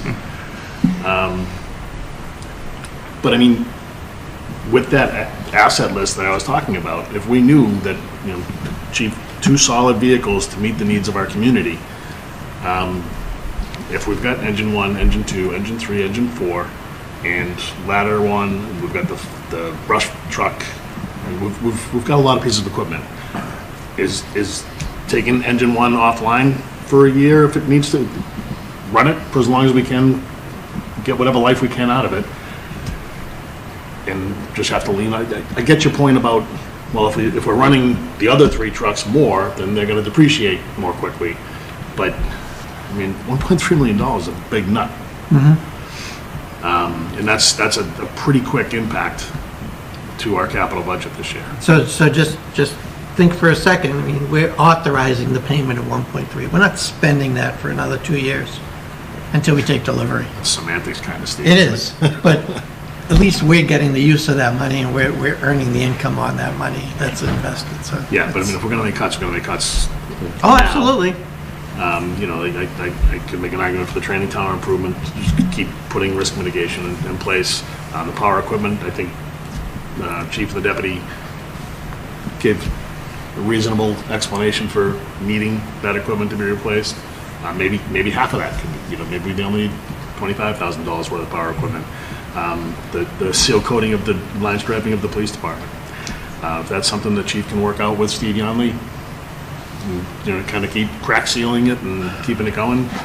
There's 20 grand we can pull back.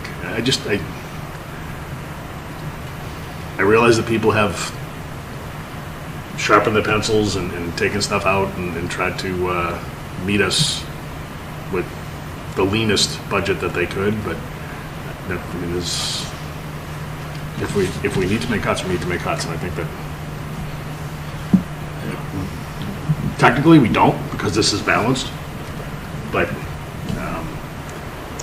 it's kind of semantics too, because we could, if we made cuts, then we'd have more money in our, whether it's free cash or capital stabilization, that we wouldn't have to use to spend on whatever we decided not to fund this year. Sorry. Oh, I was just going to say, I think it's balanced. We need to keep in mind that it's balanced based on conservative assumptions. Yeah. You know, rightly so, right? I'm not critiquing that whatsoever, but, you know, last year was a lean year, and it was based on conservative numbers, and we came out in a good place, ahead of where we thought we would be. And so while I agree that we shouldn't count on that, I think it might argue against additional cuts. On the other hand, there's, again, without getting political, there's so much uncertainty at the federal level. I can't imagine we won't be impacted by that. I think we already are. It's rescinded. For now. Yeah. So I guess the element of uncertainty is already here. Right. Yeah. I guess what I'm saying is, our job on this side of the table is, you know, risk mitigation, and uncertainty makes us be more afraid of risk. And I think that I think the federal uncertainty would lead me to want to be even more conservative. Fair.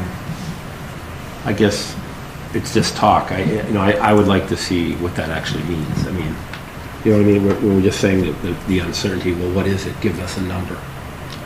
And we don't have that, right? So I guess if you're nervous about what could happen, then we could say that really at any given time. My comfort level with the largest budget item on here being 2 years out is I have to believe Littleton, we said it all along, we're at our low point.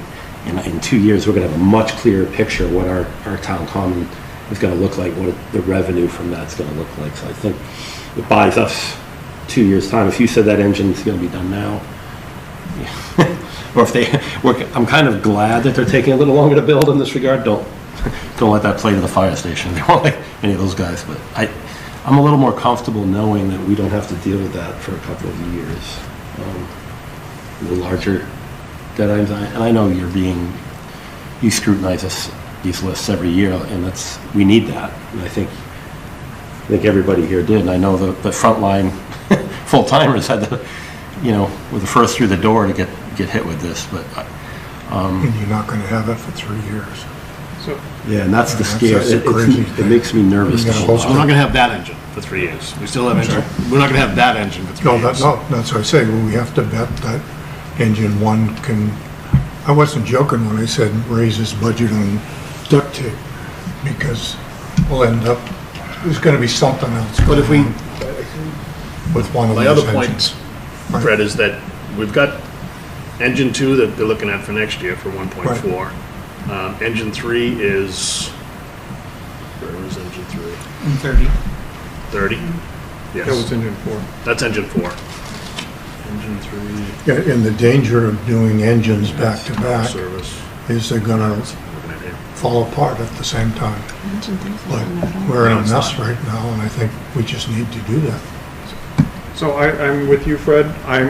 Honestly, I'm okay with engine 1 this year. Yeah. I'm not sure I'm okay with engine 2 next year. Well, Right? let it Because stand there's on its 3 own. fire engines in 5 years. That seems like we're not staggering them properly. We need to figure out how to buy one every 5 years, not 3 in 5 years, right? We need to figure out some other plan, because this might work, but then in 10 years, we're gonna be, Doing the 15 same years, we're gonna be position. back in this exact same position where we're asking for a lot of money in a very short period of time that we're gonna have trouble with. Well, we asked for the 5-year plan. And- It's yeah. important to see this, but you're right. We have to treat it as our two groups. Every year scrutinize this list and really, And so I'm okay, I don't care if they replace engine 1 or engine 2 this year, but you need a new engine, obviously, those two are, something's going, right? We need one, right? You're not gonna necessarily convince me that we need one this year and one next year, but you can convince me that you need one of those two, and then we figure something else out. But right? if that's the pleasure of the board, your board needs to be working with him through Jim to either convince you that he really needs it, or what does he need to spend to keep it going for another 3 years. Right. I mean, we shouldn't just have the conversation here, and then when he comes in next year, we smack him up the side of the head and say, no. That's, if all the that's your fun out of concern, then we should. I mean, this is a new chief. This is a new chief. This is his assessment. I expect him to be a long-term chief in Littleton. So I think, you know, I'm glad we see this assessment. Right. And But I think if we can work out a better plan for the engines, or if all of a sudden grant money becomes available and things, who knows what happens over these 5 years, but I'm glad he did this assessment. How we play it, it's going to largely depend on what our financials really are next year. And honestly, I'd like to know, like, when we buy an engine 1 in 2026, when we're replacing it, right? I want to know when the next engine 1 comes online, the plan, because that's the 12-year important plan, is part. it 15-year plan? Yeah, that's all I had mentioned. I think we have to count on a 10 to 12-year plan now with these engines. Our call volume is off the hook with how... Yeah, they're just not built the same way. And they're not built the same way. I mean, you look at the military vehicle they have for the brush, that'll probably drive for another 100 years. I mean, it's just tires it's a tank. Right, the tire, everything's falling off it, but that's just not the case. And I don't expect that to change, but our volume is up so much, and that we can guarantee is not going to go down. There's not going to be this, everybody all of a sudden gets healthy or... Well, the interesting thing is that I feel like we have a pretty decent handle on the call volume and the number of multiple calls that are simultaneous multiple calls on the ambulance side. I will say for myself, I have less understanding of that on the fire side. You know, I mean, we heard, okay, you know, 30% of the time both ambulances are out and make another ambulance call.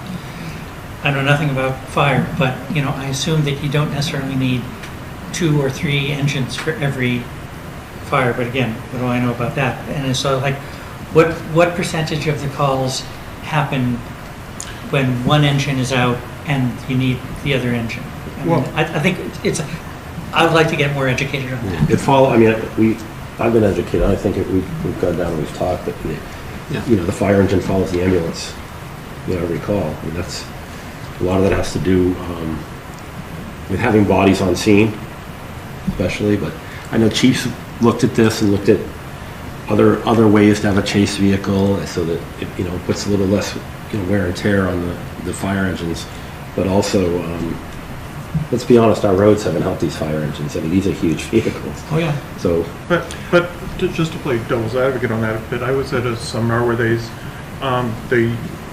used to some hospitals transport mental health patients between facilities in an ambulance, and they found out they can outfit a Suburban for much less, right? A $100,000 Suburban versus a $500,000 ambulance to do the same work, right? So there should be we need to look at our mode of operations to see, do we really need to send a fire engine on every call, right, for an ambulance? Or is there something else we could do? Maybe instead of sending in, $1.3 million fire truck, we send a $300,000 vehicle that we can replace, 5 times before we have to buy it. Yeah. So we need to, and I'm not the expert on that, and we're counting on the experts to come up with something and the risk mitigation there. So, yeah.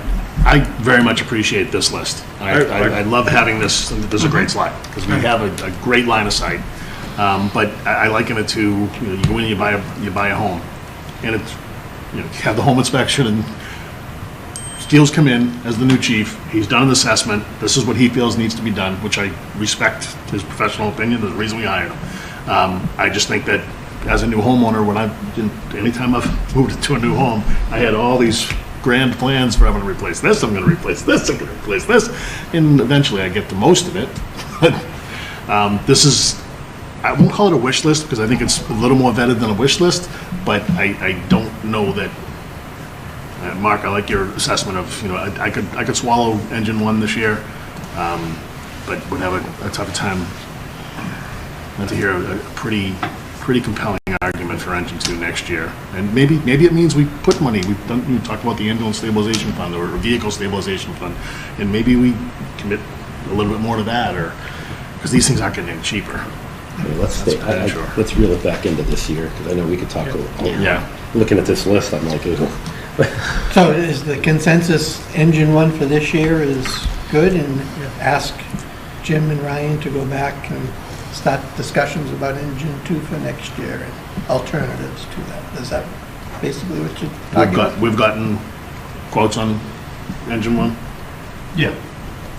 Chief did. Yep. I mean, I know sitting with Chief, he would like both engines this year. I mean, so that's the mindset, his evaluation when he came in. Right.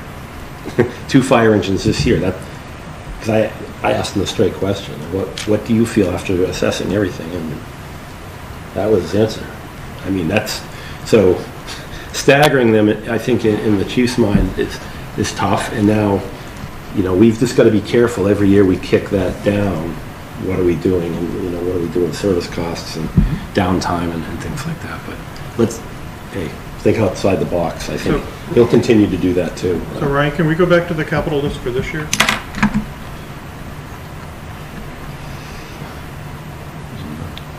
Again, this is the proposed, not all of these pieces are on. This was what's in your So document. they took out the summary.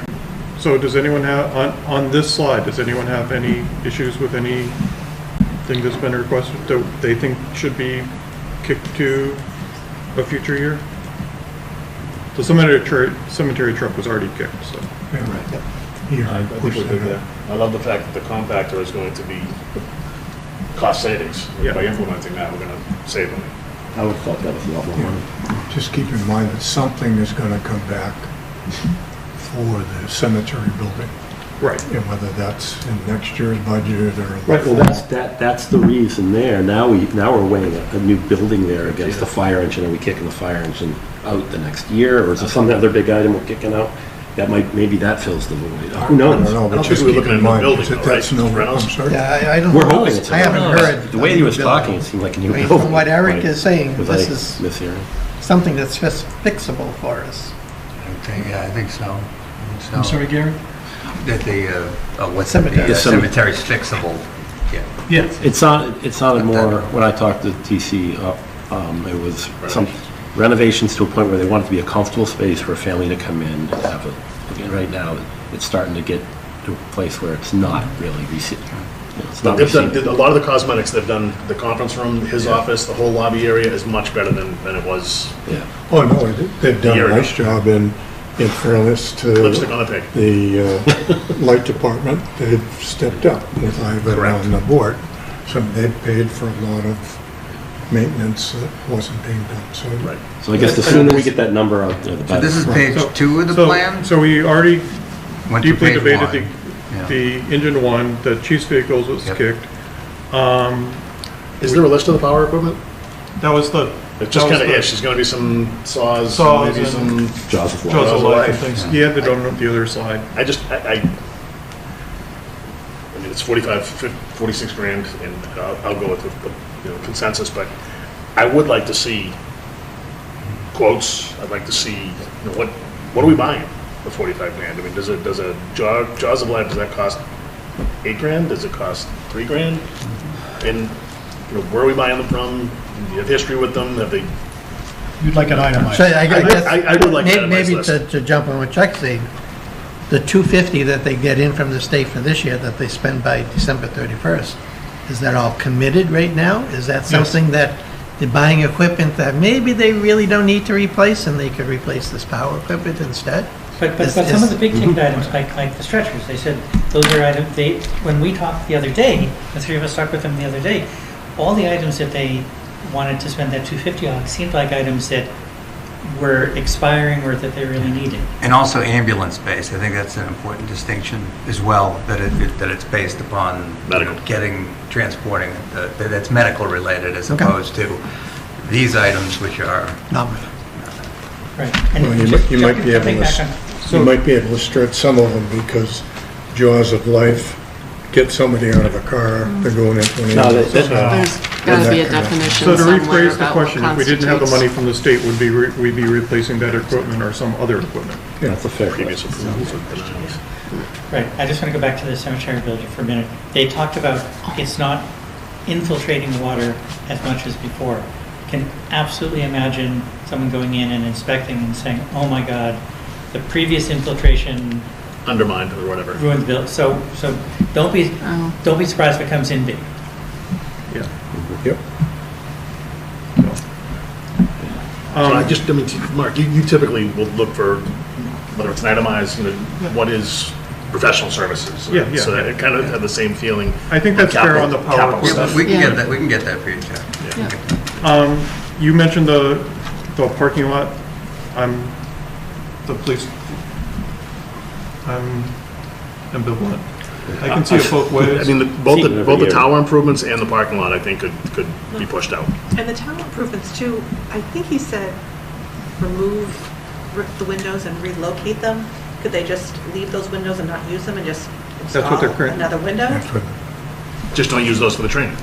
Right, what and their current maybe they plan could is. put in a window for $7,000 and just not use those as opposed to remove those and replace them. Yeah. That would have been a good Small clarification. money, but we just Is that something the Showbitech can do? don't want to waste. No masonry department over there? To your point, Chuck, this does get you to say, why would you build something and design something my God. like that to begin with? And Right. why hasn't anybody said something about this day one? Yeah, it's the new homeowner that went in and he took a look around and he did an He's inspection. the old homeowner, if you're Yeah, was he here for the? 10 years ago. Well, not. But Steve, how many times have we done that? I mean, with the high school, the auditorium, the ramps in the auditorium weren't ADA compliant. How the hell did that ever go through? They were too steep. It's like, this is the thing, the lack of oversight. It's just kind of staggering. It's a much better venue to watch a show at, though, because of that pitch. I mean, I'm comfortable with the sealant because there's going to be a value to seeing that on this capital item list every year for the last 5 years. Because that's one of those items. I'm like, that's a visual that I'm like, okay, let's get this done because he keeps. And I think the chief keeps bringing it back because he's trying to extend the useful life for Right, the he's getting asset. creative with it. And he also was willing, when we first talked about it, it was just the seal coat. And so Jim and I had talked to him about it, saying, Correct. okay, well, let's go talk to DPW, see what else maybe you do something like a micro planing that might be even better for what you need. And that's what the chief is committing to, and working with Steve and finding the optimum solution such that we don't have to replace the entire parking lot as soon. Again, not going to die on the hill for an $18,000 improvement to the tower or a $20,000 seal coat, but I do feel as though it's something that we can sacrifice. But again, consensus, if we feel as though we should do it. And the dock replacement's coming out of free cash, we can't get that out of CPC? No, that's going to go to CPC. That's one of the other items that are going to be coming up. It's on the other, But one of the it says slides. free cash. So what about the van? So they already have money set aside. This is to supplement what's already been provided. I think it was the 2022. Phase 2. Yeah, so this would be supplementing. This is the T at the end of the dock, I believe? Oh, no. This is about the van. Oh, sorry. Yeah. I'm still on the dock. So there's not funds available like the COA got grant money, or there's not other things that we're Well, looking at? that money's, no. And then, as Ryan was saying, the price went from 20-something thousand, now it's, about to buy the same vehicle now, it's 60. 60, yeah. Well, they had the money before and they didn't have enough, correct? And that's why nothing's happened. This gets them to enough, the 24.8. Correct, because the first time, 2 years ago, they asked for money and didn't have enough, so the money's been sitting there, waiting for us to. No, I thought there was enough. 67 the last one. Right, and this supplement so they can buy a 12-passenger van. So I remember Alicia talking about her pricing it out and seeing what some of those would be like. And it slowed down for a while. I remember what she said. She said it slowed down for a while, with a hard time getting it, where now they think it's opened up a little bit.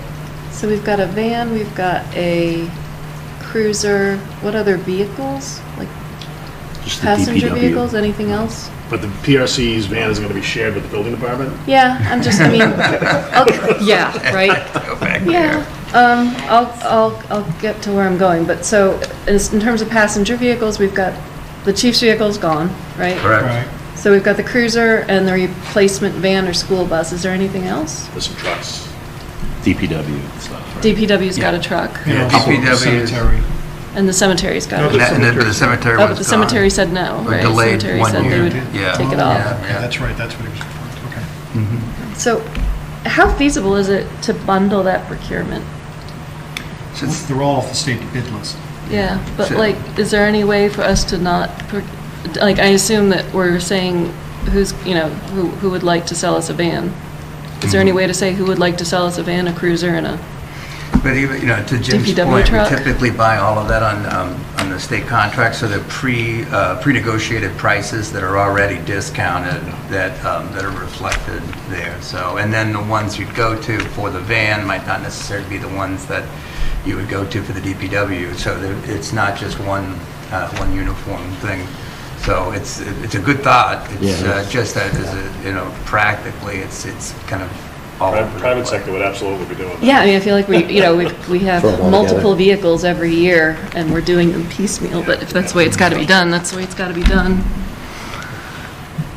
And then on the last page are the school items that are coming off because the school is going, either the school's going to be taken care of.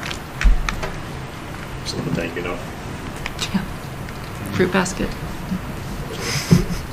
A lot cheaper than that. I'm comfortable with the list.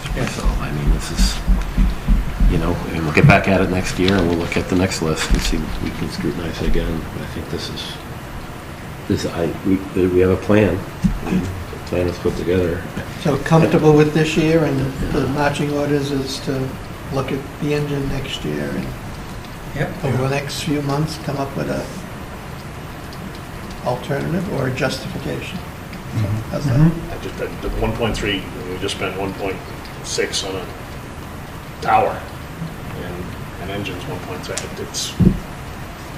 I'm good with it, but that's where we're going. They're not coming down, I know that. Again, would like to see all that supporting documentation. Yep, we can get you that. Yeah. Already asked them for it. Thank you.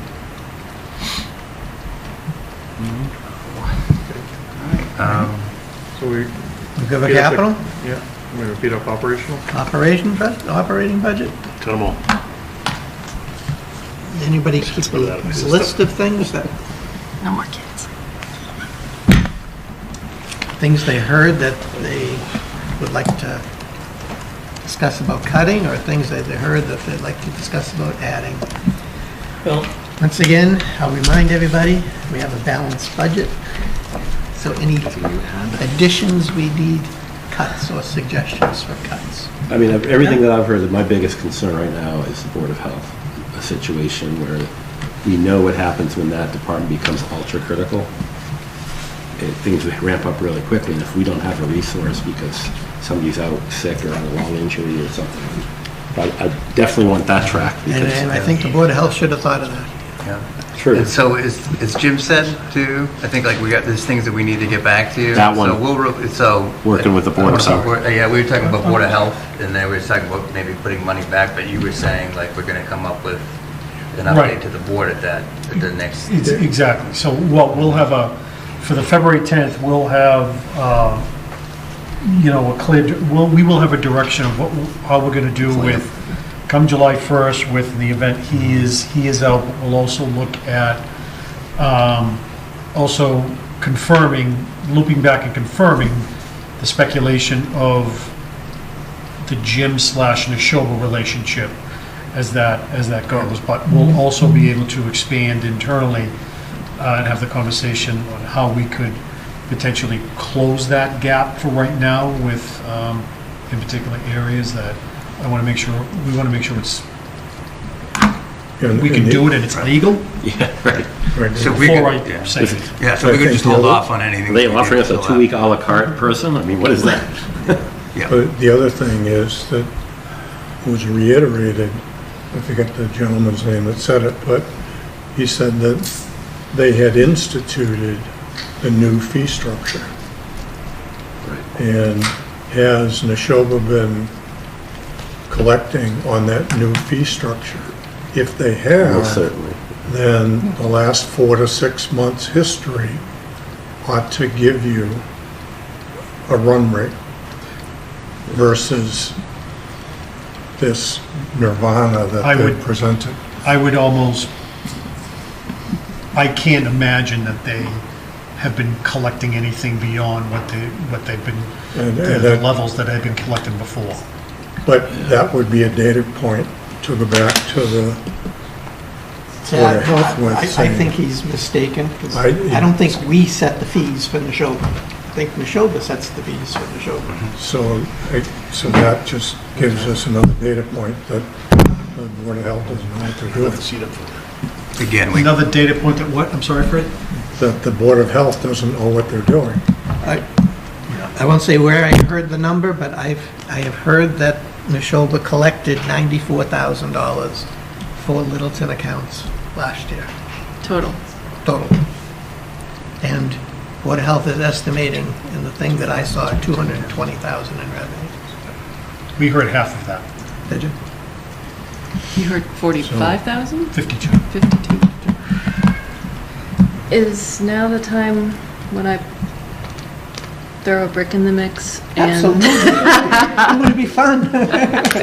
Here we go. In light of the capital plan and some of the uphill climbs that we think are ahead of us, I think the select board needs to consider professionalizing our communication services and getting somebody in. I don't know whether it's a consultant. I feel like we did this last year, but luckily that's been handled by the sustainability committee. But whether it's a consultant, whether it's somebody who's part-time, whether we can share with somebody else. One of the lessons that I learned at MMA, and I think that we've all been learning in trial by fire by doing what we do, is that a clear and proactive communication plan isn't a luxury. It's critical, and I think we need to consider setting aside some money for that, for at least the next year, where we've got major expenditures coming that are going to require a lot of. That guy. That was a fire alarm. Everybody get up and leave. That are going to require a lot of education. And it can't, the newsletter's great, Our meetings are great, but it's going to take more than a newsletter article to educate the public on the upcoming budget items, I think. So I would just like us to consider that, see if we can find some money somewhere, something. Amen. Especially because, you know, the number of folks who can watch these meetings, you know, goes down. I don't have cable, you know, I can Right. eventually watch them when it's on YouTube, but, you know, there's a lot of people in that boat. A lot of people have cut the cord, yeah, it's true. People cut the cord, we've got to go to where they are, and they're And then a not. budget. They're not watching this. Can't imagine why. To throw in another sort of similar wrench, just for operating, I mean, and not just this meeting, but this meeting and sort of the last meeting, you know, I heard the following departments say that they needed bodies: finance, admin, COA, Concom, health, library, school, fire, police, and DPW, all saying that they needed, not wanted, but needed to do FTEs to do their mission. And that's a lot of FTEs, but it doesn't feel extra. I mean, so I don't know how we handle, you know, another half dozen FTEs or a dozen FTEs over the next year or two, but I think we have to. Well, part of the budget- some of it was 5 years. when you saw the fire slide, it was 4 to 8 personnel, and that was his first priority. I mean, we just hired 4 people over there.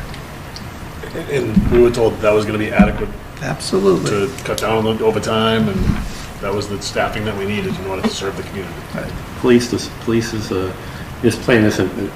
Police got a body this year. It sounded like he's got A back-ended body for this right. year. and But he his has- seemed like more of a 5-year. Yeah. Wasn't as much of a next year. I wrote down when I asked him what he wanted, he FY27 wanted they want. everything next year. They want, yeah, FY27. Two and a half bodies next These were, I was just writing down departments that said they needed folks in FY27.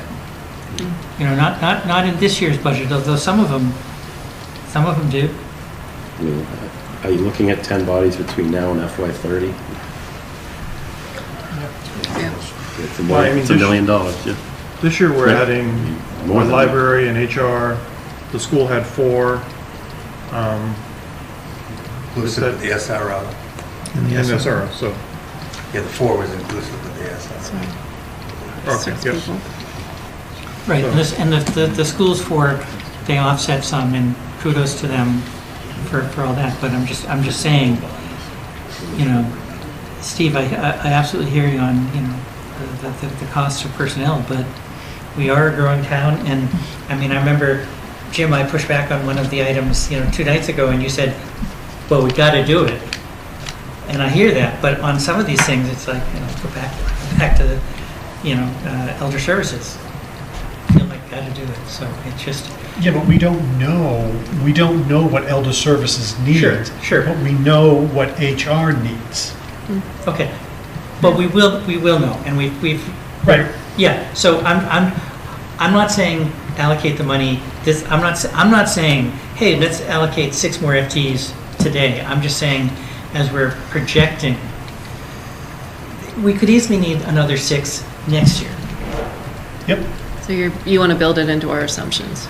I want us to be thinking about it, so that next year we're not, oh my God. Yeah. I mean, we don't have to beat around this. We have a 10-person expectation over the next 5 years. This town's going to grow, personnel-wise.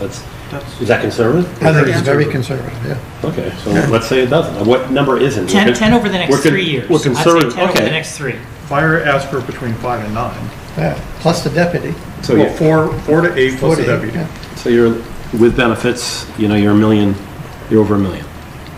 You're with 1.5 with that many people. Right? I mean.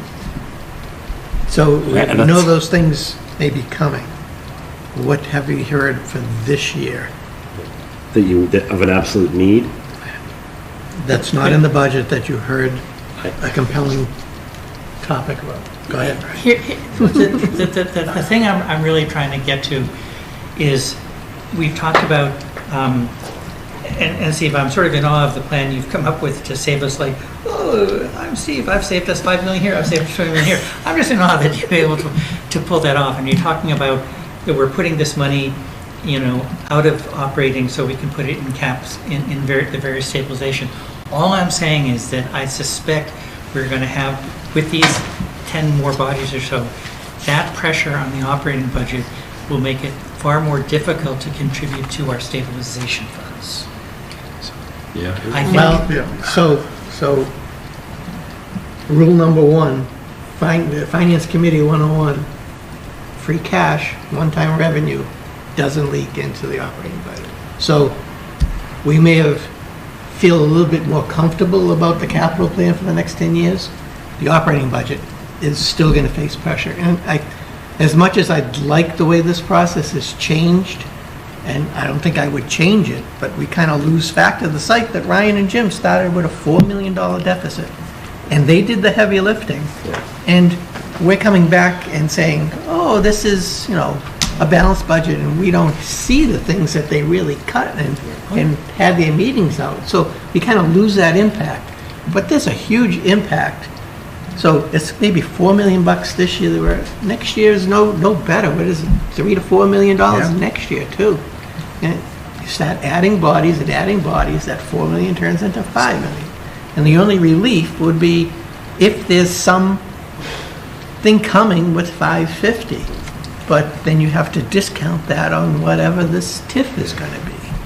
That's the crux of it. That's why I don't even look at it, because we don't even know. Do any of us see the 10 million, the 10 bodies going away, or the dozen bodies going away? In other words, next year they're going to say we don't need that anymore? No. Right, so we know it's coming, we have to bake it in. No. When I came on, my feeling is our greatest resource, period, are people that are operating in our town, right? Do I think that 4 to 8 people on the fire department, when he's submitting a budget that shows an increase in overtime and he's fully staffed and has 4 per shift. Oh, we're going to scrutinize. And has the ability to take the fire prevention officer and throw him on a shift during the day? But I think, believe that? But shouldn't we be treating this the same way we're treating the capital plan, right? Where we've got a dog park and we don't know whether we're actually going to go with the dog park or not, but it's on the plan. And so I think to Gary's point. And that's what Robin has in her thing is the future operating budget with a lot of these things baked in. So to Karen's point, I think we can treat these as wish list items going forward, right? And if, when he comes back in 27 or 28 and wants another firefighter, we can scrutinize it more then. But we don't have to sit here and debate whether we're hiring 4 firefighters in 28 now, right? We know bodies are coming, and we need to try and keep the number of bodies we hire to a reasonable level so that to keep the reasonable pressure. So we should be going back to, are the bodies we're hiring this year reasonable? Do we need something different? Do we need fewer, more? Well, Jim and Ryan have the pulse of that. Yes, and Steve, thank you for starting that out. We have the department head sitting across from us over the course of many weeks, and the budget message is, we're looking at level service and moving forward. Bring what you would like, your wish list. So we have vetted the entire thing and brought forward to you, or brought forward to you what we think is the most critical components of that. Okay? Yeah. But now they're giving another platform to basically say, oh, but we still need this person, this person, this person, after we've already done that, which just muddies the water. We asked for that, though, I think. I get that. But I think I rely on your pulse of, and what do they need right now? Because if you came out and said, we absolutely need X, correct. This is a whole different conversation. And that's what I did with HR. Let's start with HR. Put the HR assistant director on I think so. The table. Do we need HR. I think we do. I'm on the personal advisory committee. I see what that office is dealing with. I see how, and I said before, we ripped it out of the finance and HR together. We didn't know how these two departments were going to land. If we want HR to operate how we want it to, or we expect it to, we need another individual in there. And if it sounds like it needs to be an assistant, then I believe that to be true. So I'll just go one step further and say that every hire that we've projected for this year, I agree with, right? I have, and actually I will go back that I think Liz is going to need another staff, and I fully understand why she's not asking for one now, but I fully expect she's going to be at a finance committee meeting, you know, July 15th and say, I need another body, please. And, you know, actually, I have no problem with her coming to us and saying that, but I feel, as a manager, we need her to evaluate the building and the services that she's providing. Right. Let her take a first crack at it. I'm perfectly fine with that, too. The only hour I will advocate that we should take the assistant conservation agent from 25 hours to full-time. Because I think we need someone to do more for the Clean Lakes. It's already a benefited position, so it's not like we're adding benefits, we're just adding hours. And I think this is something, between losing Amy's experience and taking on Clean Lakes, I think it's money well spent. And I'll come up with the cuts for that, I think Clean too. Lakes is a bigger issue than just adding a person there. I agreed with that, In too. listening to is it John? Is that? Yes. Listening to John the other day, and he was pretty scattered. Yeah. And he's got $300,000 to spend, and I know he's appointed by the select board as far as the rest of the committee, but how much oversight does the select board give them in that spending of the $300,000? What's the plan? Are they just, there's Right. some weeds growing in this lake, we need to take care of them? So, Is there an ongoing plan? Yeah. And I think your point about shifting that to conservation agent would alleviate some of that, because then you could say, okay, here's a plan to do that. But as much as that commission is probably well-meaning, I don't think at least they haven't proven to me that there's a game plan on what they want to get to. And he's got $300,000, and he said he's having trouble spending this year's bucket of money that he has. It's not the first time either. Yeah.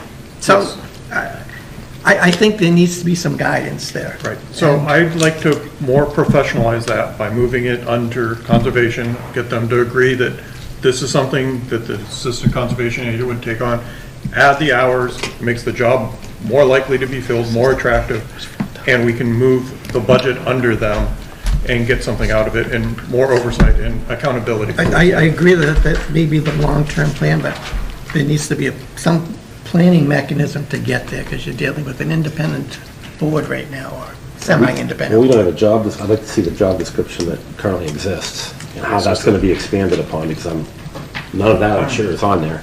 You know, is it 10 hours a week that's going to give to Clean Lakes? Is it, what's the, because an assistant conservation agent is basically acts on behalf when that, you know, conservation's not there. We're talking, taking this position from 25 to 40 hours is $20,000, something. It's not. Right, no, I would like to see. And I agree with you on the I would job like to see description. Jim and Ryan come up with some kind of plan and talking with conservation. How are you going to integrate these things? Agreed. Talking with Clean Lakes. You know, what can you share with them, and can you take direction from conservation that way? So it may not be something for this year, but something we strive for next year. I think it will make it easier for conservation this year, because I think they're going to have a really hard time filling that position at 25 hours. So I think if we did it for this year, it will make, I think conservation's going to have a hard time if we don't do it for this year. Well, they said they posted it, so let's see what they get. And maybe they'll get somebody that's got experience from another community that's doing Clean Lakes. Or, wants to. But with in the back of our minds, be thinking, if they don't get a pool that we feel meets the need, the ability to pivot to a full-time position, that would include some other job description. I will also argue that I hate hiring someone for 25 hours. Yeah, we do, but so why would life we? happens. Yeah, we're hiring a benefit position for someone that's working 3 days a week, right? It's in that, I don't like hiring someone for 19 hours, and I don't like hiring for 25, right? It's the wrong message, so. I understand that. Well, 19, completely different. I hate that too. That's all we can do, not benefit eligible. I understand that. Wish we had dozens of them. Yes. No, it makes us more. I mean, if you got people that wanted to work. You get 19 hours. No, I think there's a good point. Like, you know, if we're paying for the benefits, to pay for that for somebody who's only going to be there 25 hours a week seems But kind that of. might be exactly who we get that applies. It might be somebody that's looking to do 3 days a week, or, that has done. be. So it might be. I don't know that it is. It's already posted, so it's like, let's run with it, but have the ability. None of us like to hire mid-year, but. Well, you made a case that it will be 40, or it needs to be 40, and I don't know what, I don't even know what your guys' feeling is on it. What was your, right now, what's the temperature in the room for, you think that they need another 40-hour assistant, right? Well, As soon as Amy leaves, I guess. Well, I mean, obviously to unravel the complications that are surrounding Clean Lakes, it could be something that would be a wise investment, but that would have to be, but the board needs to, the Clean Lakes Committee needs to, have unfortunately, there's been no oversight or guidance, let's say. There's been no guidance for them for forever. So they've done the best they can with what they have, and it's just a bunch of very, very passionate individuals there. So I think there has to be more of a conscious effort to understand that they have to understand their role and how the process works. And we did that this year by introducing them to the process. And we just need to, move forward. But so long and short of the answer is it would be a wise investment. So we have an HR deputy, HR director, conservation agent moving 15 hours to the right. So it's 25,000 was the estimate that was there for that position. We have a teen librarian for 55,000, and the transfer station is 7,000. That was just moving them from 38 to 40 hours. 40 hours. As long as the union's okay with that, I don't have a problem. So the one, what was the one before that? Oh, is it? Teen librarian. He presented this to us about a year ago too, that this was probably something. When he presented, it sounded like a very important need, that there are enormous amount of teens now come up here and are in there. And Fred's right. You don't want to be standing out in front of that hot cocoa machine at 2 PM. And I asked the question to Sam, is as long as we have the ability to move that teen librarian to other areas of the library, that they're not solely a teen librarian, he said yes, so I have less of a problem with it. Cross training. Are our job descriptions unique to that, or are all, I'm trying to think. The library, everyone does pretty much everything. Okay, so that comfortable with a teen librarian as well?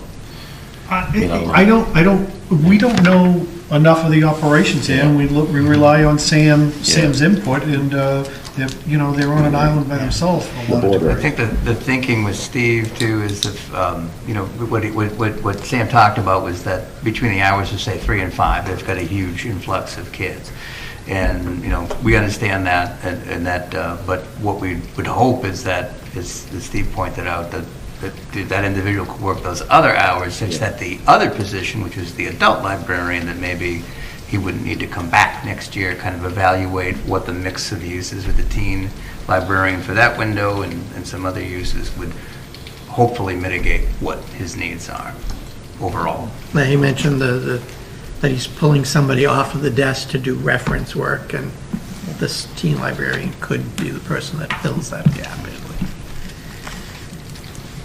I'm fine with that. The other piece that's in here is the police executive assistant, 4,002, to upgrade the grade of that position. I think That's From being what the re- chief said, that's gone? Well, right, that's going to be recognized in the class and comp. Right, so we should take at least that little piece out of the budget, Robin, that 4,000 that's there. For 218? Yeah. Won't be for 26? The comp and class study will take care of that. None of that is worked into here. Right, we just went through the comp in class yesterday. Yeah. To approve the plan and everything and how that's going to go forward. So- And the advisory committee talked about Yeah. those admin staff people, right? So if she's doing the, all the FOIA requests and all that, if she's got. No, But a grade increase isn't the way to handle it. Right, the issue, right, the issue there was the position is graded. We have an issue, all our admin assistants probably need to be upgraded to admin 1, 2, and 3, or something like that, where we have a ladder of admins. Right now, just throwing the blanket admin really hurts some of the positions, because some have a lot more responsibility than others, so we need to have, I think the plan is when the Collins Center is the ones that will be doing this, come in and do it. Right. They'll have a better idea of how. I think we're lucky to have both her and Michael at the fire department. I think No, they're this- invaluable, and I think. I just think it was. I'm not saying that the work isn't valuable, it's, you bump this grade, then fire's gonna be into the advisory board the next meeting and say, we want our grade. Right, that's why I think this comp study is going to help us a lot with those Right. positions. That should take care of it. Just don't wanna lose them. Right? Is that Retention. Yes. your understanding also? Yes. So I had two things that I thought we could also, if we're looking for money. Diane mentioned the election police detail she basically cut that flat, but there's really much less election police requirement since we're not doing the early in-person voting. So we could go back and cut money from there. I don't know what the number is, because she'd have to present something more along that. We can follow up with her, with that should. And I also wrote down that we gave a lot of money for Patriots Day again, and we Yes. were unclear whether that was still necessary for this. Yeah, well, that's already taken care of for this year. What do you? Right, so we gave an extra $10,000. money last year's budget for this year's Patriots Day. Yeah, It was right, right. like $4,000 something dollars, and it's replicated in their budget for '26. Okay. And What you page? probably should go right back down to what it was. Yeah. Okay. This is the Historical Commission? Yeah. Yeah. It's historical or under Patriots Day, I'm not sure which it is, but. Okay, we'll look at that. Is Jonathan still running that? He was doing, for a while, he was doing the Patriots Day event. One of the things that I have on the list is Clean Lake Stabilization Fund. In talking with, I had a conversation with Rob before he left. He had talked with John, and John really didn't understand the whole stabilization fund thing. When I said to him, you have a 6-month window, and he agreed. He didn't understand what we were saying, or I was saying. So they don't really want to do the stabilization route anymore. He talked about taking park and recs, and I know Rob is speaking for the Clean Lakes Committee, but they would take the money they're going to get from Park and Rec, maybe set up a revolving fund and handle it that way, so they have access to those funds. So the 15 would basically go away.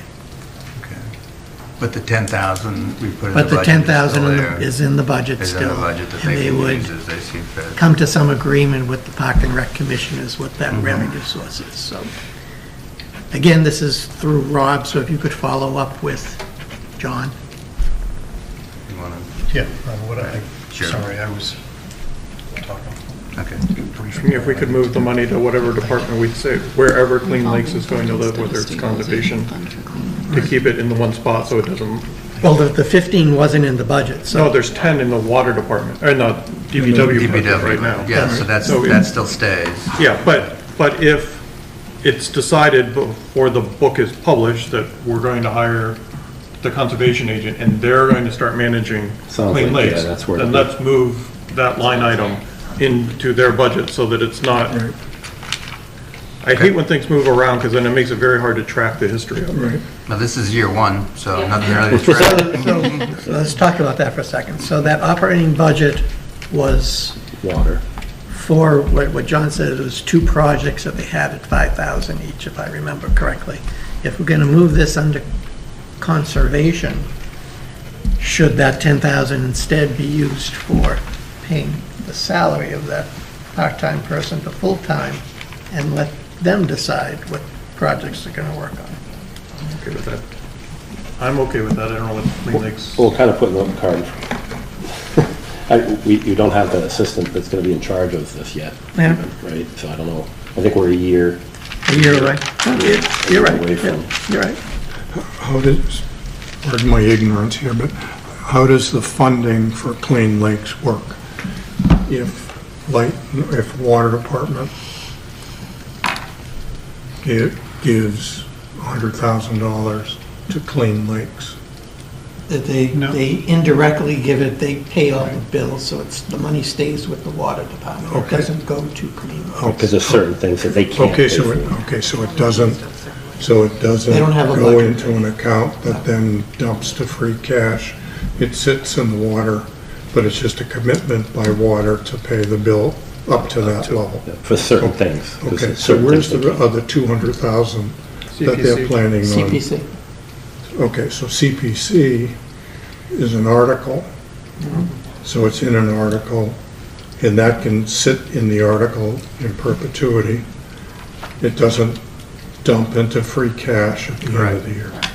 Okay. And I don't personally think that's a sustainable model. we don't. Well, I don't think it's Right. sustainable at all, Yeah. coming out of You don't want to count on CPC CPC, every like- year for a certain funding source that No, we know is going to that's happen. That's not what it's maintenance. designed. Yeah, and CPC is uneasy with it as well. So we gotta have we have to have Rehabilitation. we've got to have an end date here of another plan. So I think that should be discussions Right. next year on Okay. how we're going to fund. Town council, we're going to definitely engage town council, and it's their word, and that's the way, yes, it's maintenance, and no, it's maintenance, and. Well, and the they may be different towns interpret that. I mean, Westford says it's maintenance, and Well, they're done. Westford didn't say it was maintenance for 5-10 years, then they said it was maintenance. So I think we've got a few years. First, they're talking about an herbicidal treatment project. That's not maintenance. And then they're talking about moving over to eco-harvesting. Well, that's not maintenance, because it's the first time they're doing it. Reclamation is one thing, but if you go back Yeah. every 2 years, then it's Yeah. difficult to defend. At some point, it starts being maintenance, but I think we've got a couple years of breathing room to And get there. apparently they're stalled now because the state is telling them they need a shallow dredging permit rather than just a harvesting permit.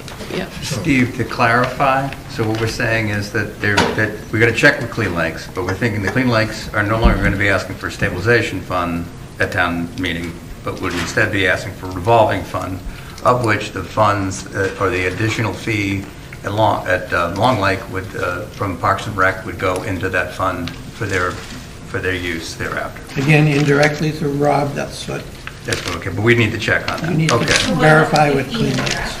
What's that? What about the 15,000 you're asking for? So that would be gone, but we need to check with. Well, we never had that in the budget to begin with. It was gonna be, they asked for stabilization. Stabilization, so that's what we need to Right, clarify. which would have came out of free cash. Right. So what was, yeah, right, so, and what was the other thing you had? You had another thing that you wanted to either cut, or was there something else? I thought we were going to move that over to pay for the EHS. conservation hours. but- So, well, why don't you two speak to what you said this morning about EHS? Well, I was hoping that, so the Connect fee, Liz asked for 20,000, but it's actually 27,000. So if that slide at the beginning, if we ended up having a little bit of surplus with the health insurance, I was suggesting that we fully fund the 27,000, and that, because she has to take the 7,000 from her Grants. formula grant that she could use to pay for other things when she gets into the building. So if she had to hire some, other teachers for different things or whatever, she'd have, she'd have that money to play with instead of putting it into the Connect fees. So that's if we end up with extra at the end. Yeah, she didn't like ask the first for in. it, but I think it would give her a little bit more of a cushion for the unknown. Okay. And I think consensus-wise from all of us on this side is if Liz, after she moves into the building, goes to Jim and Ryan and says, I need somebody, then we're willing to use the reserve fund to fund that position. But I think management-wise, we need to let her find that out first. Yeah. I agree with that. And I'm totally cool with that, since it has the first part. Well, it's like we did it, we're not using the emergency fund, but with the library. We know we were gonna need a full-time teen librarian? No, but here we are. Right. Can I bring up, can we hit the rewind button on a couple things, please? So help me understand, please. So we're not doing the 15,000 for the clean lakes and the stabilization account? Correct. But we need to confirm that. You need to confirm Because that. you're with- getting it from Rob, not from the Clean Lakes Committee. Yes.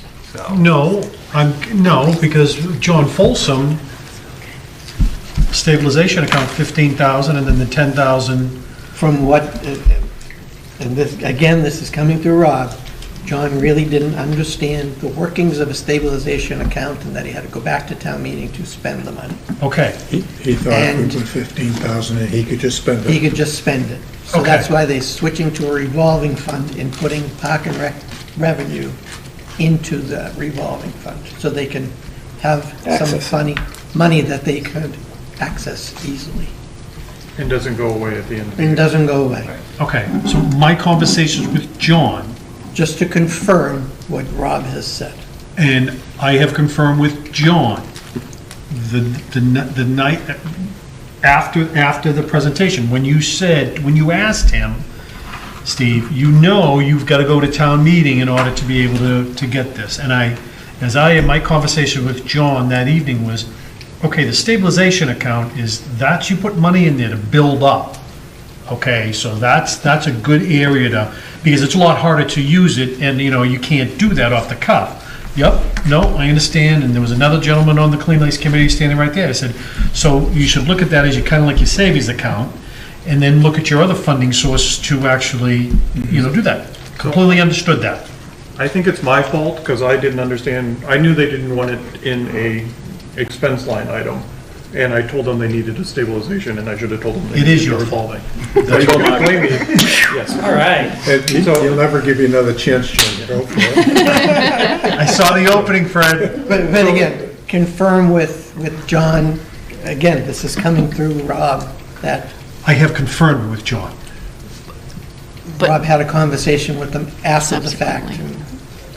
Again, this is coming from Rob. Of all the meetings, for him not to be here. I know. So Rob came to office hours yesterday and said what he did. Which, yeah, and said the same thing, that they want to use a revolving fund, not a stabilization fund. Again, this is coming through Rob. You'd think we were talking Yeah. $1 million here. But Rob's If not it on is the Clean Lakes the Committee. if it is the stabilization account, then we need to make some cut somewhere, whether it's reducing that capital stabilization number or working it into our budget so it's a line item out of raise and appropriate that funds it every year. This is Okay. an ongoing thing.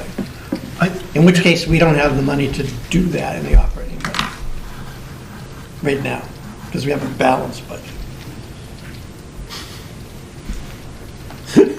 Okay. Right? So, this is, what's that? surprise. Yeah, exactly. So this is where so the Clean Lakes Committee is part of now of trying to shepherd them through the process. Budget process. Right. Yeah. And then understanding the overall, the impacts, and it's my suggestion, I have had the conversation with two people with Clean Lakes after the meeting that they presented the other night. I appreciate, sincerely respect Rob's input and his assessment of everything, but that's the communication I had from the chair of the Clean Lakes Committee. That's why, if you could circle back with him and confirm all these things that we have. Which I did after the meeting, is my point. Evidently, Rob talked to him after. After. So. Reconfirm. Could I ask a question? Yes, I shall. If there's, if they move to the, or if they don't move to a revolving account and they keep with the stabilization account idea, but there is money coming in from fees through Parks and Rec, that money goes into where and how, what are the restrictions, if any, on how they will spend it? Yeah, we never talked about where that money would be. Yeah. Well, I mean, you could do both. You could establish a stabilization fund and a revolving fund. So We have access to it, just have. Probably would be still Commissioners, revolving right? anyway. Yeah. We would want to establish this so that they can have regular access to those funds. I guess I would take baby steps with them. Hearing that they have trouble spending Trying their to answer. funds Yeah. is, let's do the revolving fund, whatever the park commissioners decide to add to their fees to give to Clean Lakes, put into revolving fund, see how it operates. So are you also saying that ultimately the 25,000 that was identified for Clean Lakes is no longer 25,000? There wasn't 25,000 identified. There was 15 to go into the stabilization account and 10 that's sat in the DPW account. There's 10 for the operating budget, that's in the budget. That's Right. the 10 that's in DPW right now. Right. The 15 was something extra that's not anywhere here. Right? Ryan, you never accounted for the 15 anyway. Yeah, but, what we talked about was looking at other, doing something like just a transfer from free cash for that, so. But Which would decrease a cap state. But we just added 82,000. I mean, whatever, guys. I mean, like, we'll talk with the Long Lake people. Come on. I would rather not a stabilization fund with 15,000, that's all. Yeah, so we have to Work with the circle back. 10,000 budget, which is new to you, work with the money you're gonna get from Park and Rec, which is new to you. You have the water department's money, which should be the same thing you've been getting. Okay. And come back next year. If there's an emergency, Or, they can come to the finance committee. Have the select board call them in every once in a while to talk about planning and what they're spending. Right, it's new, so this whole thing is new. We just, they have to get on our cycle. And if we revisit next year, that they need a stabilization, we can revisit it. Okay, the other rewind that I was referring to is in the police budget for the admin, for the extra responsibilities that have been added on there, the $4,000. So. My understanding, that was a grade increase, right? What didn't happen? That was the original proposal. It says grade 11, step 5, which Right, is... but that was original proposal, but that has been changed because we're looking at the class and comp. But we're also recognizing the X amount of dollars given in a form of a stipend on a temporary basis. Okay, so that's his budget. Whatever you think that number needs to be, reduce it by whatever. So it's not a stipend for $4,000 we're talking about, is it? Yeah, it would be. Yes. Yeah. Yes? Yes. I mean, it could be called a records clerk stipend. I would rather not a stipend, just give her a step increase. It's either her job or it isn't. Oh. Well, I think it's both. If you give a step, if you give a stipend, It's a step increase and they go through the comp and class, and they get extra points on Oh, I'm their not thing. saying do this. Oh, okay. I'm saying that this wasn't never about a step increase. This was about a grade increase that was denied by the personal advisory committee. And that's because what I'm it didn't saying, meet it's the- still This is a here. workaround. That money is still here for a grade increase Okay. to a grade 11, step 5. I $4,000. understand at the time of print, Okay. but that has changed. We've and then just identifying a temporary of stipend while the class and comp is being done. Once a class and comp is being done, and then that position goes there. And what that equates to in a dollar amount, whether it's 2,000, 3,000, 6,000, whatever it may be. I hear what you're saying. What if it comes in less? And so, Give it back? I mean, I was personnel committee for many years. Yes. And Gary and I have talked about this, is the use of stipends. And right. You give somebody this $4,000 stipend to do this function, the job gets graded differently because of that function, and then all of a sudden that stipend does not go away. Oh, no, that's... Or the grade increase that this person is getting doesn't fit with Doesn't equal match the the 4,000, stipend. yeah. Yeah. So what do? You don't take money away from somebody. I would rather, to solve the problem, because if the chief really wants to give this person extra money for the extra job, just give them a step increase. That would come in front of us. You give them a step increase, they're gonna get extra funds. They're gonna get extra funds on the raise that they get next year. It may not be $4,000, it may be something less, but they're gonna get something. And it doesn't kill the comp and class study, because you don't have somebody already as an outlier in what these other departments do. DPW come back to us and say, our admin does procurement, they should get a procurement stipend now. Well, But they're a business that's what manager. happens, because then the fire chief is gonna come back and say the same thing. So I think there's a couple of things that make this an outlier, right? One is that the records request part of the job has changed because of a change that was acknowledged in the union contract for the police, right? They started wearing cameras, and that was acknowledged as needing a pay bump because it was a change in circumstances. So for the administrative assistant, there was a consummate change in her working circumstances that is not being addressed at all at this time.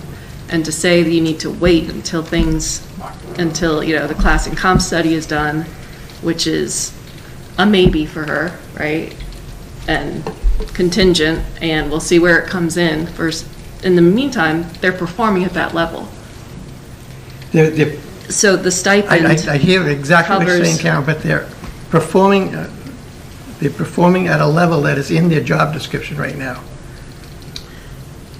No. They're doing extra work than what the job description They're says doing right now. different work. How can it be? They're doing extra work. But it's different Change from of work their... conditions, what would be Yeah. argued, The right? job Yeah, is no exactly. longer an Change of admin work assistant. conditions. So the job It's a needs to business be- manager is what the job is. They need a new job description, it needs to be regraded. They tried that, and it failed at the Personnel Advisory Committee. So then why are, I'm saying it's in here as if it was done. I think Robin can add something color to this.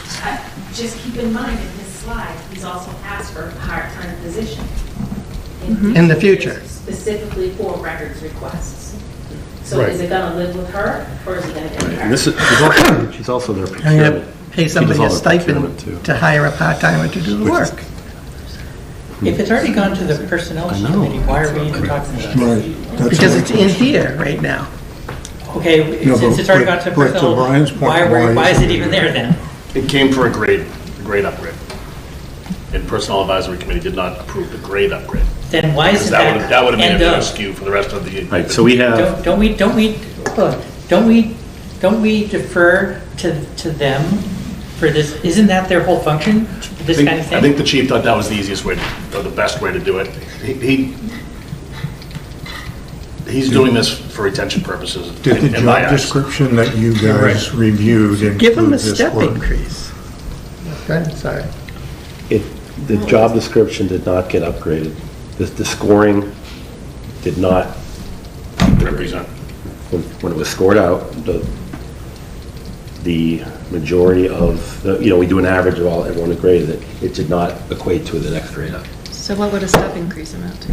So the step increase, I don't think, what's a step increase, 2,000 a year? I have no Probably, idea. whatever 2.5% is of the current salary, but we gotta be careful with those too, but that'd be for retention, but we could say that about anybody that's doing extra work. I'm more concerned with this position right now. Yes, we're going to comp study. We have told Collins, they said we need 10 months. We said, no, you'll have it done by September 30th. That way we can get anything anything we need ready for town meeting in November, so if little things like this come up. But if the chief is worried that we could lose a position by then, I mean, he can advocate for a step increase, but that's a slippery slope when we're talking about other, what's that say to everybody else, per pay equity, which is dangerous. Well, that's why but to your point, Steve, it's what you had proposed of saying, understand, the chief understands that it's gonna, the final compensation is gonna lie where that schedule falls in, where the position falls in the schedule. And if that position falls in the schedule that, okay, the adjustment is 2,000 to 3,000, that's the new salary. That's so the 4,000 is a temporary placeholder for retention, and moving forward, and wherever that may fall, that's where it falls. See, I would look at it a little differently. They could come out ahead of the game. You give them a step increase or a two-step increase, whatever it is, for the short-term retention. When you do a comp and class study and the grade changes, you go to the step on the grade where you get an increase. They'd be 2 steps ahead of where they would normally be. Okay. They could come out way ahead of this $4,000 stipend in the long run. So Gary, how would that work out with personal advisor? I just think that if you're going to leave the 4,000 in the budget, what's the harm in leaving it in there? Okay. Because if this does get graded out, and now in November, or it doesn't have to wait for a special town meeting for it to be to do anything. Because we're allowed to change grades throughout the year. I mean, we're changing the bylaw to be able to do that. But so I think the personal advisory committee graded the position that came to us, and it did not grade out at the next grade. That's all I can, I mean, there's nothing else. Right. Did when you guys graded it, did it have this, quote, extra work in it? That's why it went there. If it did, then I'm with Brian. God, it's ridiculous. Well, The inmates are running the asylum. It's not a perfect system. Fred, I take exception to that comment. No way. I mean, we need. It's retention. I totally understand it. And the easiest way to solve What's our it tool? would be a step. But we don't The have, cleanest way. we don't have a good, clean policy on how we do double steps, right? It's and until we have one, I have a really hard time supporting double steps, right? Because then what happens when, the fire admin says, well, I'm doing extra work too, I should get double steps. That's the problem. Right, so. It's a problem whenever you're talking about these types of things. Absolutely. So, I don't see anything wrong with leaving in the budget, because it can't be spent when it's in the budget, because we haven't upgraded the job. They can't pay her, the admin, more money when it's in the budget. It's just gonna. It's in there as a stipend. No, it's in there. It's in the salary line. It's in the salary line. So if we leave it in there, it's going to fall through unless we do something else. But the intent with that line was to pay them a stipend for that. Correct, not as presented, and just make it. So I'm with Steve that I don't want stipends for anything, so. I hate stipends. Well, the chiefs. It's temporary. The chiefs have the There ability is no such thing as a temporary Yes, stipend. there is. In my world, there is temporary. So what happens when we give Steve's right, what happens if we give this $4,000 temporary stipend, the thing comes back and it's graded now at a $1,500 increase, then we're going to give them a pay cut? No, that was the understanding. No, it's nothing. That was the understanding. Then it's not much of a retention policy when we're giving them a pay cut next year. Because there's a confidence level to the fact that it will reflect appropriately. Well, The classic I have no confidence in that, or the Personnel Advisory Committee would have rated it that way. Yeah. We just. Not necessarily. I believe, so when any promotions now, and this is going up for a town meeting, we'll have a minimum of a 10%. When you get promoted, you're going to at least get 10% of your salary. So these 1 cent increases whatever, go away. So it'll be a 10% increase if the employee truly gets promoted. Now, the personal advisory committee we weren't creating a new position. some of the board was very uncomfortable creating a new position. It doesn't exist in town, this business, I think it was business manager. Correct, that's Right. DPW. So it still got slotted into admin assistant, and we don't have, like I said, we don't have an admin assistant 1, 2, or 3, we have admin assistant. And we, the personal advisory committee can't give a step, or that's not in the charge, that's only select board.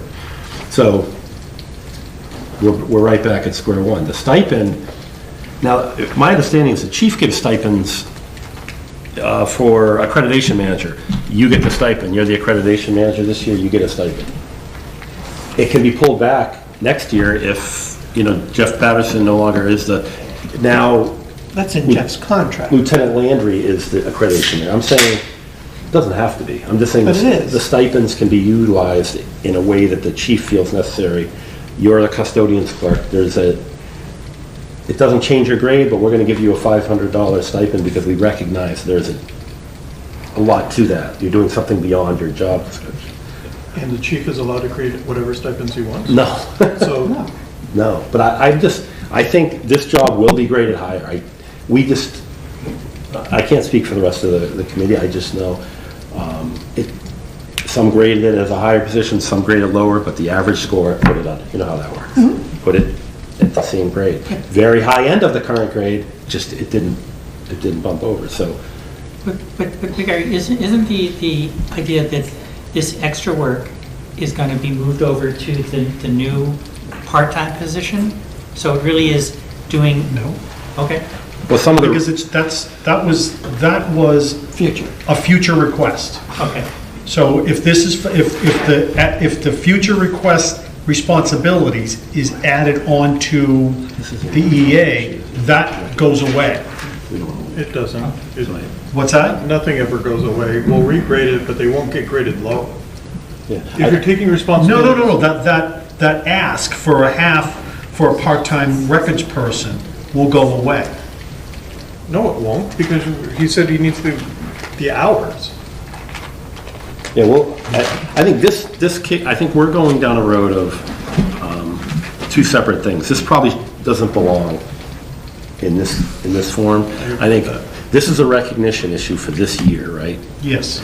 And a retention issue. I think Yes. let's get together, select board, we can meet and figure out if we can strategize on how to appropriately deal with this that's outside of promotion, which we can't do. Great. I think that's the only way, because it is a retention issue, and you're right, you don't want to lose good employees because they've been misgraded, but I can't say that they've been misgraded, I'm just saying we're under the confines of a system that we're trying to get a comp study to change, and it's going to happen, but it's not going to happen until the end of September. If it's a one-time attaboy or attagirl for doing the extra mile, that's There's got to be a mechanism to do That's that. not the way to use it. Employee rewards. What employee in town can you say that, oh, you're really not doing as much work as this one over No, I here? I agree. mean, it's not fair to the employee. We got a bigger budget to worry about here, and it's dinner time, so. But this individual's a procurement, does all the procurement, We all their called contracts. it in, it's being It's a delivered lot now. more than it And you've graded it. Yeah, I know. So, are we done beating this one? Want to move on to the next one? I guess, but, and you control... the next one? You control the stipend, right? If there's a stipend that's Well, if not, still we're leaving the there. 4,000 in this so we can discuss if there's an appropriate way to recognize. Leave it there? The job carpenters. I think the easiest and fairest thing is step increase. And We'll trust the town administrator. and Give you an the example, department Park and Rec. I know. You guys gave a stipend to the park, oh, no, not you guys. John Park and Rec Costangi. commissioners gave a stipend to the Park and Rec people for CPR. CPR is in every single one of their Job job descriptions, descriptions. yeah. Yet they got a stipend for it. Why? I don't I'll tell you, understand. let us work with chief. We'll work with chief on an appropriate way. It was bonuses. That's what it was. It was bonuses. That's where we were like, no. Back to the point of, look at those two over there. I mean, they're unbelievable. I'd give them that in a second. Take next week off. Take Monday and Tuesday From off. the board's point of view, I'm not a select board person, so I can't say, talk about this, but Park and Rec Commission should not be able to change salary like that and give stipends or bonuses or whatever you want to call it, without approval of the Board of Selectmen, because you're 100%. affecting salaries. It's our budget, Period. and it's our budget. Exactly. Agreed. Change of governance. Even before that happens, Jim, it's they Absolutely. shouldn't have that authority. Correct. Because then the Board of Amongst Health other could say, oh, authorities. this is what, we're going to take in $220,000 of fees this year. Right. Francis, you're going to get a nice stipend from us. Really? Just as a reminder to everybody that there is the detailed audit that's gonna take place with Parks and Rec and all that kind of stuff. Come May is when the outside auditor is available. Right. So, since the MOU was drafted and the Select Board was instrumental in making that happen after years of in absence, then I wanted to make sure that under the administration and the Select Board's watch, the fact that we don't want to get 8 years down the road and have someone go, what happened? We want to understand where we are right now. Absolutely. So, I want to reduce the fire overtime budget. I want to move the money into the finance reserve fund. The 75% increase is too much. If we're asking the state for money, it looks like we're flush with cash in the fire department and we don't have trouble funding it. So let's reduce it to either level funded or a 10% increase and move the rest over, with the understanding that, you know, when the hard time happens. Transfer? Is that what you did, a Yes. transfer? Is that what you're? Zero Okay. impact to the money on the budget. Okay. Just move the money over to the finance reserve fund, and then then they can request it when he needs it. And if we get the money from the state, we don't have a problem where we're, spending the money. Ask if it Everyone works. had a great idea. You better ask her if that works, if that can happen. Explain to me what you want to do again, sorry. The fire overtime went up 74 point something percent. But the budget didn't change, the overtime. You don't want to move. The overtime line item. The overtime line item went up $153,000.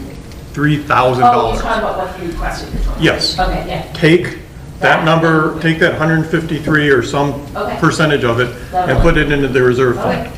Okay, I can do that. I'm not a fan of that. What would you propose?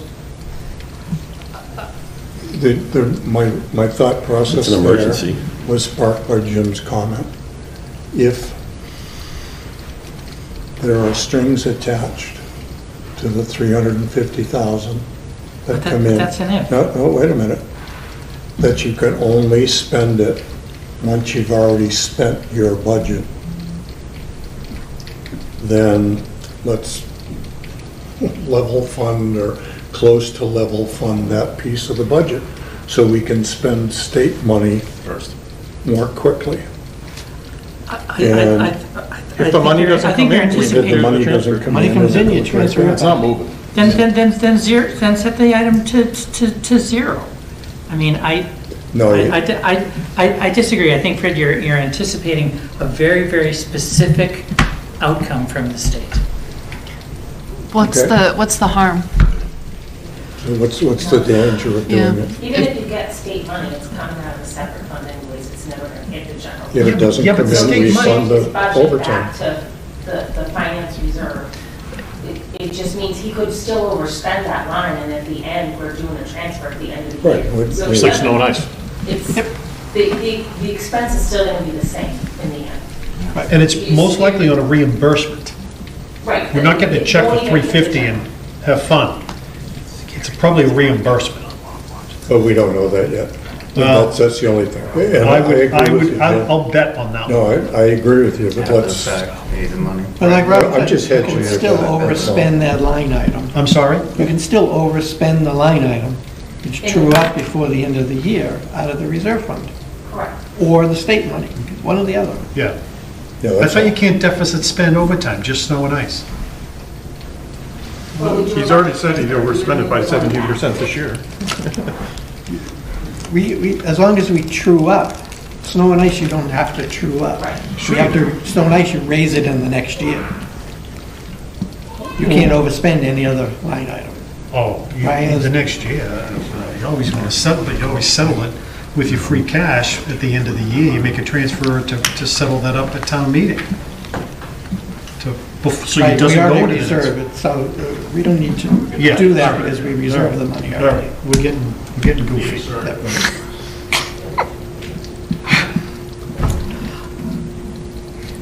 So we have a proposal. I'm in the minority, that's okay, but I disagree. But carry on. Take up the 152. Yeah. So is that Is that all what right? we're gonna do? Yeah. Okay. Stock board? Good? Yeah. You okay with that? Your objection is duly noted. It came from a movie, I can't remember. So loyally. Loyally. Is there anything else that A few we good have? ones. So we have two additions still on the table, 25,000 conservation part-time to full-time, 7,000 for EHS, and we have no funding for these yet. What are we doing? And we We're have the keeping these things? communications money that, we don't know what it is. The nebulous. Communication. Yeah. Sorry. But all that's covered by the cemetery trust. So the 7,000 from EHS was easy. That was when the numbers at the end, if we end up with the health insurance coming out better than we expect or extra money, we go with that direction. And if the health insurance goes the other way, we're just more. So we gotta come back anyways. Yeah. Right, so I think we've done what we can do for now.